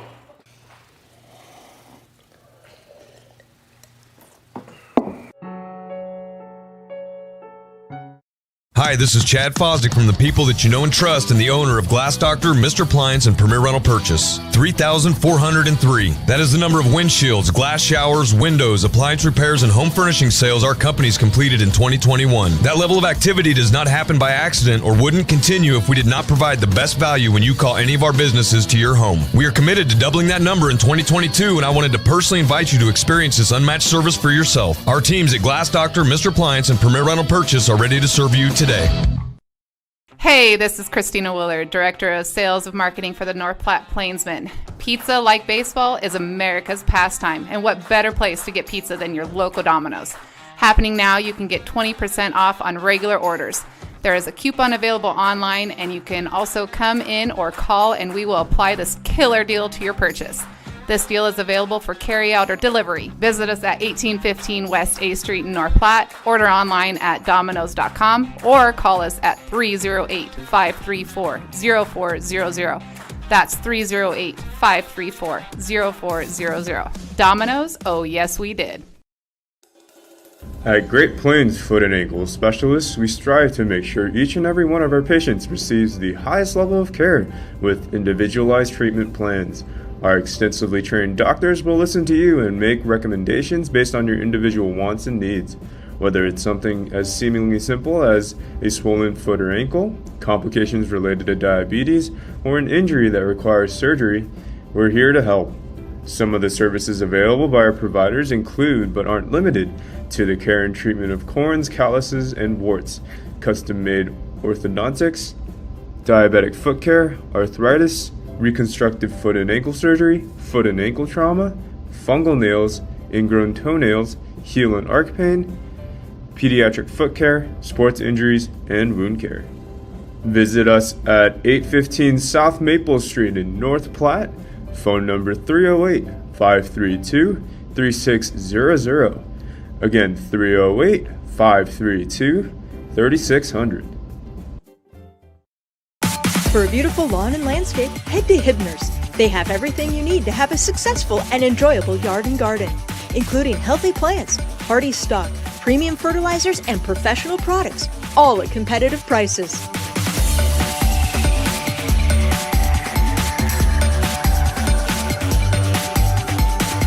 Get seasoned advice from Hibner's trusted staff, serving North Platte for 65 years. Hibner's Nursery Lawn and Garden Center, on the corner of 8th and Poplar. One thing's for certain. This year, you're going places, and Adventure Bus and Charter can take you in style. Choose from a variety of coaches for large groups, youth groups, church groups, any group. With several locations in the heart of America, Adventure Bus is the convenient choice for group transportation when you travel locally or across the country. Adventure to great places. Developing Memories is proud to be the official photographer of your Plainsmen. Developing Memories professional photo studio downtown North Platte has been capturing all your priceless memories from the little leagues to the majors, hitting grand slams with their professional quality and stealing your hearts as you see those priceless photos of your kids rolling over, then their toothless smiles, their dimples, their freckles, to showing off who they are in their senior photos. Developing Memories has been in the game for 20 years, and though getting your photos taken might not be quite as much fun as cheering on your favorite team, Developing Memories does make the photo sessions a fun and enjoyable experience. Come experience the difference at Developing Memories downtown North Platte. Quality photos, enjoyable experience, and affordable with no session fees. And be sure to check out our $20 mini sessions and $15 school packages. We're developing memories into photos to last you a lifetime. Hello, this is Gracie Wenzel, the Marketing and Promotions Intern for the North Platte. Field, getting you ready for Game 2 of this doubleheader between the North Platte Plainsmen and the Hastings Sodbusters. The Sodbusters took Game 1 by a final score of 7-3, and the Plainsmen will be looking to bounce back after 2 straight losses now to the Sodbusters after beating them on Monday. Getting you ready for Game 2 here between the Sodbusters and the Plainsmen. I'd like to thank you from wherever you're tuning in, whether it's on Citrus 3, our online radio streaming service, our mobile app available on Android, or if you're watching along on our YouTube stream. Let's take a look at the starting lineups. We'll start out with the Hastings Sodbusters under the direction of head coach Luke Bay. Garrett Kennedy, he will be leading off once again. He'll be in left field. That'll be Brandon Larson. He's batting second. He'll be at first base. Cam Constantine, he'll be batting third. He is at the designated hitter position here this evening. That'll be Blake Scott. Blake Scott is batting cleanup. He is catching. That'll be Sawyer Duddleston. Duddleston batting fifth. He is in right field. Then Trevor Madsen, the starting lineup for 2 straight games. He'll be at third base. Tyson Gertis, he's batting seventh. He'll be at center field. Matt Lemke is batting eighth. He's at shortstop. And then rounding out the starting 9 for the Sodbusters, it'll be Tegan Tamia after getting Game 1 off. You'll be back here for Game 2 of this doubleheader. So again, for Hastings, it's Kennedy, Larson, Constantine, Scott, Duddleston, Matson, Gertis, Lemke, and Tamia. For the Plainsmen, they'll go this way. Drew Sturgeon, he'll be leading off in right field. Get the leadoff spot for the Plainsmen. Connor Higgs, he'll be batting second. He's in center field. Giancarlo Servine, he'll be batting third. He is at the DH spot. Angel De La Cruz is batting cleanup. He'll be at first base. Couple games off for him. He's back in the starting lineup for the first time since this last Monday. Then Sage McMinn, he will be getting his second start as a Plainsman. He will be at third base. Garrett Thompson, he is batting sixth. He's at shortstop. Jalen Ruffin is batting seventh. He will be in left field. Batting eighth will be the catcher Griffin Myers. And then rounding out the starting 9, making his first start in an actual regular season game for the Plainsmen. Second start total as he did play in the U.S. Military All-Stars game. It's A.J. Louston. He'll be batting ninth. He is at second base. So again for the Plainsmen, it's Sturgeon, Higgs, Servine, De La Cruz, McMinn, Thompson, Ruffin, Myers, and Louston. Getting the start on the hill will be Peyton Leon, the 6-foot lefty from Buena, Texas. He'll be making his 6th start of the season here against the Hastings Sodbusters, and he had success against the Sodbusters in his first start against them back on June 17th, where he went 6 innings, only 1 run on 1 hit, 2 strikeouts, and 5 walks. Again, for the Plainsmen, we'll go over the uniforms here real quick before we get started here in Game 2. For the Plainsmen, they're in their home greens with green lettering, white outline, white pants, and the green caps with the Plainsman Pete logo on the front. For the Hastings Sodbusters, they're in their green jerseys as well with white lettering, yellow outline, gray pants, and green caps with the H logo on the front. Well, we're getting ready here for Game 2 of this doubleheader between the Plainsmen and the Sodbusters. For the Sodbusters, now 18-16 on the year, 4-3 in the second half with their first game of the doubleheader win against the Plainsmen. They are now second in the Nebraska Land Division.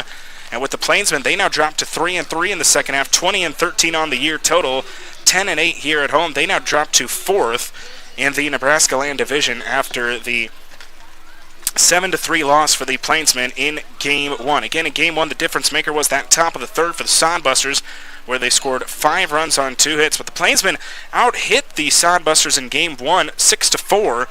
Just could not take advantage with runners on the base paths. Well, we get ready here for Game 2 of this doubleheader. Plainsmen trying to grab one of this first 3 between the Hastings Sodbusters. Coming up, it's first pitch from Billwood Field as we bring you Game 2 of this doubleheader. It's North Platte Plainsmen Baseball on the Plainsman Radio Network and our YouTube channel.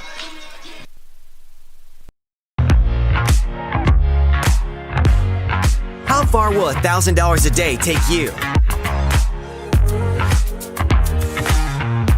Or $365,000 a year? Or $3,650,000 a decade? Or, who knows? It all adds up to a lifetime of fun. Play Lucky for Life, and you could win $1,000 a day for the rest of your life, drawing 7 days a week.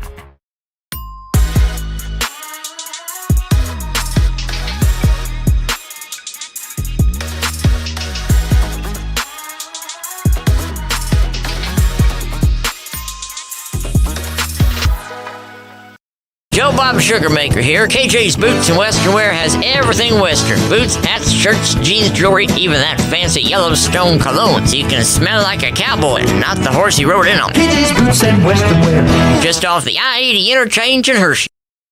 Maple Park Dental Associates has the best quality dental care and the friendliest staff with top-notch dentists in 3 locations. You can be sure to get your regular checkups and cleanings, plus any dental care anyone in your family needs, including fillings, crowns, bridges, root canals, wisdom tooth extractions, implants, dentures, partials, straightening, and whitening. They can even help with those facial fine lines and wrinkles. Love your smile with the help of Maple Park Dental Associates with offices in North Platte, Sutherland, and Broken Bow.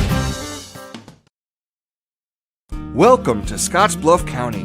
From Scottsbluff National Monument to Chimney Rock, we are Nebraska's landmark country and a whole lot more. From our bountiful selection of scenic golf courses, our world-class zoo, the breathtaking Lake Minnetonka, and our family-friendly community events, we have something for you and your family year-round. Come visit Nebraska like you've never seen it. Your next experience awaits you in Scottsbluff County.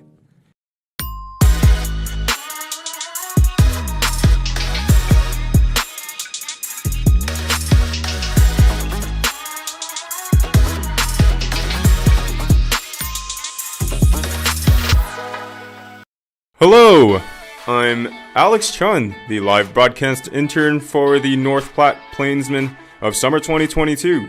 Just wanted to let you know, stop by your local North Platte Premier Toyota dealer. Come and browse our new and used Toyota cars, SUVs, trucks, and much more for sale. We offer in-store shopping, curbside pickup, or delivery. You can even take our cars for a test drive to see if this is the car for you.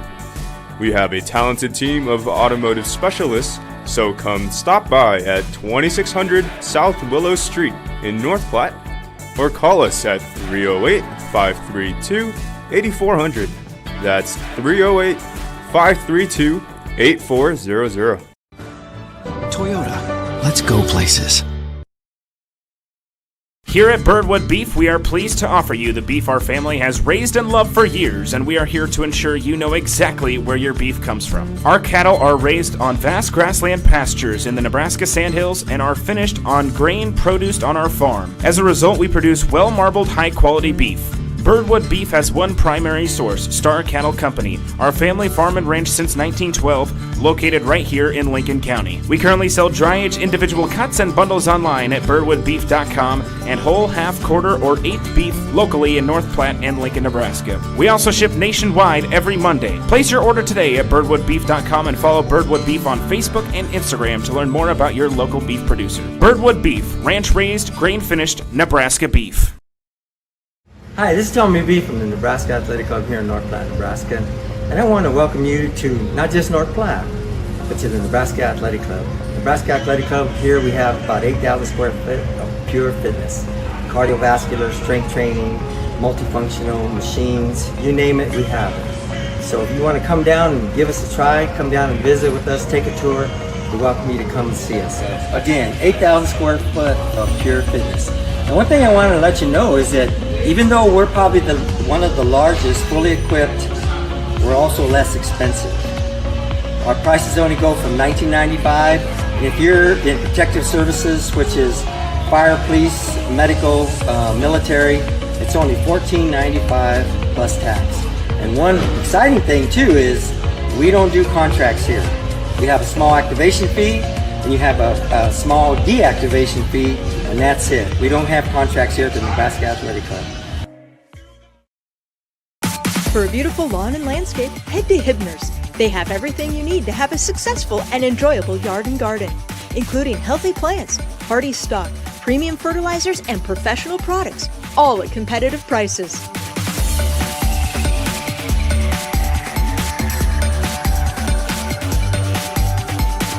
Get seasoned advice from Hibner's trusted staff, serving North Platte for 65 years. Hibner's Nursery Lawn and Garden Center, on the corner of 8th and Poplar. Why do they call it peg leg? The brewmaster does only have one leg. I heard it happened many years ago. He was out there looking for the Floridian barley plant. Alligator snatched his leg right off, but he killed that alligator, kept the barley. That's why the beer is so good. That's what I heard. He was a mad scientist. He had a huge explosion. So to save his life, he hid behind a keg of beer, but he did lose his leg. No, you have it all wrong. He was on his way home from brew school one day. He met a bear. He had to fight that bear off with a beer bottle. Boys, this is a vasectomy gone wrong.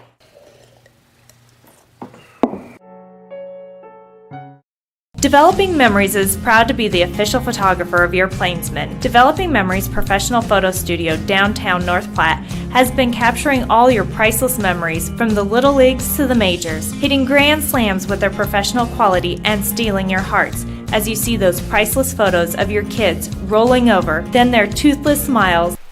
John Willis back with you from Billwood Field as we get you ready for first pitch in Game 2. Between the North Platte Plainsmen and the Hastings Sodbusters, a 7-inning game in Game 3 of this 7-game series with the Plainsmen and the Sodbusters. Peyton Leon will be the starting pitcher on the mound, the 6-foot left-hander from Buena, Texas. He plays his college ball at Grayson Junior College. His last start was June 30th against the Western Nebraska Pioneers, where he went 3 innings, no runs, 1 hit, 5 strikeouts, and 4 walks. Longest outing of the year was June 17th against the Hastings Sodbusters, where he went 6 innings, 1 run, 1 hit, 2 strikeouts, 5 walks. So he has faced this team so far this season. 1-0 record for Leon this season, 4.50 ERA, 5 starts in all 5 of his appearances. 18 innings pitched, 9 runs, 12 hits, 16 strikeouts, and 17 walks. Here's how the Plainsmen will line up defensively. Jalen Ruffin is in left. Connor Higgs, he stands in center field. Drew Sturgeon is in right field. McMinn is at third. Garrett Thompson is at short. A.J. Louston in his first start as a Plainsman, he stands at second. De La Cruz is at first, and Griffin Myers behind the plate. Garrett Kennedy, the tall right-hander out of Omaha, Nebraska, will lead things off for the Sodbusters here as we start out at the top of the first in Game 2 of this 2-game doubleheader between the Plainsmen and the Sodbusters. Leon ready for his 6th start of the season, his 2nd against Hastings this year. The left-hander looks on to Kennedy, ready for the first pitch here of Game 2. Leon steps back, kicks and deals the first pitch to Kennedy. That first pitch will miss outside, and we are underway. First pitch at 6:01. Temperature at 99 degrees. Feels like is 102 with winds coming out of the north at 11 miles per hour. 1 ball and no strikes. The count starts as there's a swing and a miss as count will even out 1 ball and 1 strike from Peyton Leon to Garrett Kennedy. Again, Kennedy getting the leadoff spot for the 2nd straight game, 3rd straight actually against the Plainsmen. As the 1-1 from Leon catches the inner half of the plate, 1 ball and 2 strikes now the count from Peyton Leon to Garrett Kennedy. Kennedy in Game 1 was 1 for 2. He was hit by 2 pitches and scored 3 runs in Game 1 against the Plainsmen. 1 ball and 2 strikes from Leon. He kicks and deals. 1-2 is popped up. Foul territory on the first base side. De La Cruz gives it a chase, but it'll land well out of play. So count will remain 1 ball and 2 strikes. Again, between today's games, you got to hear from Caden Fivash, Nate Wendell, and Garrett Thompson. Big thanks to those guys for talking to me. For Nate Wendell and Caden Fivash, their time with the Plainsmen is done. They are back home. Would like to give them a huge thanks for everything they've done for the Plainsmen. And Garrett Thompson finishing out his last couple games with the Plainsmen as he stands at shortstop. 1 ball, 2 strikes to Kennedy. The 1-2 will just miss a little high and away. So 2 balls, 2 strikes the count from Peyton Leon to Garrett Kennedy.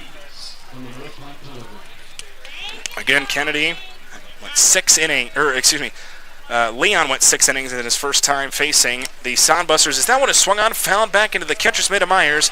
It's strikeout number 1 for Peyton Leon, and the leadoff batter is retired here in the top of the first. This will bring up Brandon Larson, the power left-hander for the Sodbusters, who steps in with 1 away and nobody on for the Sodbusters here in the top of the first. Larson, the 6'6 left-hander who plays his college ball at UC San Diego. First pitch to him will miss low, little out. 1 ball and no strikes, the count will start from Peyton Leon to Brandon Larson.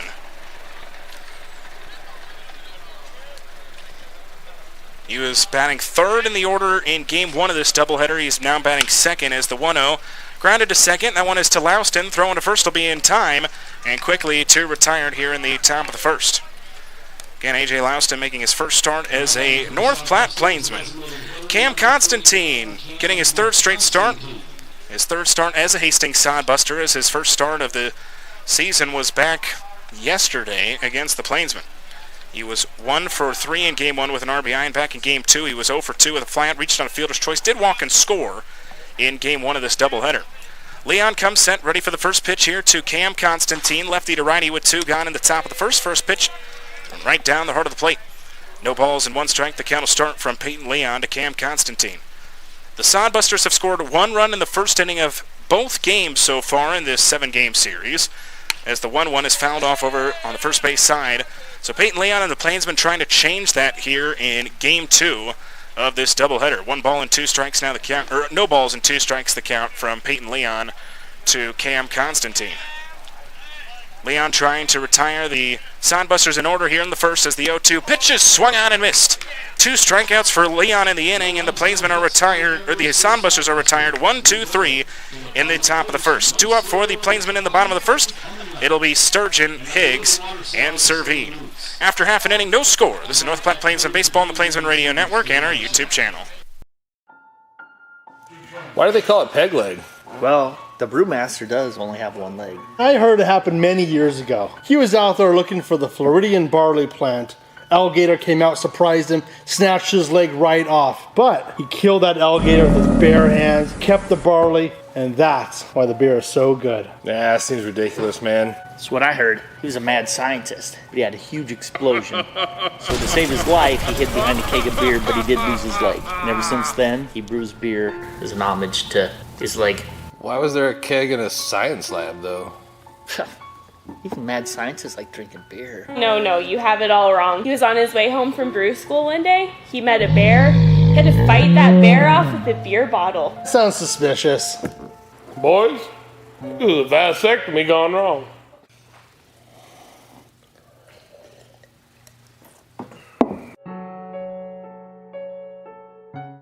Hi, this is Chad Fosdick from the people that you know and trust and the owner of Glass Doctor, Mr. Appliance, and Premier Rental Purchase. 3,403. That is the number of windshields, glass showers, windows, appliance repairs, and home furnishing sales our company's completed in 2021. That level of activity does not happen by accident or wouldn't continue if we did not provide the best value when you call any of our businesses to your home. We are committed to doubling that number in 2022, and I wanted to time where the Sodbusters have not scored in the first inning in the games with the Plainsmen and the Sodbusters in this 7-game series. Drake Schroeder will get the start on the mound.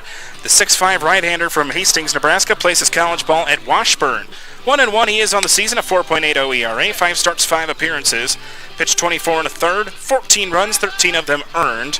He's given up 21 hits, 26 strikeouts, and 14 walks. His last start was against Western Nebraska on June 28th, where he went 2 innings, 5 runs, 7 hits, 1 strikeout, and 2 walks. Here's how the Sodbusters will line up defensively. Kennedy is in left, Gertis is in center, Duddleston is in right.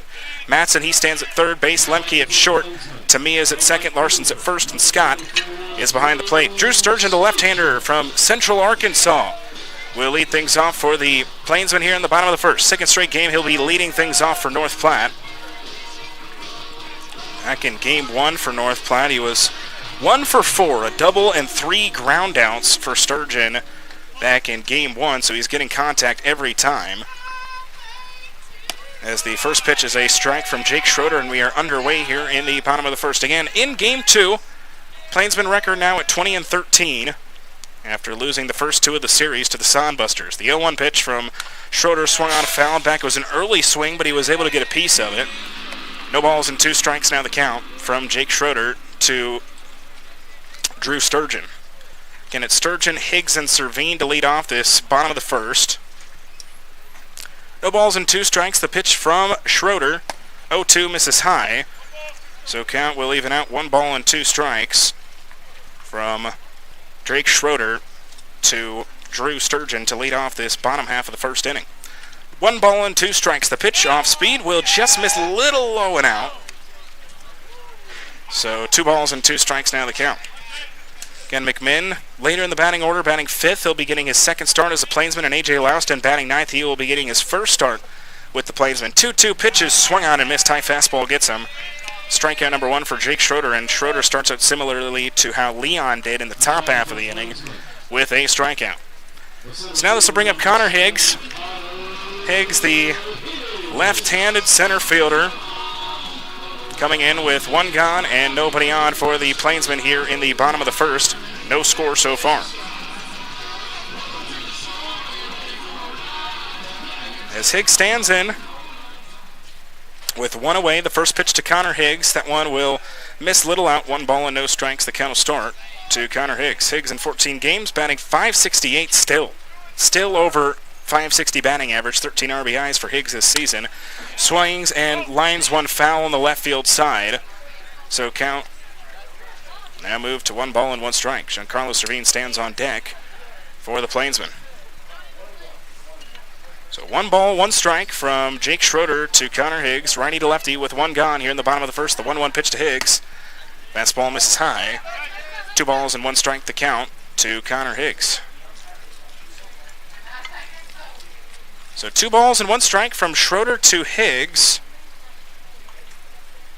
As the 2-1 pitch off speed is in there. Going pretty much right down the heart of the plate after it looked like it was going to miss originally. 2 balls, 2 strikes now the count.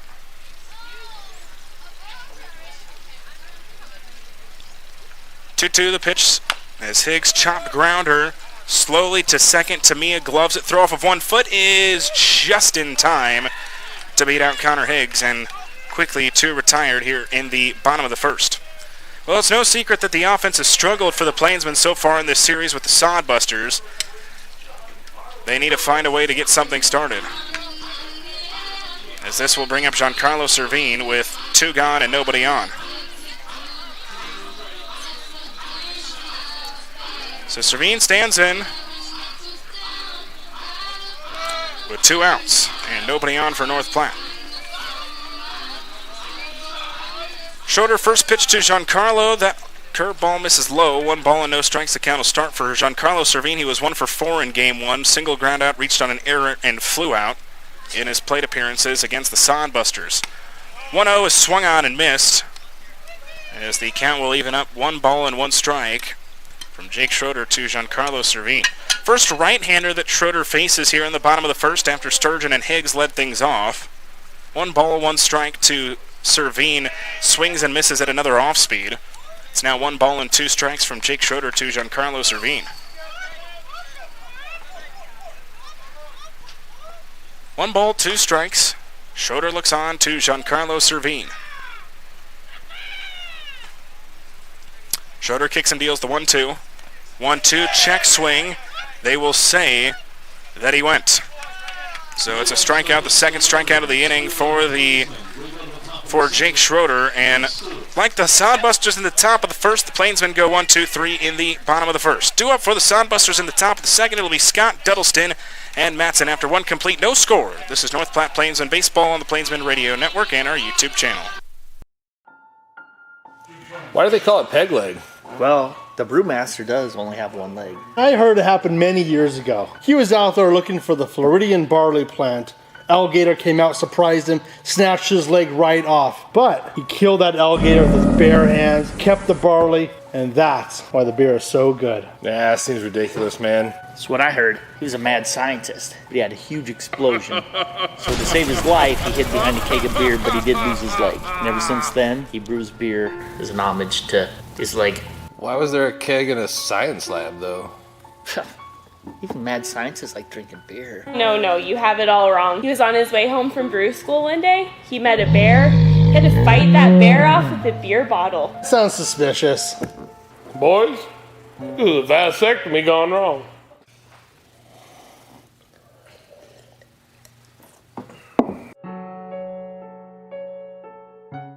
Hi, this is Chad Foss. Second, no score here so far between the Plainsmen and the Sodbusters, as it's been low-scoring affairs for most of these battles between these two teams so far this season. As Peyton Leon takes the hill ready for the top of the second inning, he forced the Sodbusters to go 1-2-3 in the top of the first, and he'll be looking to keep things going here in the top of the second. Blake Scott, the catcher, will lead things off for the Sodbusters here in the top half of the second inning. Blake Scott was out of the lineup for game 1 of this doubleheader, was in game 1 of this series. He was 0 for 4 in that game, 3 groundouts, one of them into a double play, and a strikeout. First pitch to the left-hander, swung on, foul back to the press box. This count will start out no balls and 1 strike. Blake Scott leading things off here in the top half of the second inning. The 5'11 left-hander plays his college ball at Washburn. Check swing, but it's in there anyways. No balls and 2 strikes. Hometown for Blake Scott is Tonkawa, Oklahoma. No balls and 2 strikes from Peyton Leon to Blake Scott. Leon comes set, steps back. He now kicks and deals the 0-2. 0-2, that one is swung on, lined left field side and foul. So no balls and 2 strikes. The count will remain from Peyton Leon to Blake Scott. Again, just underway here in the top of the second. No score between the Plainsmen and Sodbusters in Game 2 of this doubleheader. 0-2 pitch from Scott is swung on and missed. 3 strikeouts now for Peyton Leon, and 2 straight from the top of the first now into the top of the second. This will now bring up Sawyer Duddleston, who pinch hit for the Sodbusters back in Game 1 of the doubleheader. And he was 0 for 1 with a flyout to left field. First pitch will miss. 1 ball and no strikes to start out Sawyer Duddleston. Sawyer Duddleston, the 6-foot righty from Springdale, Arkansas, plays his college ball at Arkansas Tech. 1 ball and no strikes to Duddleston. The 1-0 pitch. That one hits Duddleston in the hand. So free base given up. And now Duddleston will head to first. So now the home plate umpire will have a couple words with Peyton Leon on the hill.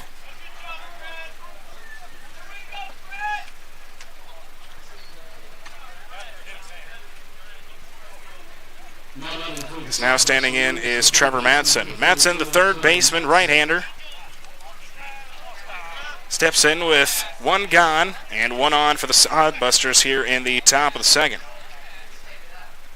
Madsen in Game 1 hit a home run. It was a 3-run shot back in the top of the third of that game. Blast that landed on the top of the building out in left field. First pitch from Leon to Madsen. That one will miss away. 1 ball and no strikes. The count will start from Peyton Leon to Trevor Madsen.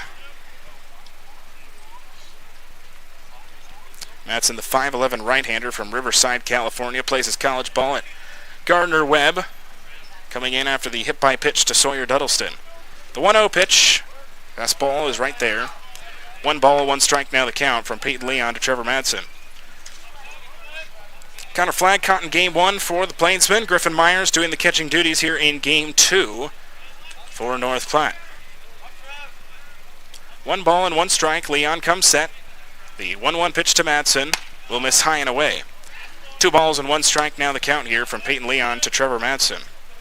Tyson Gertis standing on deck for the Hastings Sodbusters here in the top half of the second inning. And this is the second of 2 7-inning games this afternoon for the Plainsmen, now getting into the evening. First pitch of Game 2 was at 6:01. We're now here at 6:16. The 2-1 pitch to Madsen. That one misses high and out. It's now 3 balls and 1 strike, the count, from Peyton Leon to Trevor Madsen. So 3-1 the count, with 1 gone in the top of the second. Leon comes set, 3 balls and 1 strike. The pitch to Madsen will miss high. 2 straight free bases given up by Peyton Leon, and runners at first and second. So now Griffin Myers will come out and talk with Peyton Leon, try to settle things down as he faces Tyson Gertis, who got the start in Game 1 in the 7th spot, was later defensively substituted for Sawyer Duddleston. So now this will bring up Tyson Gertis. Gertis, the 5'11" right-hander out of Omaha, Nebraska, plays his college ball at Southeast Community College. So he faces Peyton Leon with 1 gone and runners at first and second. Leon comes set, ready for the first pitch here to Gertis. Gertis, the 7-hitter, is at center field defensively. Leon comes set, first pitch to Gertis. Fastball misses high, 1 ball and no strikes, the count will start. Gertis in Game 1 before he was pinch hit for was 0 for 2 with a ground out and a strikeout. 1 ball and no strikes, the count starts from Peyton Leon to Tyson Gertis. Leon comes set, gives a look at the runner Duddleston at second.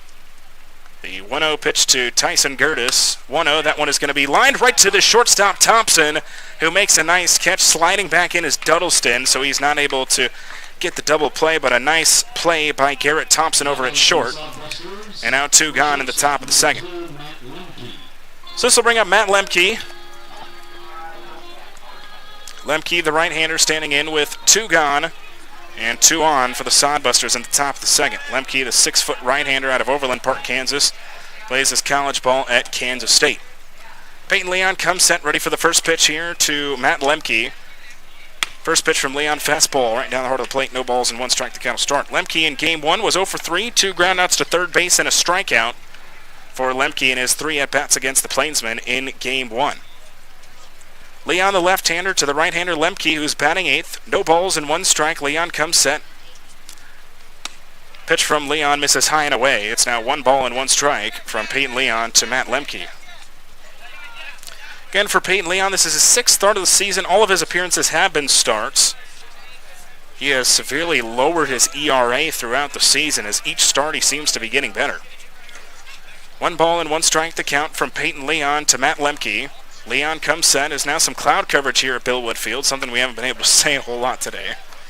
It's now 1 ball and 2 strikes from Peyton Leon to Matt Lemke.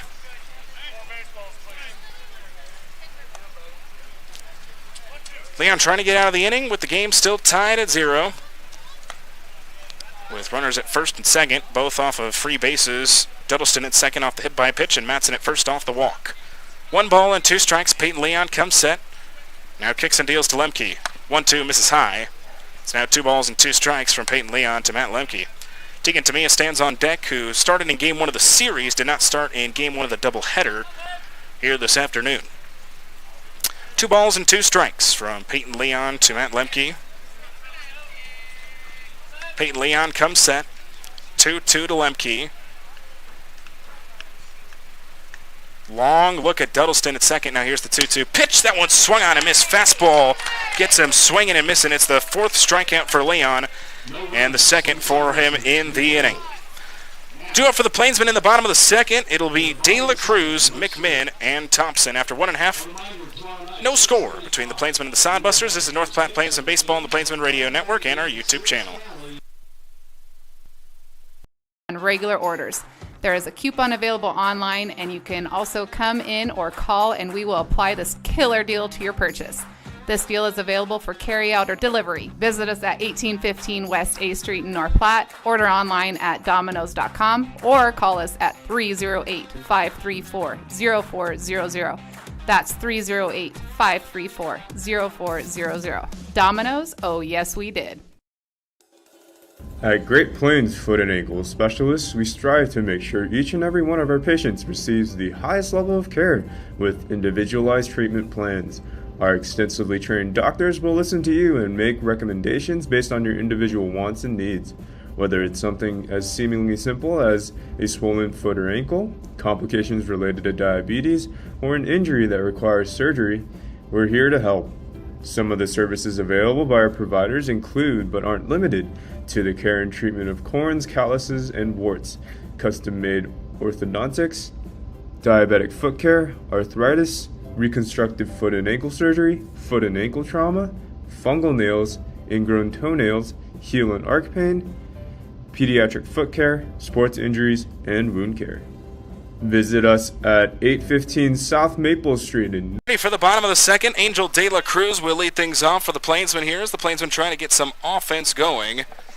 With Angel De La Cruz, the right-hander out of UT Rio Grande Valley. His first start since Monday, July 4th against the Sodbusters. First pitch is a strike from Jake Schroeder. No balls and 1 strike. The count will start from Schroeder to De La Cruz. The 0-1 pitch from Schroeder. That one is going to be lined sharply but foul on the left field side, so no balls and 2 strikes the count. Angel De La Cruz standing at 6 foot, the right-hander. Leading things off, batting .422 in 12 games with the Plainsmen and 9 RBIs. The 0-2 pitch to De La Cruz. Swung on, grounded sharply, and past the third baseman Matson into left field.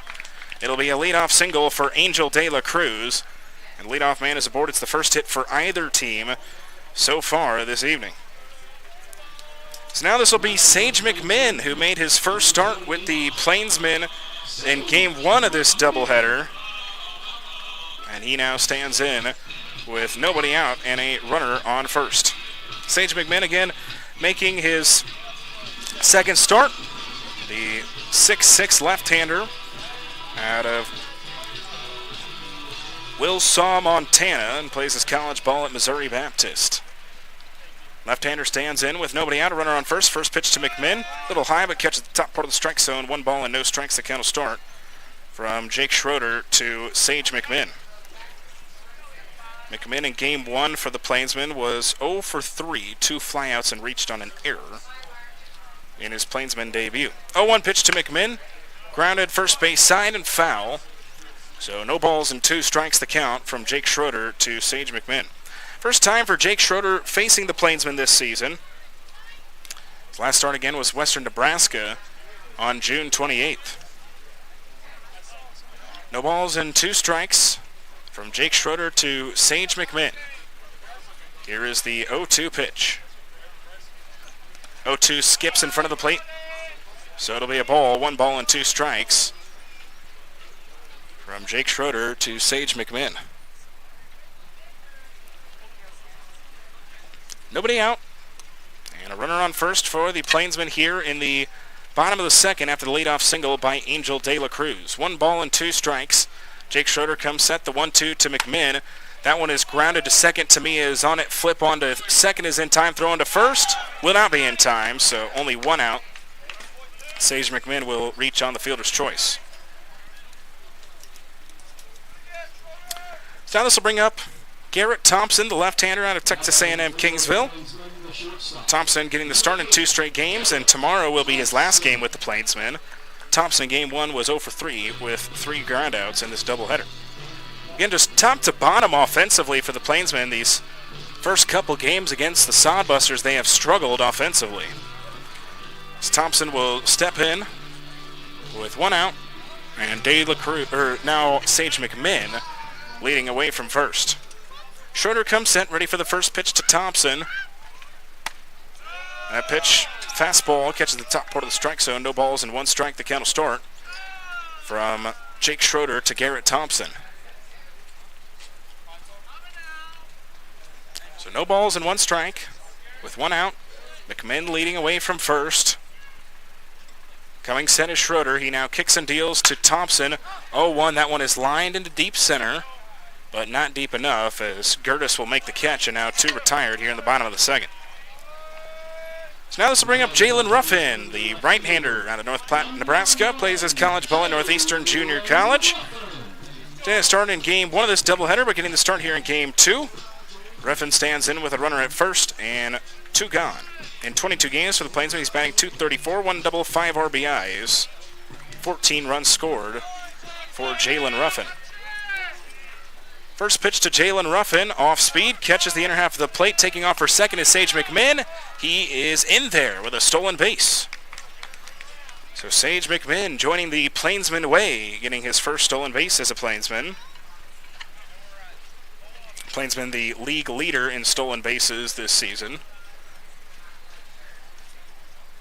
So no balls and 1 strike to Jalen Ruffin. Ruffin who's 1 for 3 against Hastings this season. His coming set is Jake Schroeder. No balls and 1 strike. He kicks and deals to Ruffin. 0-1 hits him in the back of his left leg. So Ruffin will head to first. And now 2 runners on with 2 outs in the bottom half of the second. This will bring up Griffin Myers, who's back in the starting lineup, catching this evening now for the Plainsmen. Left-hander standing at 6'4" out of Washington State. He steps in with 2 gone and runners at first and second. Sage McMinn at second, and the speedy Jalen Ruffin at first. Myers is 6 for 14 against Hastings this season with 2 RBIs. Myers stands in to try to put the Plainsmen up here in the bottom of the second. As Schroeder comes set, ready for the first pitch here to Griffin Myers. Myers getting his first cuts of this one. Schroeder kicks and deals. First pitch off speed. Will catch the outer part of the plate. So no balls and 1 strike. The count will start from Jake Schroeder to Griffin Myers.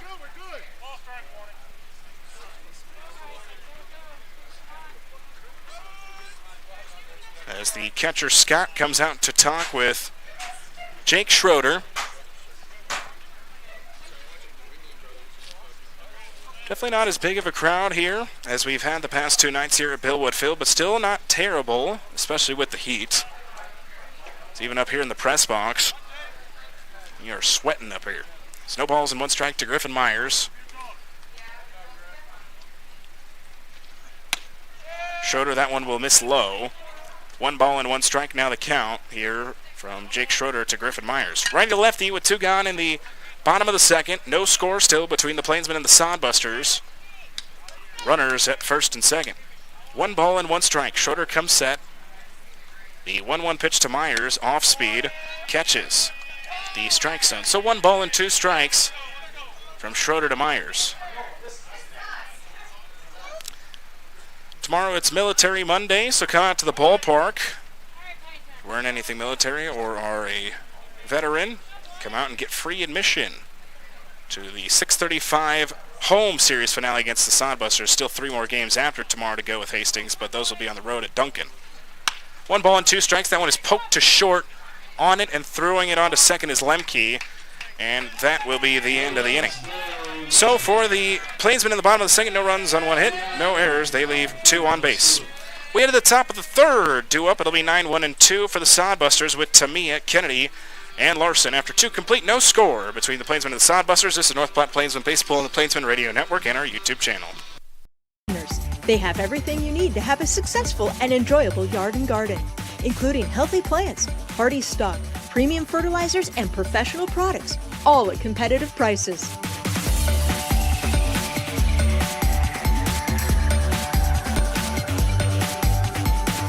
Get seasoned advice from Hibner's trusted staff, serving North Platte for 65 years. Hibner's Nursery Lawn and Garden Center, on the corner of 8th and Poplar.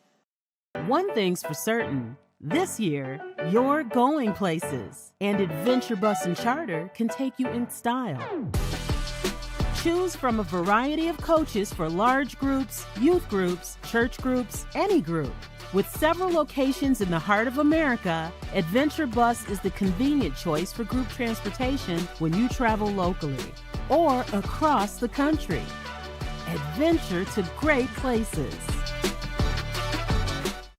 Developing Memories is proud to be the official photographer of your Plainsmen. Developing Memories professional photo studio downtown North Platte has been capturing all your priceless memories from the little leagues to the majors, hitting grand slams. John Willis with you on the Plainsmen Radio Network and our YouTube channel as we get you ready for the top of the third in Game 2 of this doubleheader between the Plainsmen and the Sodbusters. Peyton Leon has struck out 4 batters so far through 2 innings, walked 1, hit 1. Has not given up a hit so far as he tries to keep things going here in the top of the third as the offense continues to struggle to put runs across the board. Peyton Leon looks to continue to try to stay hot on the mound. Again, Lincoln County still in an excessive heat warning. It has been since first pitch here this afternoon. Tegan Tamiya will lead things off for the Sodbusters here in the top of the third, the 9-hitter. Tamiya, the 5'5" right-hander out of Hilo, Hawaii, plays his college ball at Washburn. The right-hander stands in, the 9-hitter to lead things off here in the top of the third. First pitch from Peyton Leon, swung on, grounded to third. McMinn gloves it fairly easily, throwing to first. Is gloved by Angel De La Cruz, and 1 pitch, 1 out to lead off the top of the third. So now it's back to the top of the order with Garrett Kennedy. The tall right-hander stands in. He's 0 for 1. He struck out in his first appearance in the top of the first. Kennedy stands in after the leadoff ground out by Tegan Tamiya. Kennedy will look to try to get something going for the Sodbusters.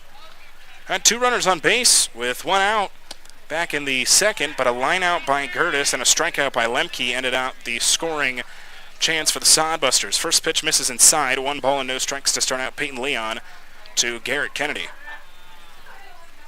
So 1 ball, no strikes. Leon kicks and deals 1-0, misses inside again. So 2 balls and no strikes the count from Peyton Leon to Garrett Kennedy. So 2 balls and no strikes with 1 gone in the top of the third. Nobody on for the Sodbusters. The 2-0 from Leon. Swung on, popped up in the infield. Cade Wood, the shortstop, moves over near the second base. He makes the catch. And 2 gone here in the top of the third. So now this will bring up Brandon Larson.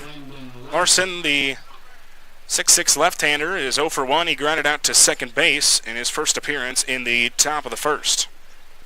Larson in Game 1 had 3 RBIs.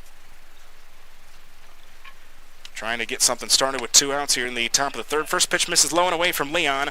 1 ball and no strikes. The count of start here from Peyton Leon to Brandon Larson. Again, Peyton Leon's best start of the season was against Hastings back on June 17th. As ahead of that one is Brandon Larson. He swings and misses. Count is now even. 1 ball and 1 strike from Peyton Leon to Brandon Larson. 1-1 the count. Leon steps back. He now kicks and deals to Larson. 1-1. That one is struck into deep right field. Sturgeon giving it a chase. It'll bounce off the wall. It'll be a long single as Larson will put the brakes on at first. And it's the first hit of the ball game for the Sodbusters. So now this will bring up Cam Constantine, the right-hander who plays his college ball at the University of Texas. Constantine is 0 for 1. He was the victim of Leon's second strikeout back in the top of the first. He stands in with 2 gone, and now Larson leading away from first.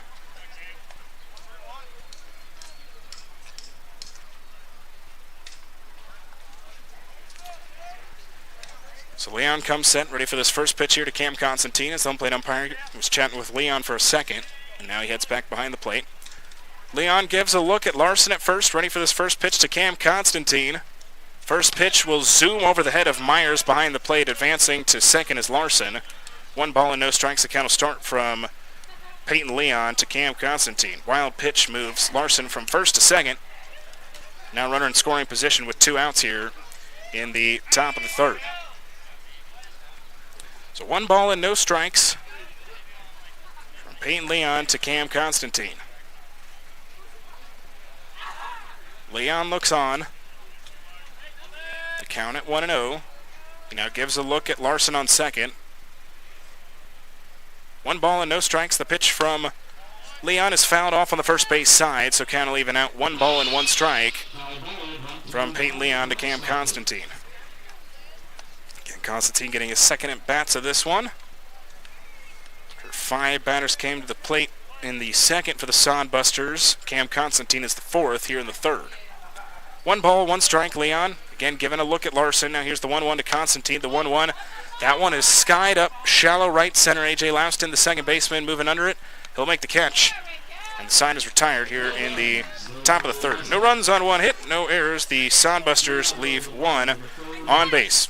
Way to the bottom of the third, do it for the Plainsmen. It'll be 9-1-2 with Louston, Sturgeon, and Higgs. After 2.5, still no score between the Plainsmen and the Sodbusters. This is North Platte Plainsmen Baseball on the Plainsmen Radio Network and our YouTube channel. Developing Memories is proud to be the official photographer of your Plainsmen. Developing Memories professional photo studio downtown North Platte has been capturing all your priceless memories from the little leagues to the majors, hitting grand slams with their professional quality and stealing your hearts as you see those priceless photos of your kids rolling over, then their toothless smiles, their dimples, their freckles, to showing off who they are in their senior photos. Developing Memories has been in the game for 20 years, and though getting your photos taken might not be quite as much fun as cheering on your favorite team, Developing Memories does make the photo sessions a fun and enjoyable experience. Come experience the difference at Developing Memories downtown North Platte. Quality photos, enjoyable experience, and affordable with no session fees. And be sure to check out our $20 mini sessions and $15 school packages. We're developing memories into photos to last you a lifetime.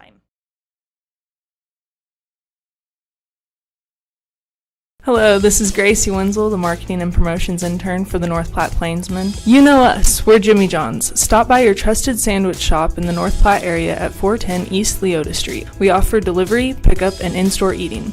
Choose from our wide variety of sandwiches where you get to decide how the sandwich is made. Order a combo and get some chips and a thirst-quenching drink. Call us at 308-532-8000. Order online at jimmyjohns.com or stop by.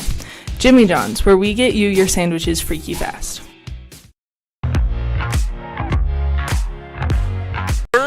Plainsmen and Sodbusters all equal, no score here as we start out this bottom half of the third inning. A.J. Louston ready for his first cuts in a regular season game for the Plainsmen. Again, he did hit in the exhibition game against the U.S. Military All-Stars. First pitch, that one is grounded and through into left field. And A.J. Louston will put the brakes on at first. And in his first pitch that he sees, he singles opposite field. And it's a leadoff single for the Plainsmen here in the bottom of the third. So didn't really get a chance to meet him, but Louston, the 6-foot left-hander from Hartford, Wisconsin, he'll play his college ball at St. John's. He was 0 for 1 in that exhibition game with a ground out to second. He was also hit by a pitch in that exhibition game as well. But now it's back to the top of the order with Drew Sturgeon after the leadoff single by A.J. Louston. Sturgeon is 0 for 1. He struck out to lead off the bottom half of the first for the Plainsmen. Left-hander stands in. First pitch to him misses away from Schroeder. 1 ball and no strikes. The count will start from Jake Schroeder to A.J. Louston. Louston getting his first start as a Plainsman here this evening. In a regular season game, they'll try to pick him off, but he's back in there sliding. So still a fresh count here to Drew Sturgeon. Sturgeon again struck out in his first appearance back in the bottom of the first. Coming set is Schroeder. Now again, they'll try to pick off Louston. Louston is back in there quicker this time. So still a fresh count to Drew Sturgeon. Sturgeon getting the leadoff spot for 2 straight games now for the Plainsmen after not being in the lineup for game 1. Long pause by Schroeder, and now we see the first pitch to Sturgeon. That one will miss upstairs. 1 ball and no strikes.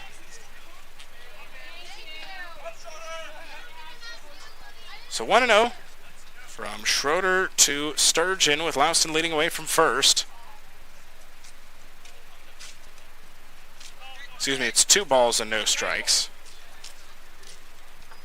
from Schroeder to Sturgeon. So 2-0 the count. Schroeder kicks and deals the 2-0. That one is skied up shallow left field. Moving under it is the left fielder Kennedy. He makes the catch and 1 retired here in the bottom of the third. Again, Plainsman had a leadoff base hit to start out the bottom of the second, but weren't able to get him to come around to score. Leadoff base hit again for the Plainsman here in the bottom of the third, and then a flyout by Sturgeon. In comes the left-hander Connor Higgs. Higgs 0 for 1. He grounded out to the second baseman Tamia in his first appearance.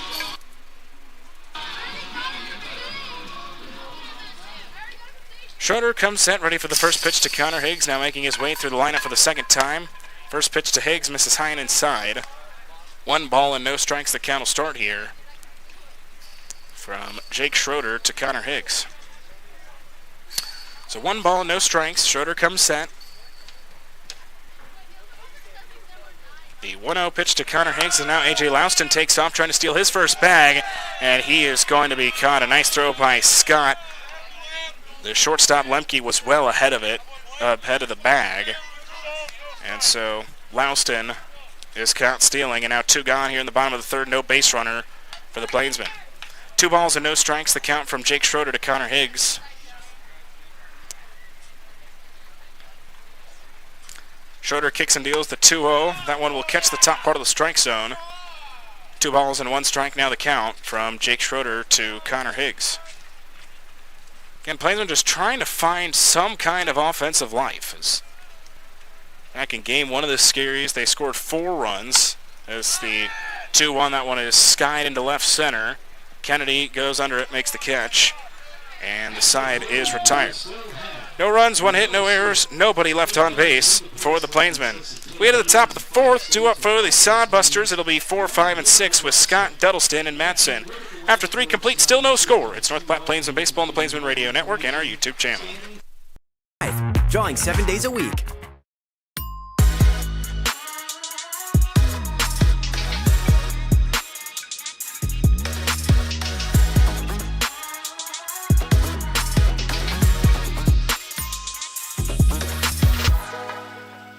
Joe Bob Sugarmaker here. KJ's Boots and Western Wear has everything Western. Boots, hats, shirts, jeans, jewelry, even that fancy Yellowstone cologne so you can smell like a cowboy and not the horse he rode in on. KJ's Boots and Western Wear. Just off the I-80 interchange in Hershey. Maple Park Dental Associates has the best quality dental care and the friendliest staff with top-notch dentists in 3 locations. You can be sure to get your regular checkups and cleanings, plus any dental care anyone in your family needs, including fillings, crowns, bridges, root canals, wisdom tooth extractions, implants, dentures, partials, straightening, and whitening. They can even help with those facial fine lines and wrinkles. Love your smile with the help of Maple Park Dental Associates with offices in North Platte, Sutherland, and Broken Bow. Welcome to Scottsbluff County. From Scottsbluff National Monument to Chimney Rock, we are Nebraska's landmark country and a whole lot more. From our bountiful selection of scenic golf courses, our world-class zoo, the breathtaking Lake Minnetonka, and our family-friendly community events, we have something. 2 home games filled with food, fireworks, giveaways, and affordable family fun, along with the very best in summer collegiate baseball. Our inaugural season features 6 fireworks shows, a visit from the U.S. Military All-Stars, giveaway nights, and much more. Join us this summer for all the family-friendly fun you can handle. Visit NorthPlattePlainsmen.com or call us at 252-1445 for more information and to purchase tickets. First pitch is an off-speed from Peyton Leon as we start out at the top of the 4th. It's in there for a strike to Blake Scott. So we are just underway here in the top of the 4th as that one is struck well into right center field. That one is going to get down in the gap. Blake Scott rounding first. He's digging for second. It's a leadoff double for the Sodbusters here in the top of the 4th. So after striking out in his first plate appearance, Scott doubles into right center. It's a leadoff extra base hit for the Sodbusters, and they have a runner in scoring position with nobody out. Really first time of trouble for Peyton Leon, other than having runners at first and second with 1 out back in the second. Sawyer Duddleston stands in, who was hit by a pitch in his first appearance back in the top of the second. He stands in with a runner in scoring position as Peyton Leon gives a look at Scott. Leon, first pitch to Duddleston, fastball misses high. 1 ball and no strikes, the count will start here from Peyton Leon to Sawyer Duddleston. So the Sodbusters trying to break this tie here in the top of the 4th. 1 ball and no strikes. Peyton Leon gives a look at Scott on second. The 1-0 pitch to Duddleston. He swung and missed at that one. He tried to check up. It probably would have been a strike anyway. So 1 ball and 1 strike to count now from Peyton Leon to Sawyer Duddleston. So 1-1 the count with nobody out and a runner on second for the Sodbusters here in the top of the 4th. Again, second of this doubleheader, 2 7-inning games here this afternoon. 1-1 misses high. It's now 2 balls and 1 strike from Peyton Leon to Sawyer Duddleston.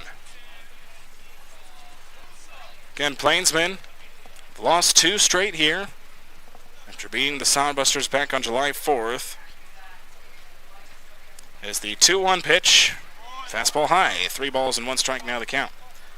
Season series between the teams after that Game 1 victory for the Hastings is now tied at 3 apiece. Both teams have won 3 games against each other. These teams will play still a lot more before this second half concludes. 3 balls and 1 strike from Peyton Leon to Sawyer Duddleston. The 3-1 pitch swung on and fouled back to the screen. So count goes full, 3 balls and 2 strikes from Peyton Leon to Sawyer Duddleston. Count is full, 3 balls and 2 strikes from Leon to Duddleston, lefty to righty, with nobody out in the top of the 4th. Leon comes set, gives a look at Scott on second. Here's the payoff pitch. Swung on and missed. Fastball gets it past him again. It's now the 5th strikeout for Peyton Leon, and it's the first out here in the top of the 4th. So now this will bring up Trevor Matson. Matson, the right-hander, walked in his first appearance back in the top of the second. He stands in with 1 away and a runner on second. Sodbusters have left 3 runners on base so far through 3 innings. Trying to avoid doing that with a leadoff runner in scoring position. Leon comes set, ready for the first pitch here to Trevor Matson. The first pitch swung on, popped up foul territory, first base side. De La Cruz chasing after it.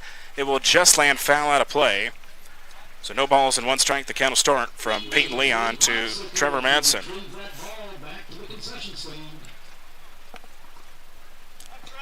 So no balls and 1 strike. Leon to Matson. With 1 away here in the top of the 4th. Still no score between the Plainsmen and the Sodbusters.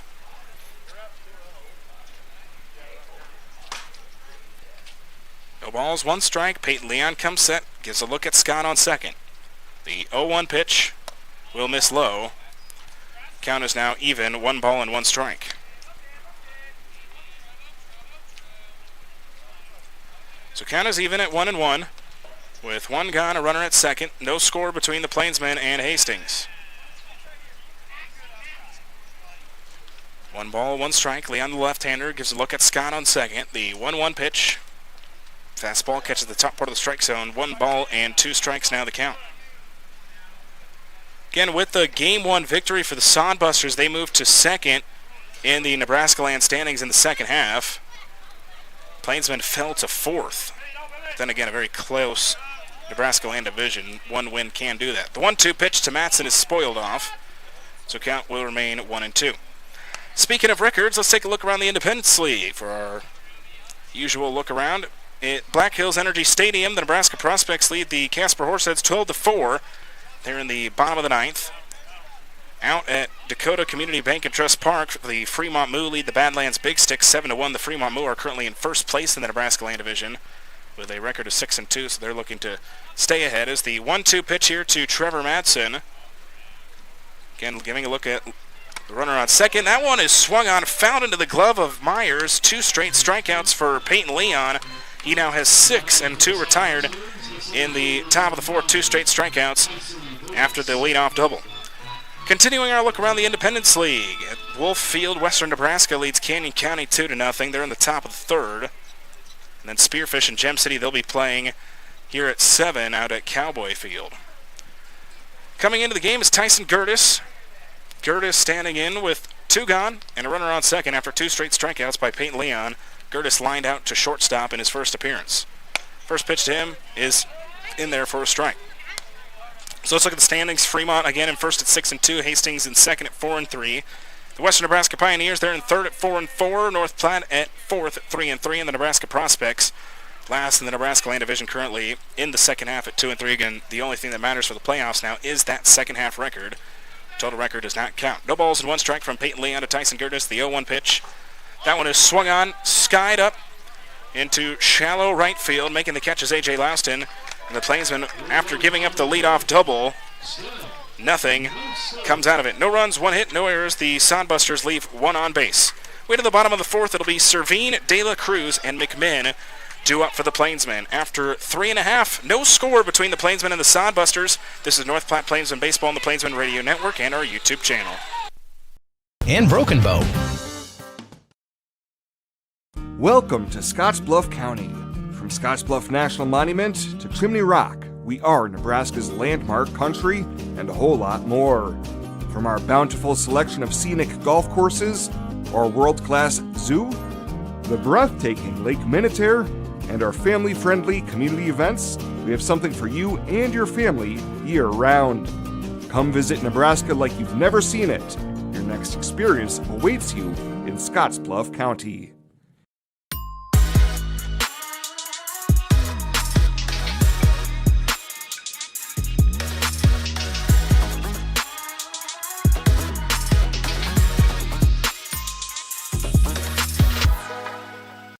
Hello, I'm Alex Chun, the live broadcast intern for the North Platte Plainsmen of summer 2022. Just wanted to let you know, stop by your local North Platte Premier Toyota dealer. Come and browse our new and used Toyota cars, SUVs, trucks, and much more for sale.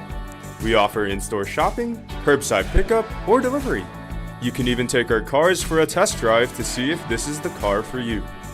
We have a talented team of automotive specialists, so come stop by at 2600 South Willow Street. Plainsmen and Sodbusters tied up at nothing here as we start out this bottom half of the fourth inning. John Willis with you on Citrus 3, our online radio streaming service, our mobile app available on Android. Search up North Platte Plainsmen on Google Play or Android, or our YouTube channel. Giancarlo Servine will lead things off for the Plainsmen here in the bottom of the fourth. Servine struck out in his first appearance back in the first. He faces Jake Schroeder now for the second time. First pitch to Servine, off speed, is in there for a strike. Catches the inner half of the plate. No balls and 1 strike, the count will start. From Jake Schroeder to Giancarlo Servine. Righty to righty to lead off this bottom of the fourth. 0-1 is fouled off. And out of play on the first base side. So no balls and 2 strikes. From Jake Schroeder to Giancarlo Servine. Again, just underway here in the bottom of the fourth. Still no score between the Plainsmen and the Sodbusters. It's been a quick-moving game up to this point. No balls and 2 strikes. Schroeder steps back. He now kicks and deals to Servine. That one will skip in the dirt. Right in front of the foot of Servine. It's now 1 ball and 2 strikes.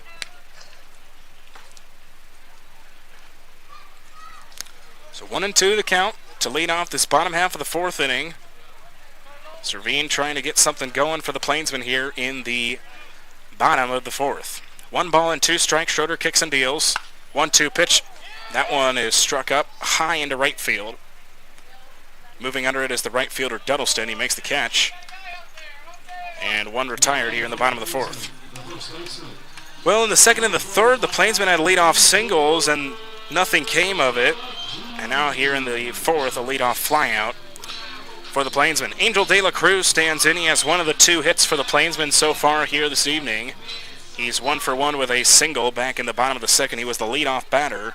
Again, just could not get him to come around to score. First pitch, check swing, but it's in there anyways for a strike. No balls and 1 strike, the count will start from Jake Schroeder to Angel De La Cruz. No balls and 1 strike. Schroeder looks on to Angel De La Cruz, who going to get the start in game 1 of the doubleheader, but getting the start here in game 2. He swings and misses at a low fastball. It's now no balls and 2 strikes from Jake Schroeder to Angel De La Cruz.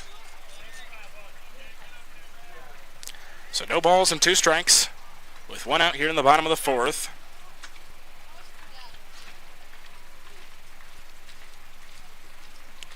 Step back. Long pause for Schroeder. He now kicks and deals the 0-2. That one misses high. So 1 ball, 2 strikes the count from Jake Schroeder to Angel De La Cruz. And De La Cruz at first base defensively. The 1-2, that one is going to be lined and caught. What a jumping catch by Matt Lemke over at short. And now 2 gone here in the bottom of the 4th. Man, what a catch. That's just one you got to tip your cap to, as Lemke used all of that 6-foot frame to bring that one down. In steps Sage McMinn, again, getting his 2nd start as a Plainsman. Got the start in game 1, getting a start here in game 2. McMinn reached on a fielder's choice in the bottom of the 2nd, also stole a base, as the first pitch is fouled back hard on the 3rd base side. So no balls and 1 strike, the count will start here from Jake Schroeder to Sage McMinn. Righty to lefty with 2 gone here in the bottom of the 4th. No balls and 1 strike. Schroeder comes set. He now steps back, kicks and deals. The 0-1 will skip low and inside. 1 ball, 1 strike now the count.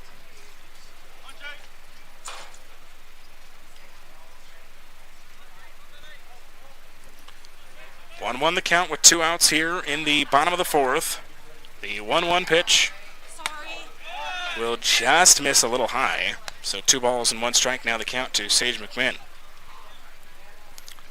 So Plainsmen, 2 outs here in the bottom of the 4th. Still no score between the Sodbusters and the Plainsmen as the 2-1 pitch to McMinn swung on, fouled back into the catcher's mitt of Scott. So 2 balls and 2 strikes now the count. 2-2 with 2 gone. Nobody on for the Plainsmen in the bottom of the 4th. 2 balls and 2 strikes. Schroeder kicks and deals. 2-2 off speed and misses low and away. So count will now go full. 3 balls and 2 strikes from Jake Schroeder to Sage McMinn. Schroeder trying to force the Plainsmen to go 1-2-3 here in the bottom of the 4th. Here is his payoff pitch. 3-2. That one is skied up into right field. Making a nice running catch is Tegan Tamia at 2nd. And that'll be the end of the inning. We're now through 4 complete. Still no score between the Plainsmen and the Sodbusters. It'll be 8-9-1 due up for the Sodbusters in the top of the 5th with Lemke, Tamia, and Kennedy. After 4 complete, all zeros. It's North Platte Plainsmen Baseball on the Plainsmen Radio Network and our YouTube channel. Here at Birdwood Beef, we are pleased to offer you the beef our family has raised and loved for years, and we are here to ensure you know exactly where your beef comes from. Our cattle are raised on vast grassland pastures in the Nebraska Sandhills and are finished on grain produced on our farm. As a result, we produce well-marbled, high-quality beef. Birdwood Beef has one primary source, Star Cattle Company, our family farm and ranch since 1912, located right here in Lincoln County. We currently sell dry-age individual cuts and bundles online at birdwoodbeef.com and whole, half, quarter, or eighth beef locally in North Platte and Lincoln, Nebraska. We also ship nationwide every Monday. Place your order today at birdwoodbeef.com and follow Birdwood Beef on Facebook and Instagram to learn more about your local beef producer. Birdwood Beef, ranch-raised, grain-finished Nebraska beef. Hi, this is Tommy B from the Nebraska Athletic Club here in North Platte, Nebraska. And I want to welcome you to not just North Platte, but to the Nebraska Athletic Club. Nebraska Athletic Club, here we have about 8,000 square feet of pure fitness. Cardiovascular, strength training, multifunctional machines, you name it, we have it. So if you want to come... Complete here from Billwood Field in Game 2 of this doubleheader between the Plainsmen and the Sodbusters. The Sodbusters took Game 1 by a final score of 7-3. Plainsmen trying to take Game 2 as the Sodbusters lead this 7-game series so far between these two teams, 2-1. Or excuse me, 2-0. Was thinking about the Hastings game on Monday, July 4th as well. But you could technically count this as an 8-game series between the Plainsmen and the Sodbusters, as they have not had an exhibition game between that Monday game and the first game of this 7-game series starting yesterday. First pitch to Matt Lemke, skips low and inside. 1 ball and no strikes. The count will start here from Peyton Leon to Matt Lemke. Peyton Leon ready for the 5th inning.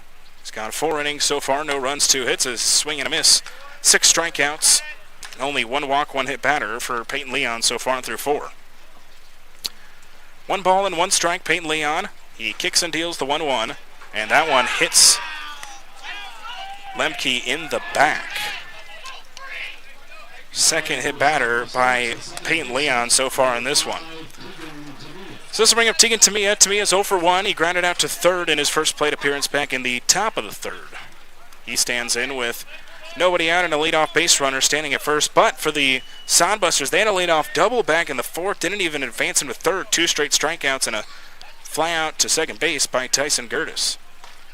Leon comes set, ready for the first pitch to the right-hander Tamia. Shows bunt, lays it down on the first base side. Myers picks it up, throws on to first. It's in time. But the bunt does its job as Lemke advances to second. So now it's back to the top of the order with Garrett Kennedy. Garrett Kennedy is 0 for 2, struck out in the first, and then flew out to short in the third. The right-hander stands in with 1 away and nobody on, or 1 on at second with Matt Lemke after the bunt. Advances Lemke from first to second. Peyton Leon comes set, ready for the first pitch here to Garrett Kennedy. As Peyton Leon looks on, he comes set with Lemke leading away from second. First pitch to Kennedy, fastball's in there for a strike. No balls and 1 strike, the count will start from Peyton Leon to Garrett Kennedy.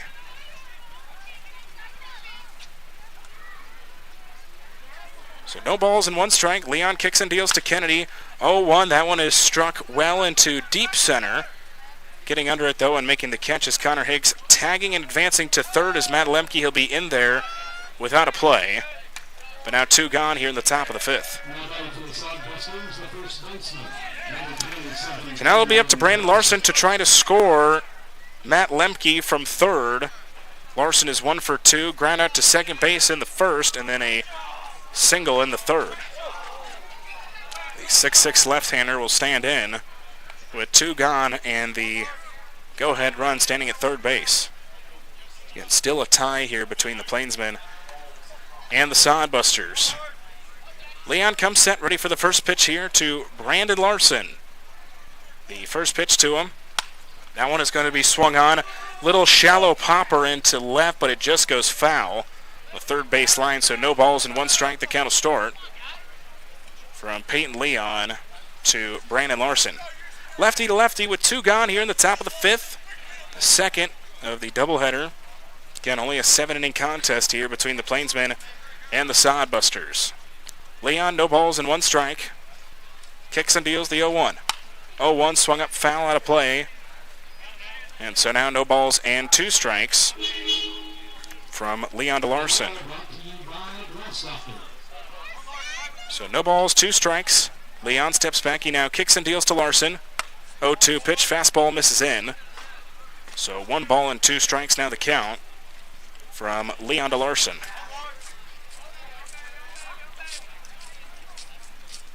One ball and 2 strikes. Leon comes set. He now steps back, kicks and deals the 1-2. 1-2 fastball high, swung on and missed. Strikeout number 7 for Peyton Leon, and they will leave that runner stranded at third. No runs, no hits, no errors. They leave 1 on base. We head to the bottom of the 5th. 2 up for the Plainsmen. It'll be Thompson, Ruffin, and Myers. After 4.5, we still have no score. It's North Platte Plainsmen Baseball on the Plainsmen Radio Network and our YouTube channel. For a beautiful lawn and landscape, head to Hibner's. They have everything you need to have a successful and enjoyable yard and garden, including healthy plants, hardy stock, premium fertilizers, and professional products, all at competitive prices.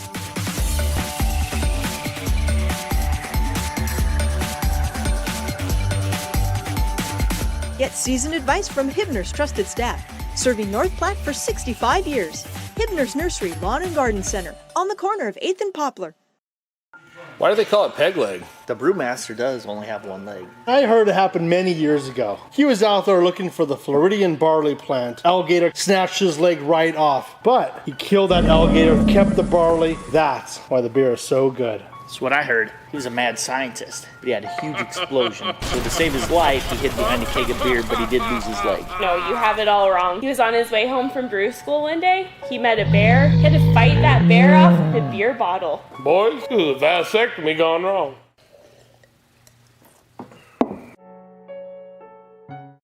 Developing Memories is proud to be the official photographer of your Plainsmen. Developing Memories professional photo studio downtown North Platte has been capturing all your priceless memories from the little leagues to the majors, hitting grand slams with their professional quality and stealing your hearts as you see those priceless photos of your kids rolling over, then their toothless smiles, their dimples, their freckles, to showing off who they are in their score between the Plainsmen and the Sodbusters as we start out this bottom half of the fifth inning, as Jake Schroeder looks on to Garrett Thompson to lead things off here in the bottom half of the fifth inning. Thompson, the left-hander, stands in to lead things off. Thompson is 0 for 1. He flew out to center in his first appearance back in the bottom of the second. Left-hander leading things off in the bottom of the fifth. First pitch, soft grounder to second to Tamia. Throw into first will be in time. One pitch, one out to start out this bottom half of the fifth inning. So now in will step Jalen Ruffin. Ruffin was hit by a pitch in his first appearance back in the bottom of the second. The right-hander from here in North Platte stands in with one away and nobody on for the Plainsmen. Again, still no score here between Hastings and North Platte as we're here in the bottom of the fifth in a 7-inning contest between these two. Schroeder kicks and deals the first pitch to Jalen Ruffin. First pitch off speed, catches the inner bottom corner. No balls and one strike. The count will start from Jake Schroeder to Jalen Ruffin. Schroeder steps back, kicks and deals to Ruffin. The 0-1, that one is grounded to third. Mattson is on it, throwing to first. That'll be in time. Jalen Ruffin almost beat it out with his speed. But two quick groundouts here in the bottom of the fifth. So now this will bring up Griffin Myers. Griffin Myers, the left-handed catcher, stands in with two gone and nobody on for the Plainsmen here in the bottom of the fifth. Myers now 6 for 15 against the Hastings Sodbusters this season.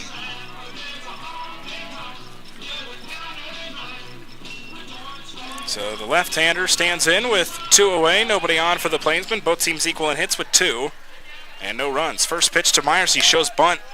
Just watches that one sail in. It's in there for a strike. No balls and one strike. The count will start from Jake Schroeder to Griffin Myers. So no balls and one strike. Schroeder now steps back, kicks and deals to Myers. Off speed. That one's in there. No balls and two strikes. Now the count. Hasn't been as big of a strikeout day for Schroeder than it has for Leon. Schroeder only with 2. Leon now with 7. The 0-2 to Griffin Myers. That one will skip low. 1 ball and 2 strikes, but Schroeder's been trusting his defense, and his defense has been getting it done. Still, both teams with a big fat 0 in the run category. 1 ball and 2 strikes here from Schroeder to Myers. 1 ball, 2 strikes. Kicking and dealing is Schroeder. 1-2 misses away. It's now 2 balls and 2 strikes from Jake Schroeder to Griffin Myers. So 2 balls, 2 strikes. Schroeder looks on to Griffin Myers. The 2-2 pitch from Schroeder. That one is swung on, grounded. A little harder to second, but Tamia is on it. And it's a 3-up, 3-down inning for the Plainsmen in the bottom of the fifth. Still zeros as we head into the top of the sixth. It'll be Constantine Scott and Duddleston due up.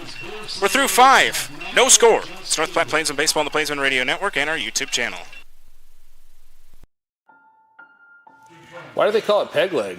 Well, The brewmaster does only have one leg. I heard it happened many years ago. He was out there looking for the Floridian barley plant. Alligator came out, surprised him, snatched his leg right off. But he killed that alligator with his bare hands, kept the barley, and that's why the beer is so good. Nah, that seems ridiculous, man. That's what I heard. He was a mad scientist, but he had a huge explosion.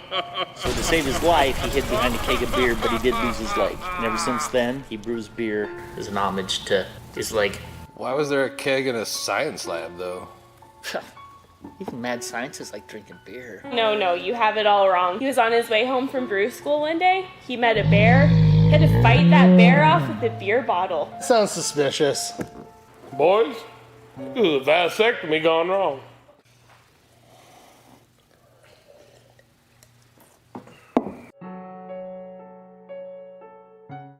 Hi, this is Chad Fosdick from the people that you know and trust and the owner of Glass Doctor, Mr. Plines, and Premier Rental Purchase. 3,403. That is the number of windshields, glass showers, Our YouTube channel.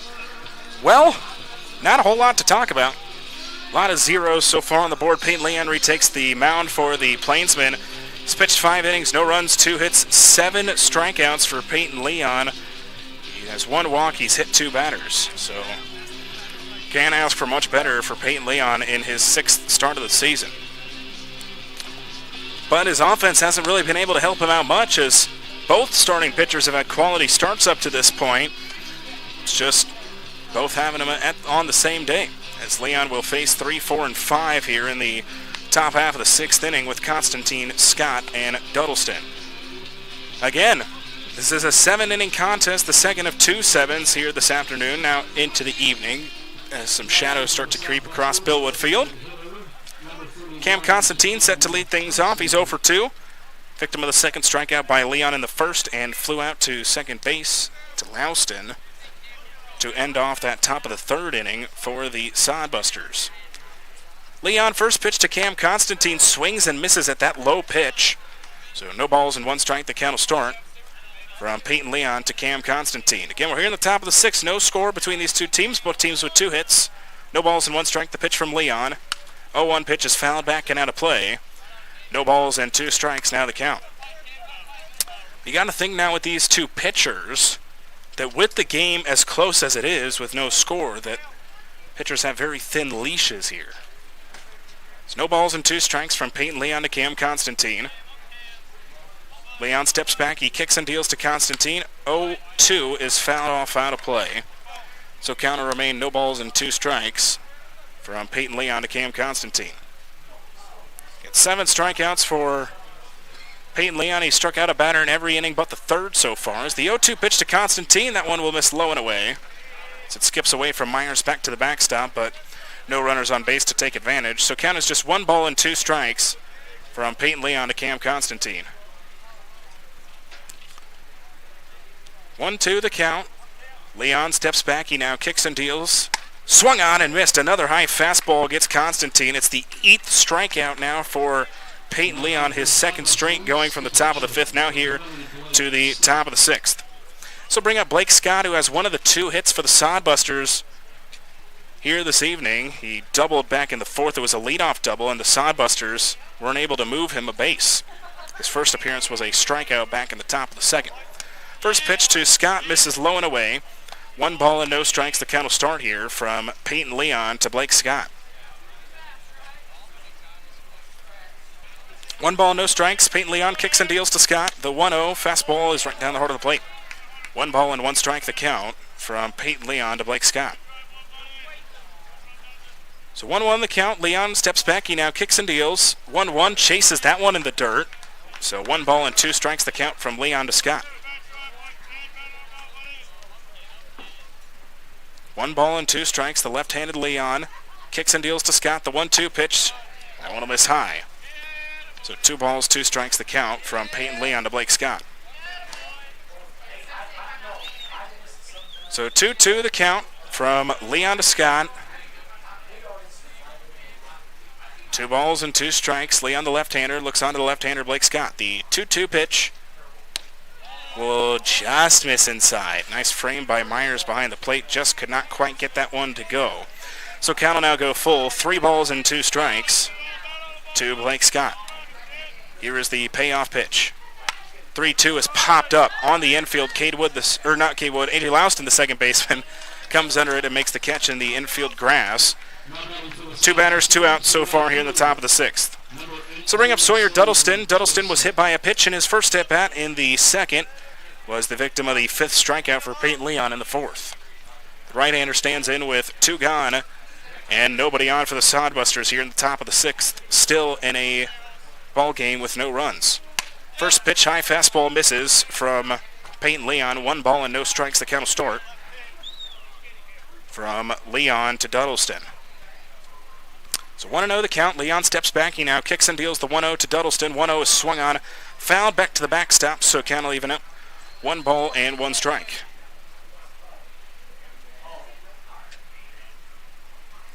So 1-1 the count is now the home plate umpire. Coming in with a quick chat here with Peyton Leon as they get some new balls out to the umpires. Still a very hot day here at Billwood. It's starting to cool down a little bit with it getting later into the evening. But still an excessive heat warning here in Lincoln County. Feels like 100, so we're almost down to high 90s as the 1-1 pitch here to Sawyer Duddleston. Fastball will just miss high. So 2 balls, 1 strike the count from Peyton Leon to Sawyer Duddleston. 2 balls and 1 strike. Leon kicks and deals to Duddleston. The 2-1, that one's in there on the fastball. Little lower than that last pitch, so it's now 2 balls and 2 strikes from Peyton Leon to Sawyer Duddleston. So 2-2 the count. Leon looks on, gets his sign. He now kicks and deals the 2-2 pitch. 2-2 fastball will just miss up. 3 balls and 2 strikes. He's attacking that high part of the strike zone on 3 straight pitches now. Got the call on 1 of the 3. Payoff pitch by Leon. Swung on and missed. Off speed gets him. It's the 9th strikeout for Peyton Leon, and it's another 1-2-3 inning for the Sodbusters. Way to the bottom of the 6th. It'll be Louston, Sturgeon, and Higgs due up. After 5.5, still no score. It is North Platte Plainsmen Baseball on the Plainsman Radio Network and our YouTube channel. Why do they call it peg leg? Well, the brewmaster does only have 1 leg. I heard it happened many years ago. He was out there looking for the Floridian barley plant. Alligator came out, surprised him, snatched his leg right off. But he killed that alligator with his bare hands, kept the barley, and that's why the beer is so good. Nah, that seems ridiculous, man. That's what I heard. He was a mad scientist, but he had a huge explosion.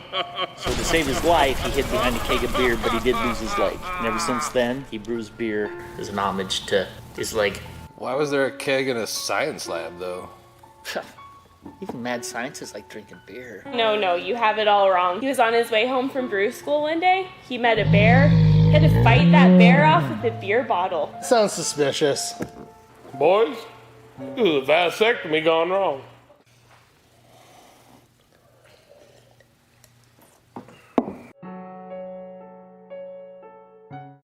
Hi, this is Chad Fosdick from the people that you know and trust and the owner of Glass Doctor, Mr. Plines, and Premier Rental Purchase. 3,403. That is the number of windshields, glass showers, windows, appliance repairs, and home furnishing sales our company's completed in 2021. That level of activity does not happen by accident or wouldn't continue if we did not provide the best value when you call any of our... Here from Billwood Field as we're ready for the bottom of the 6th.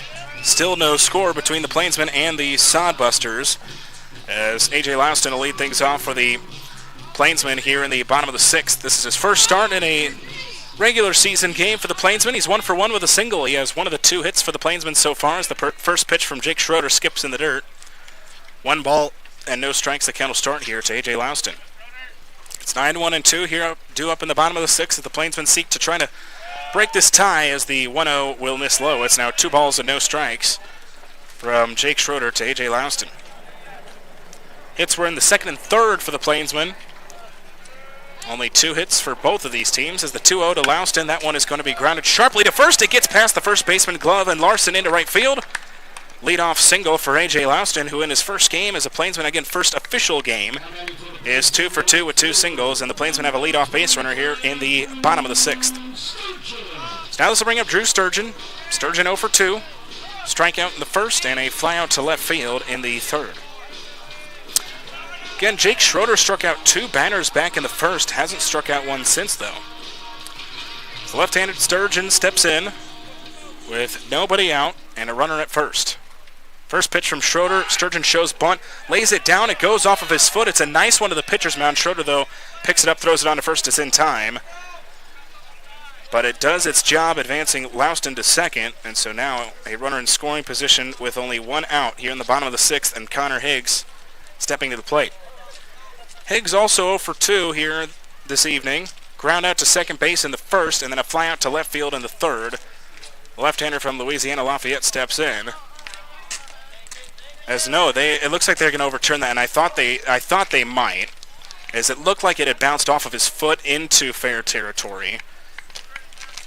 And so A.J. Louston will head back to second, or head back to first from second. Count just starts no balls and 1 strike as that one just went off his foot. It'll be a foul ball. So no balls and 1 strike to Drew Sturgeon with nobody out and a runner on first in a tie ball game at 0.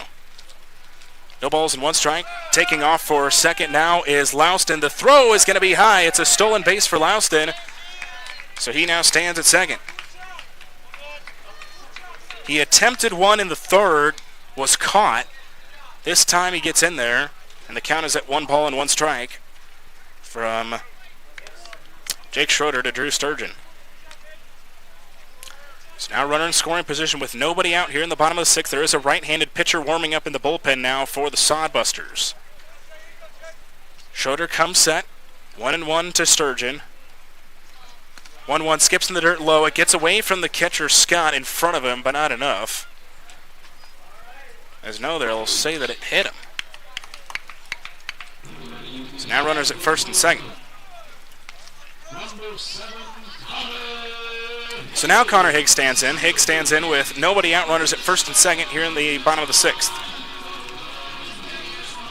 Higgs stands in with nobody out, runners at first and second here in a tie ball game in the bottom of the 6th.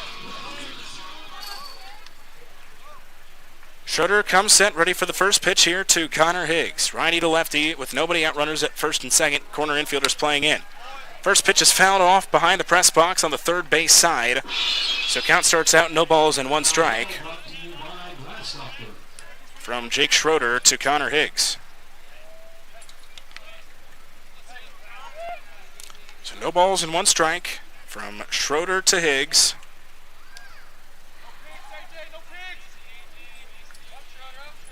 Coming set is Schroeder. The 0-1 pitch to Higgs as now he'll chase Louston back to second. And so still no balls and 1 strike the count to Connor Higgs. Higgs has come through many times in this situation for the Plainsmen. Think back to that Casper game where he tied the game in the 8th and then walked it off. It's the 0-1 pitch. That one will miss low. A nice stop by Scott behind the plate to advance any runners from advancing. So 1 ball, 1 strike the count from Jake Schroeder to Connor Higgs. Higgs in the batter's box, Giancarlo Servine on deck. Now 2 pitchers warming up in the bullpen for the Sodbusters. There's a big spot here. 1 ball, 1 strike the pitch. That one will miss low. Count is now 2 balls and 1 strike from Jake Schroeder to Connor Higgs. So 2-1 the count with nobody out. Runners at first and second for the Plainsmen here in the bottom of the 6th. Schroeder comes set. 2 balls and 1 strike. The 2-1 to Higgs. 2-1 grounded on the first base side, so count will even out. 2 balls and 2 strikes from Schroeder to Higgs. Again, Higgs grounded to second base in the first, fly out to left field in the third. Coming here in the bottom of the 6th in a big spot with runners at first and second and nobody out. This is not an opportunity you want to let slip out of your fingers if you're North Platte. 2 balls and 2 strikes from Jake Schroeder to Connor Higgs, righty to lefty. Here in the bottom of the 6th. The 2-2 count as Schroeder comes set. Schroeder kicks and deals the 2-2 pitch. 2-2, that one is lined sharply and through into center field. A.J. Louston will round third. He is on his way. He is going to score. And the Plainsmen break the tie here in the bottom of the 6th off the RBI single by Connor Higgs. Once again, Connor Higgs comes through for the Plainsmen. And the Plainsmen take a 1-0 lead here in the bottom of the 6th. So now a chance for more here for the Plainsmen in the bottom of the 6th as they try to give some cushion to whoever comes out in the 7th pitching-wise for the Plainsmen. As now standing at second is Drew Sturgeon.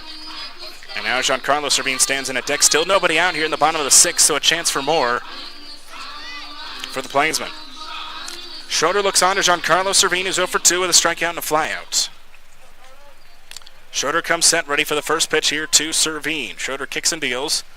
That first pitch misses low and away. 1 ball and no strikes, the count starts. From Jake Schroeder to Giancarlo Servine. For Connor Higgs comes through with the single into center field that scored Louston from second. He rounded third and scored for the Plainsmen to give them a 1-0 lead here in the bottom of the 6th. 1 ball and no strikes, the pitch to Servine. 1-0, that one is going to be lined into center field. That one's down for another base hit. Drew Sturgeon, he will round third. He is going to score. Giancarlo Servine, an RBI single, and the Plainsmen now lead this one 2-0 here in the bottom of the 6th. So Giancarlo Servine comes through. Sturgeon scores. It's now 2-0. As now runners at the corners for Angel De La Cruz, and now head coach Luke Bay comes out. And this might be it for Jake Schroeder. Masterful performance for him on the mound. Just could not keep it going here in the 6th. We'll get a pitching change. Meet the new pitcher when we come back. It's North Platte Plainsmen Baseball on the Plainsmen Radio Network and our YouTube channel.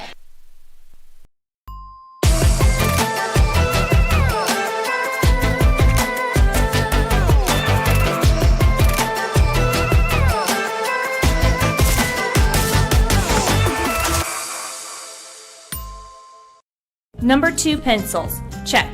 24 markers, check. 2 pinky erasers, check. 3 ring notebook, check. You'll be shopping for a lot of things for school, but what's more important than your school photos? Pencils will break, markers will get lost, but your school photos will capture that moment forever. They won't just be on display this year at the house, but on your grandma's fridge, and even on display at your graduation. How many years from now? When you're shopping for something this priceless, quality matters. Come experience the difference at Developing Memories Professional Photo Studio, downtown North Platte. You'll experience professional quality with over 20 years of experience, professional developing, a fun, relaxed environment, and to top it all off, you get to choose your favorite photo and select from any of our 20 different school backgrounds. Photo packages that contain photos for your wall, and also to share with grandparents, aunts, and uncles, start at just $15. You can even toss in a magnet for grandma's fridge and a keychain for yourself. That's right, $15 and over 20 different school backgrounds for your school photos. So show off those missing teeth, those cheesy smiles, those dimples, and those freckles. We're developing memories into photos to last you a lifetime, downtown North Platte.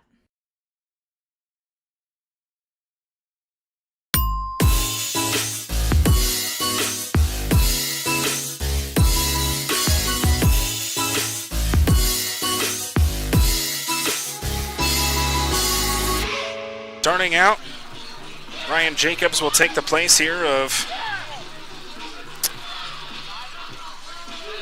Jake Schroeder, who had a masterful performance. Again, just could not keep things going. 6 innings pitched, 2 runs for now, 5 hits, 2 strikeouts, no walks, and 2 hit batters. Ryan Jacobs comes into the game, the 6'4" right-hander out of Spring, Texas. Plays his college ball at Tarleton State. 1-0 record for him so far this year. He's had 1 start, 8 appearances, 24 2/3. He has 2 saves as well. 4.37 ERA, 37 strikeouts compared to 10 walks. He pitched against the Plainsmen on that July 4th game where he went 2 innings, 1 run, it wasn't earned, no hits, 1 strikeout, and 3 walks. The right-hander comes in after the RBI singles by Connor Higgs and Giancarlo Servine. The Plainsmen now lead this one 2-0 here in the bottom of the 6th, trying to provide more of a cushion for the Plainsmen before heading into the 7th. First pitch to De La Cruz as Servine will immediately take off for second. It skipped in the dirt, so no throw. It's a stolen base for Giancarlo Servine. And now 2 runners in scoring position. Still nobody out here in the bottom of the 6th. Plainsmen trying to add on to their lead before heading into the top of the 7th. And you think the more that the Plainsmen add on, the more of a chance we probably see Peyton Leon trying to go the full game. Here as Angel De La Cruz rips one foul on the right field line. So no balls and 1 strike. The count will start from Ryan Jacobs to Angel De La Cruz. So no balls and 1 strike here from Ryan Jacobs to Angel De La Cruz. 1 ball, 1 strike as that one skips in the dirt. It's now 2 balls and 1 strike from Ryan Jacobs to Angel De La Cruz. So 2-1 the count with nobody out. Runners at second and third for the Plainsmen here in the bottom of the 6th.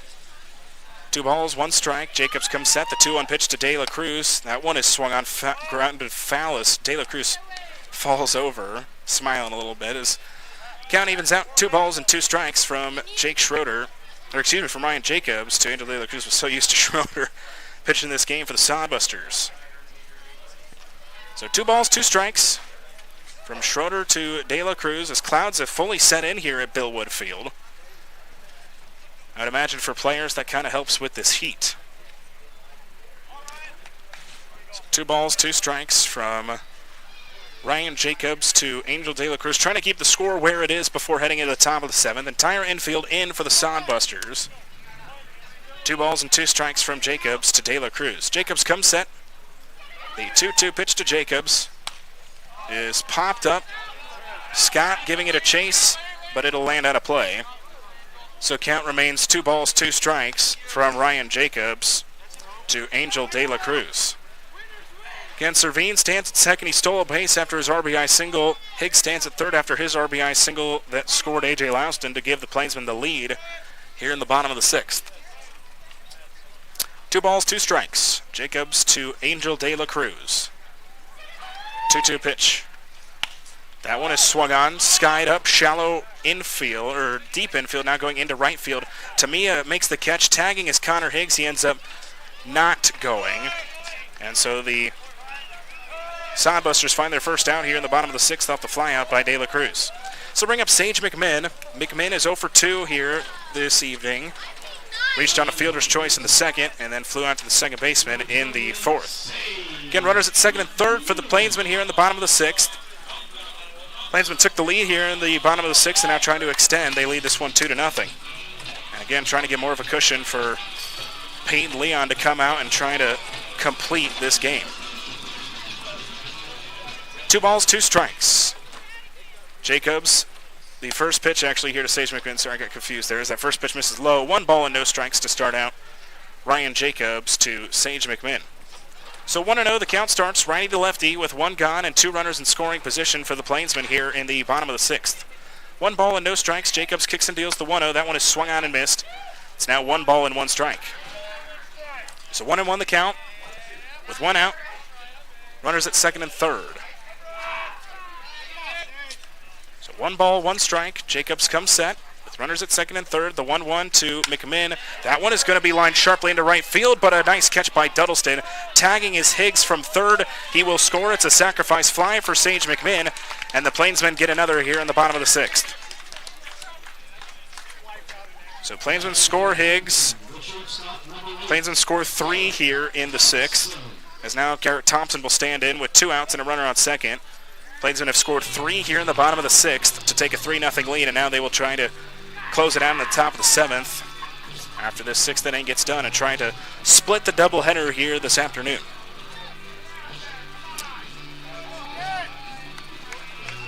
It's Ryan Jacobs now 3 runs. The runner on second is also his responsibility, as now he would be set up for the loss if the Plainsmen get this victory, but still a very quality start for him as that first pitch misses low. 1 ball and no strikes. The count starts from Ryan Jacobs to Garrett Thompson. It was really a question of which pitcher was going to break first, and it was Ryan Jacobs in this one as the Plainsmen lead this one 3-0. 1 ball and no strikes. Jacobs comes set, looks on to Garrett Thompson. The 1-0 pitch, that one misses low. It's now 2 balls and no strikes. Servine stands at second with 2 gone here in the bottom of the 6th. 2 balls and no strikes the count from Ryan Jacobs to Garrett Thompson. 2-0 the count. Jacobs comes set. A 2-0 pitch. That fastball's in there. It's now 2 balls and 1 strike. So again, Schroeder ends up going 5 innings, 3 runs, possibly 4 if Servine scores. 5 hits, 2 strikeouts, no walks, and 2 hit batters for Schroeder. Very quality start for Schroeder here today. 2 balls and 1 strike. The pitch to Thompson. That one skips in the dirt. It's now 3 balls and 1 strike from Ryan Jacobs to Garrett Thompson. Hitting-wise for the Sodbusters, not in a great spot. They'll have 6, 7, and 8 due up in the top of the 7th.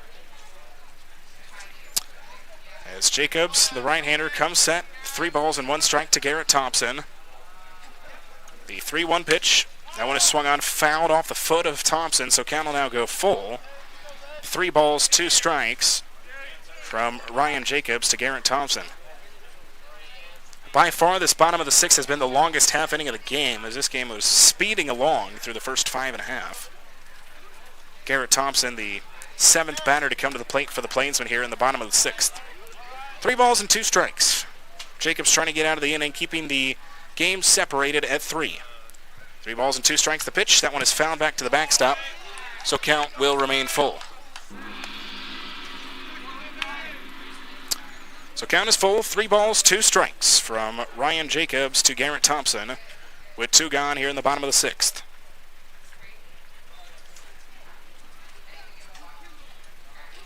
Jacobs comes set, ready for this full count pitch. Here's the payoff pitch. 3-2. That one is swung up into left field. Coming under it is the left fielder Kennedy. He makes the catch, and that'll be it. But the Plainsmen take the lead. They score 3 runs on 3 hits. No errors. They leave 1 on base. Peyton Leon will come out for the top of the 7th. We're through 6 complete. Last chance coming up for the Sodbusters. It'll be Madsen, Gurris, and Lemke due up. After 6 complete, Plainsmen lead this one 3-0. It's North Platte Plainsmen Baseball on the Plainsmen Radio Network and our YouTube channel.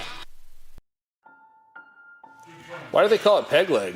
Well, the brewmaster does only have 1 leg. I heard it happened many years ago. He was out there looking for the Floridian barley plant. Alligator came out, surprised him, snatched his leg right off. But he killed that alligator with his bare hands, kept the barley, and that's why the beer is so good. Nah, seems ridiculous, man. That's what I heard. He was a mad scientist, but he had a huge explosion. So to save his life, he hid behind a keg of beer, but he did lose his leg. And ever since then, he brews beer as an homage to his leg. Why was there a keg in a science lab, though? Even mad scientists like drinking beer. No, you have it all wrong. He was on his way home from brew school one day. He met a bear. He had to fight that bear off with a beer bottle. Sounds suspicious. Boys, this is a vasectomy gone wrong.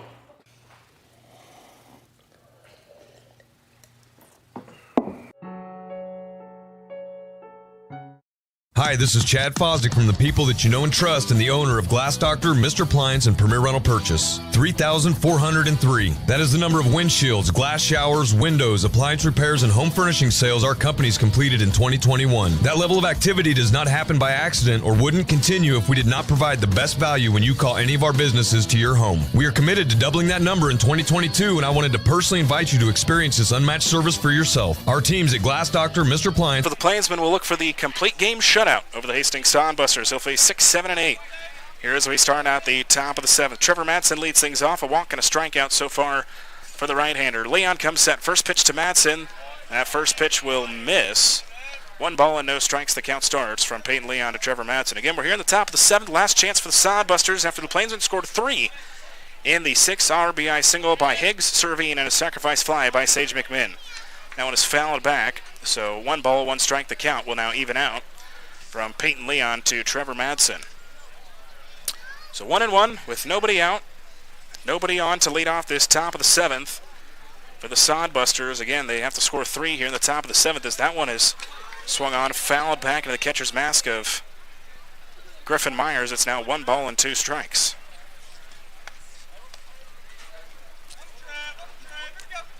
So 1 ball, 2 strikes from Peyton Leon to Trevor Madsen to lead off this top half of the 7th. Plainsmen trying to split this doubleheader here this evening. 1 ball and 2 strikes. Leon, the left-hander, comes set, looks on to Trevor Madsen. Here is the 1-2 pitch. 1-2 is popped up foul territory. Griffin Myers, the catcher, gives it a look, but it'll land foul and out of play on the first base side. So count will remain 1 ball and 2 strikes from Peyton Leon to Trevor Madsen. So 1-2 with nobody out. Nobody on for the Sodbusters here in the top of the 7th. 1 ball, 2 strikeout. 1-2 pitch. That one's going to ring him up. Thrown down the heart of the plate, and it's now double-digit strikeouts for Peyton Leon. He's reached 10, and now the Plainsmen 2 outs away. So now this will bring up Tyson Gertis. Gertis is 0 for 2 with a line-out and a fly-out so far in this one. Gertis stands in, now 2 outs remaining for the Sodbusters to try to come back in this one after the Plainsmen scored 3 in the bottom of the 6th. Leon comes set, ready for the first pitch here to Tyson Gertis. First pitch, that one is skied up, foul territory. De La Cruz gives it a look, but it'll land near the Sodbuster bullpen, so no balls and 1 strike, the count will start from Peyton Leon to Tyson Gertis. This is definitely Peyton Leon's best start of the summer. It's now his longest. 10 strikeouts, only 1 walk, and 2 hit batters. It has been a fantastic start for Peyton Leon. No balls and 1 strike from Peyton Leon to Tyson Gertis. The 0-1 pitch from Leon. That one was high. Count will even out. 1 ball and 1 strike from Leon to Gertis. So 1-1 the count with 1 out. Nobody on for the Sodbusters here in the top of the 7th. 1-1 pitch. That one will miss. So 2 balls and 1 strike now the count.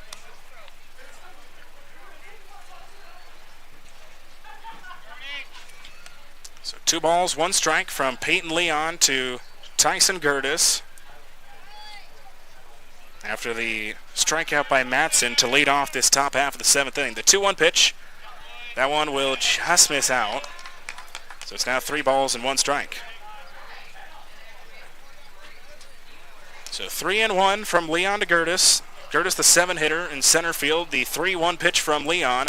Swung on, grounded hard foul over to the Plainsman dugout. Count is now full. 3 balls, 2 strikes from Peyton Leon to Tyson Gertis.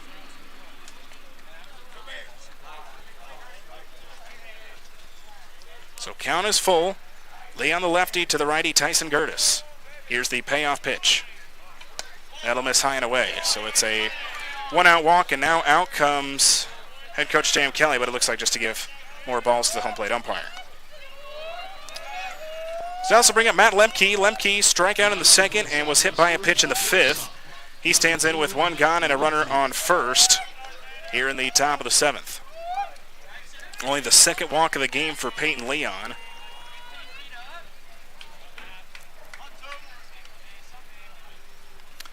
Now Leon looks on to Matt Lemke, the 8-hitter. Now they will try to pick off Gertis, but Gertis is back in their sliding. He was a little late going back, but the throw was not in time. So still a fresh count here from Peyton Leon to Matt Lemke. Lemke getting started in the 8th spot for 2 straight games now for the Sodbusters. As Leon comes set, ready for the first pitch to Lemke. Again, they will try to pick off Tyson Gertis. He is safe. Oh, that one was close. De La Cruz and the field umpire talking about it. Looked like from here that he was back, but De La Cruz seemed to laugh it off, so much better vantage point down there. So still a fresh count here from Leon to Lemke. First pitch to Lemke now. Fastball is in there for a strike. No balls and 1 strike. The count will start here from Peyton Leon to Matt Lemke. So 0-1 with 1 gone in the top of the 7th. 2 outs left for the Sodbusters. 0-1 swung on and missed. No balls and 2 strikes now the count from Peyton Leon to Matt Lemke.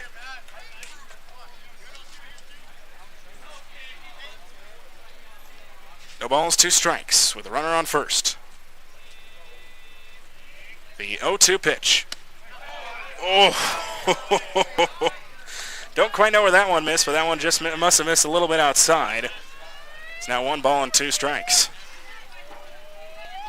So Leon now comes set, ready with the 1-2. 1-2 pitch to Lemke. That one's going to ring him up. 2 strikeouts for Leon in the inning, 11 strikeouts on the evening, and now the Sodbusters down to their final out here in the top of the 7th. Last chance will be with Tegan Tamia. Tamia, who is 0 for 2 groundouts in this one for the Sodbusters. He comes in with 2 gone, and Gertis leading away from first after his full count walk. First pitch from Leon. That one is going to be swung on, struck into right field, going back on it, and making the catch is Drew Sturgeon. It's a complete game shutout for Peyton Leon as the Plainsmen win this one by a final score of 3-0. What a performance by Peyton Leon here tonight as he finishes going 7 innings, no runs, 2 hits, 11 strikeouts, 2 walks, and 2 hit batters. One of the best pitching performances we've seen for the Plainsmen this season. Our Nebraska Land Bank postgame show is coming up, including my conversation with head coach J.M. Kelly, as we bring you North Platte Plainsmen baseball on the Plainsmen Radio Network.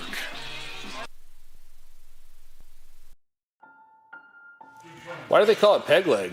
Well, the brewmaster does only have one leg. I heard it happened many years ago. He was out there looking for the Floridian barley plant. Alligator came out, surprised him, snatched his leg right off. But he killed that alligator with his bare hands, kept the barley, and that's why the beer is so good. Nah, that seems ridiculous, man. That's what I heard. He was a mad scientist, but he had a huge explosion. So to save his life, he hid behind a keg of beer, but he did lose his leg. And ever since then, he brews beer as an homage to his leg. Why was there a keg in a science lab, though? Even mad scientists like drinking beer. No, you have it all wrong. He was on his way home from brew school one day. He met a bear. He had to fight that bear off with a beer bottle. Sounds suspicious. Boys, this is a vasectomy gone wrong.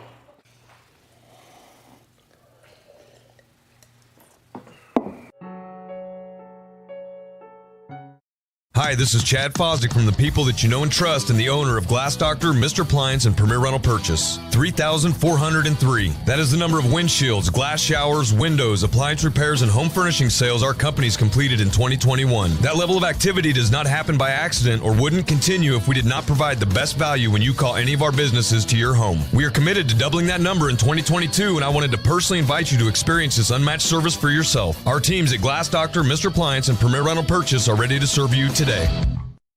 Hey, this is Christina Willard, Director of Sales of Marketing for the North Platte Plainsmen. Pizza, like baseball, is America's pastime, and what better place to get pizza than your local Domino's? Happening now, you can get 20% off on regular orders. There is a coupon available online, and you can also come in or call, and we will apply this killer deal to your purchase. This deal is available for carry-out or delivery. Visit us at 1815 West A Street in North Platte, order online at Domino's.com, or call us at 308-534-0400. That's 308-534-0400. Domino's? Oh, yes, we did. At Great Plains Foot and Ankle Specialists, we strive to make sure each and every one of our patients receives the highest level of care with individualized treatment plans. Our extensively trained doctors will listen to you and make recommendations based on your individual wants and needs. Whether it's something as seemingly simple as a swollen foot or ankle, complications related to diabetes, or an injury that requires surgery, we're here to help.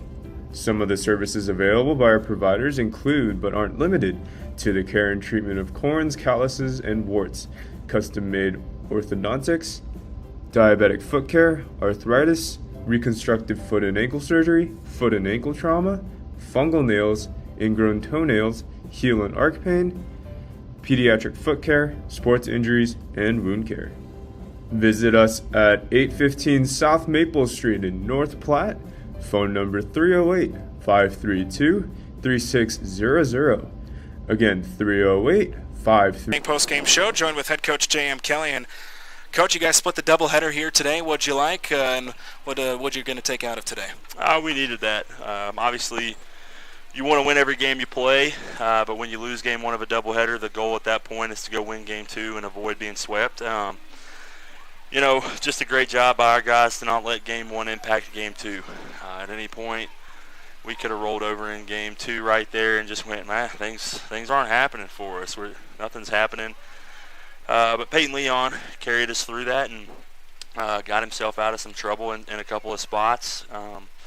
Never really any big trouble, just a couple of times runners at second, less than 2 outs, and pitched around. I think he had a runner at second with no outs at one point, struck out two and got a fly out. So just a really great job by him to keep us in the game as long as he did and allow our offense to get going there in the sixth. So. Yeah, I wanted to talk about Peyton Leon. He throws a complete game shutout here. 7 innings, only 2 hits, 11 Ks for him.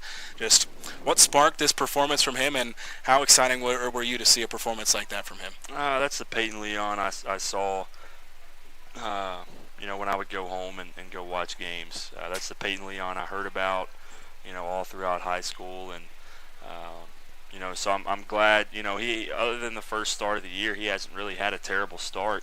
And, but to go see him do something like that, kind of break through that barrier to get through all the way through to the 7th inning and then complete that 7th inning was big for him.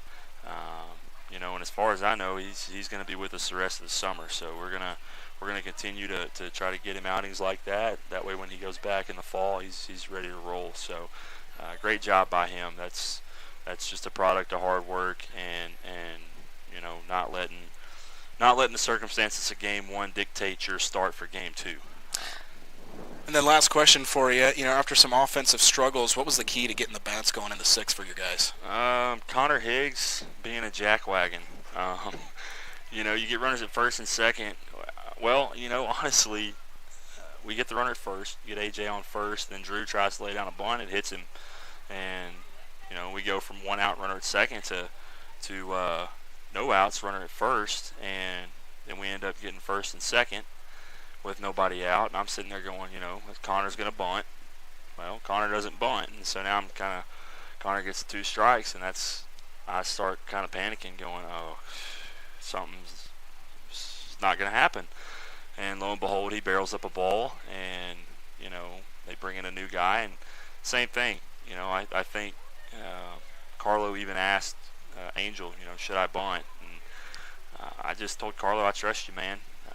Whatever you want to do, but I trust you, and I'm with you. And another single up the middle, and then we manufacture another run with Sage. So, just a really good inning. That's the innings that we're accustomed to having when we get guys on early in the inning. So, good to see us do that. Hopefully, we can carry that over into tomorrow.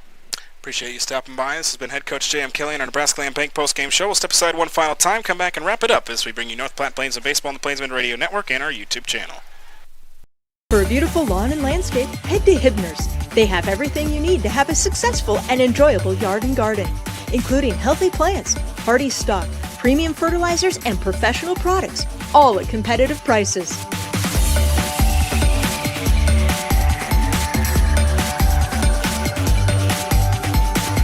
Get seasoned advice from Hibner's trusted staff, serving North Platte for 65 years. Hibner's Nursery Lawn and Garden Center, on the corner of 8th and Poplar. One thing's for certain. This year, you're going places, and Adventure Bus and Charter can take you in style. Choose from a variety of coaches for large groups, youth groups, church groups, any group. With several locations in the heart of America, Adventure Bus is the convenient choice for group transportation. John Willis back with you one final time from Billwood Field as the Plainsmen and the Sodbusters split the doubleheader here today. Let's go over the final numbers for Hastings. No runs, 2 hits, no errors. They leave 6 on base. For the Plainsmen, 3 runs on 5 hits, no errors. They leave 3 on base. Peyton Leon was the winning pitcher. Jake Schroeder takes the loss. Game started at 6:01, finished at 7:43. Total game time of 1 hour and 42 minutes.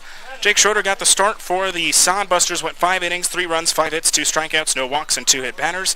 And Ryan Jacobs goes an inning, no runs, no hits, no strikeouts, and no walks.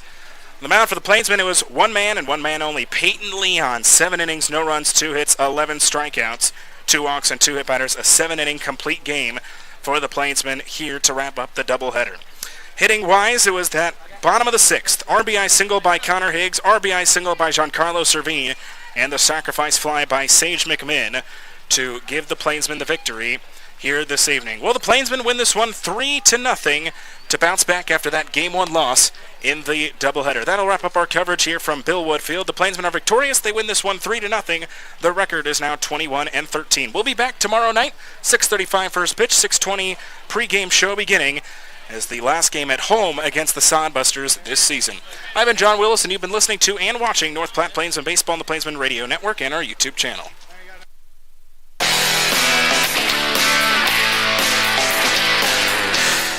You've been listening to North Platte Plainsmen Baseball on the Plainsmen Radio Network.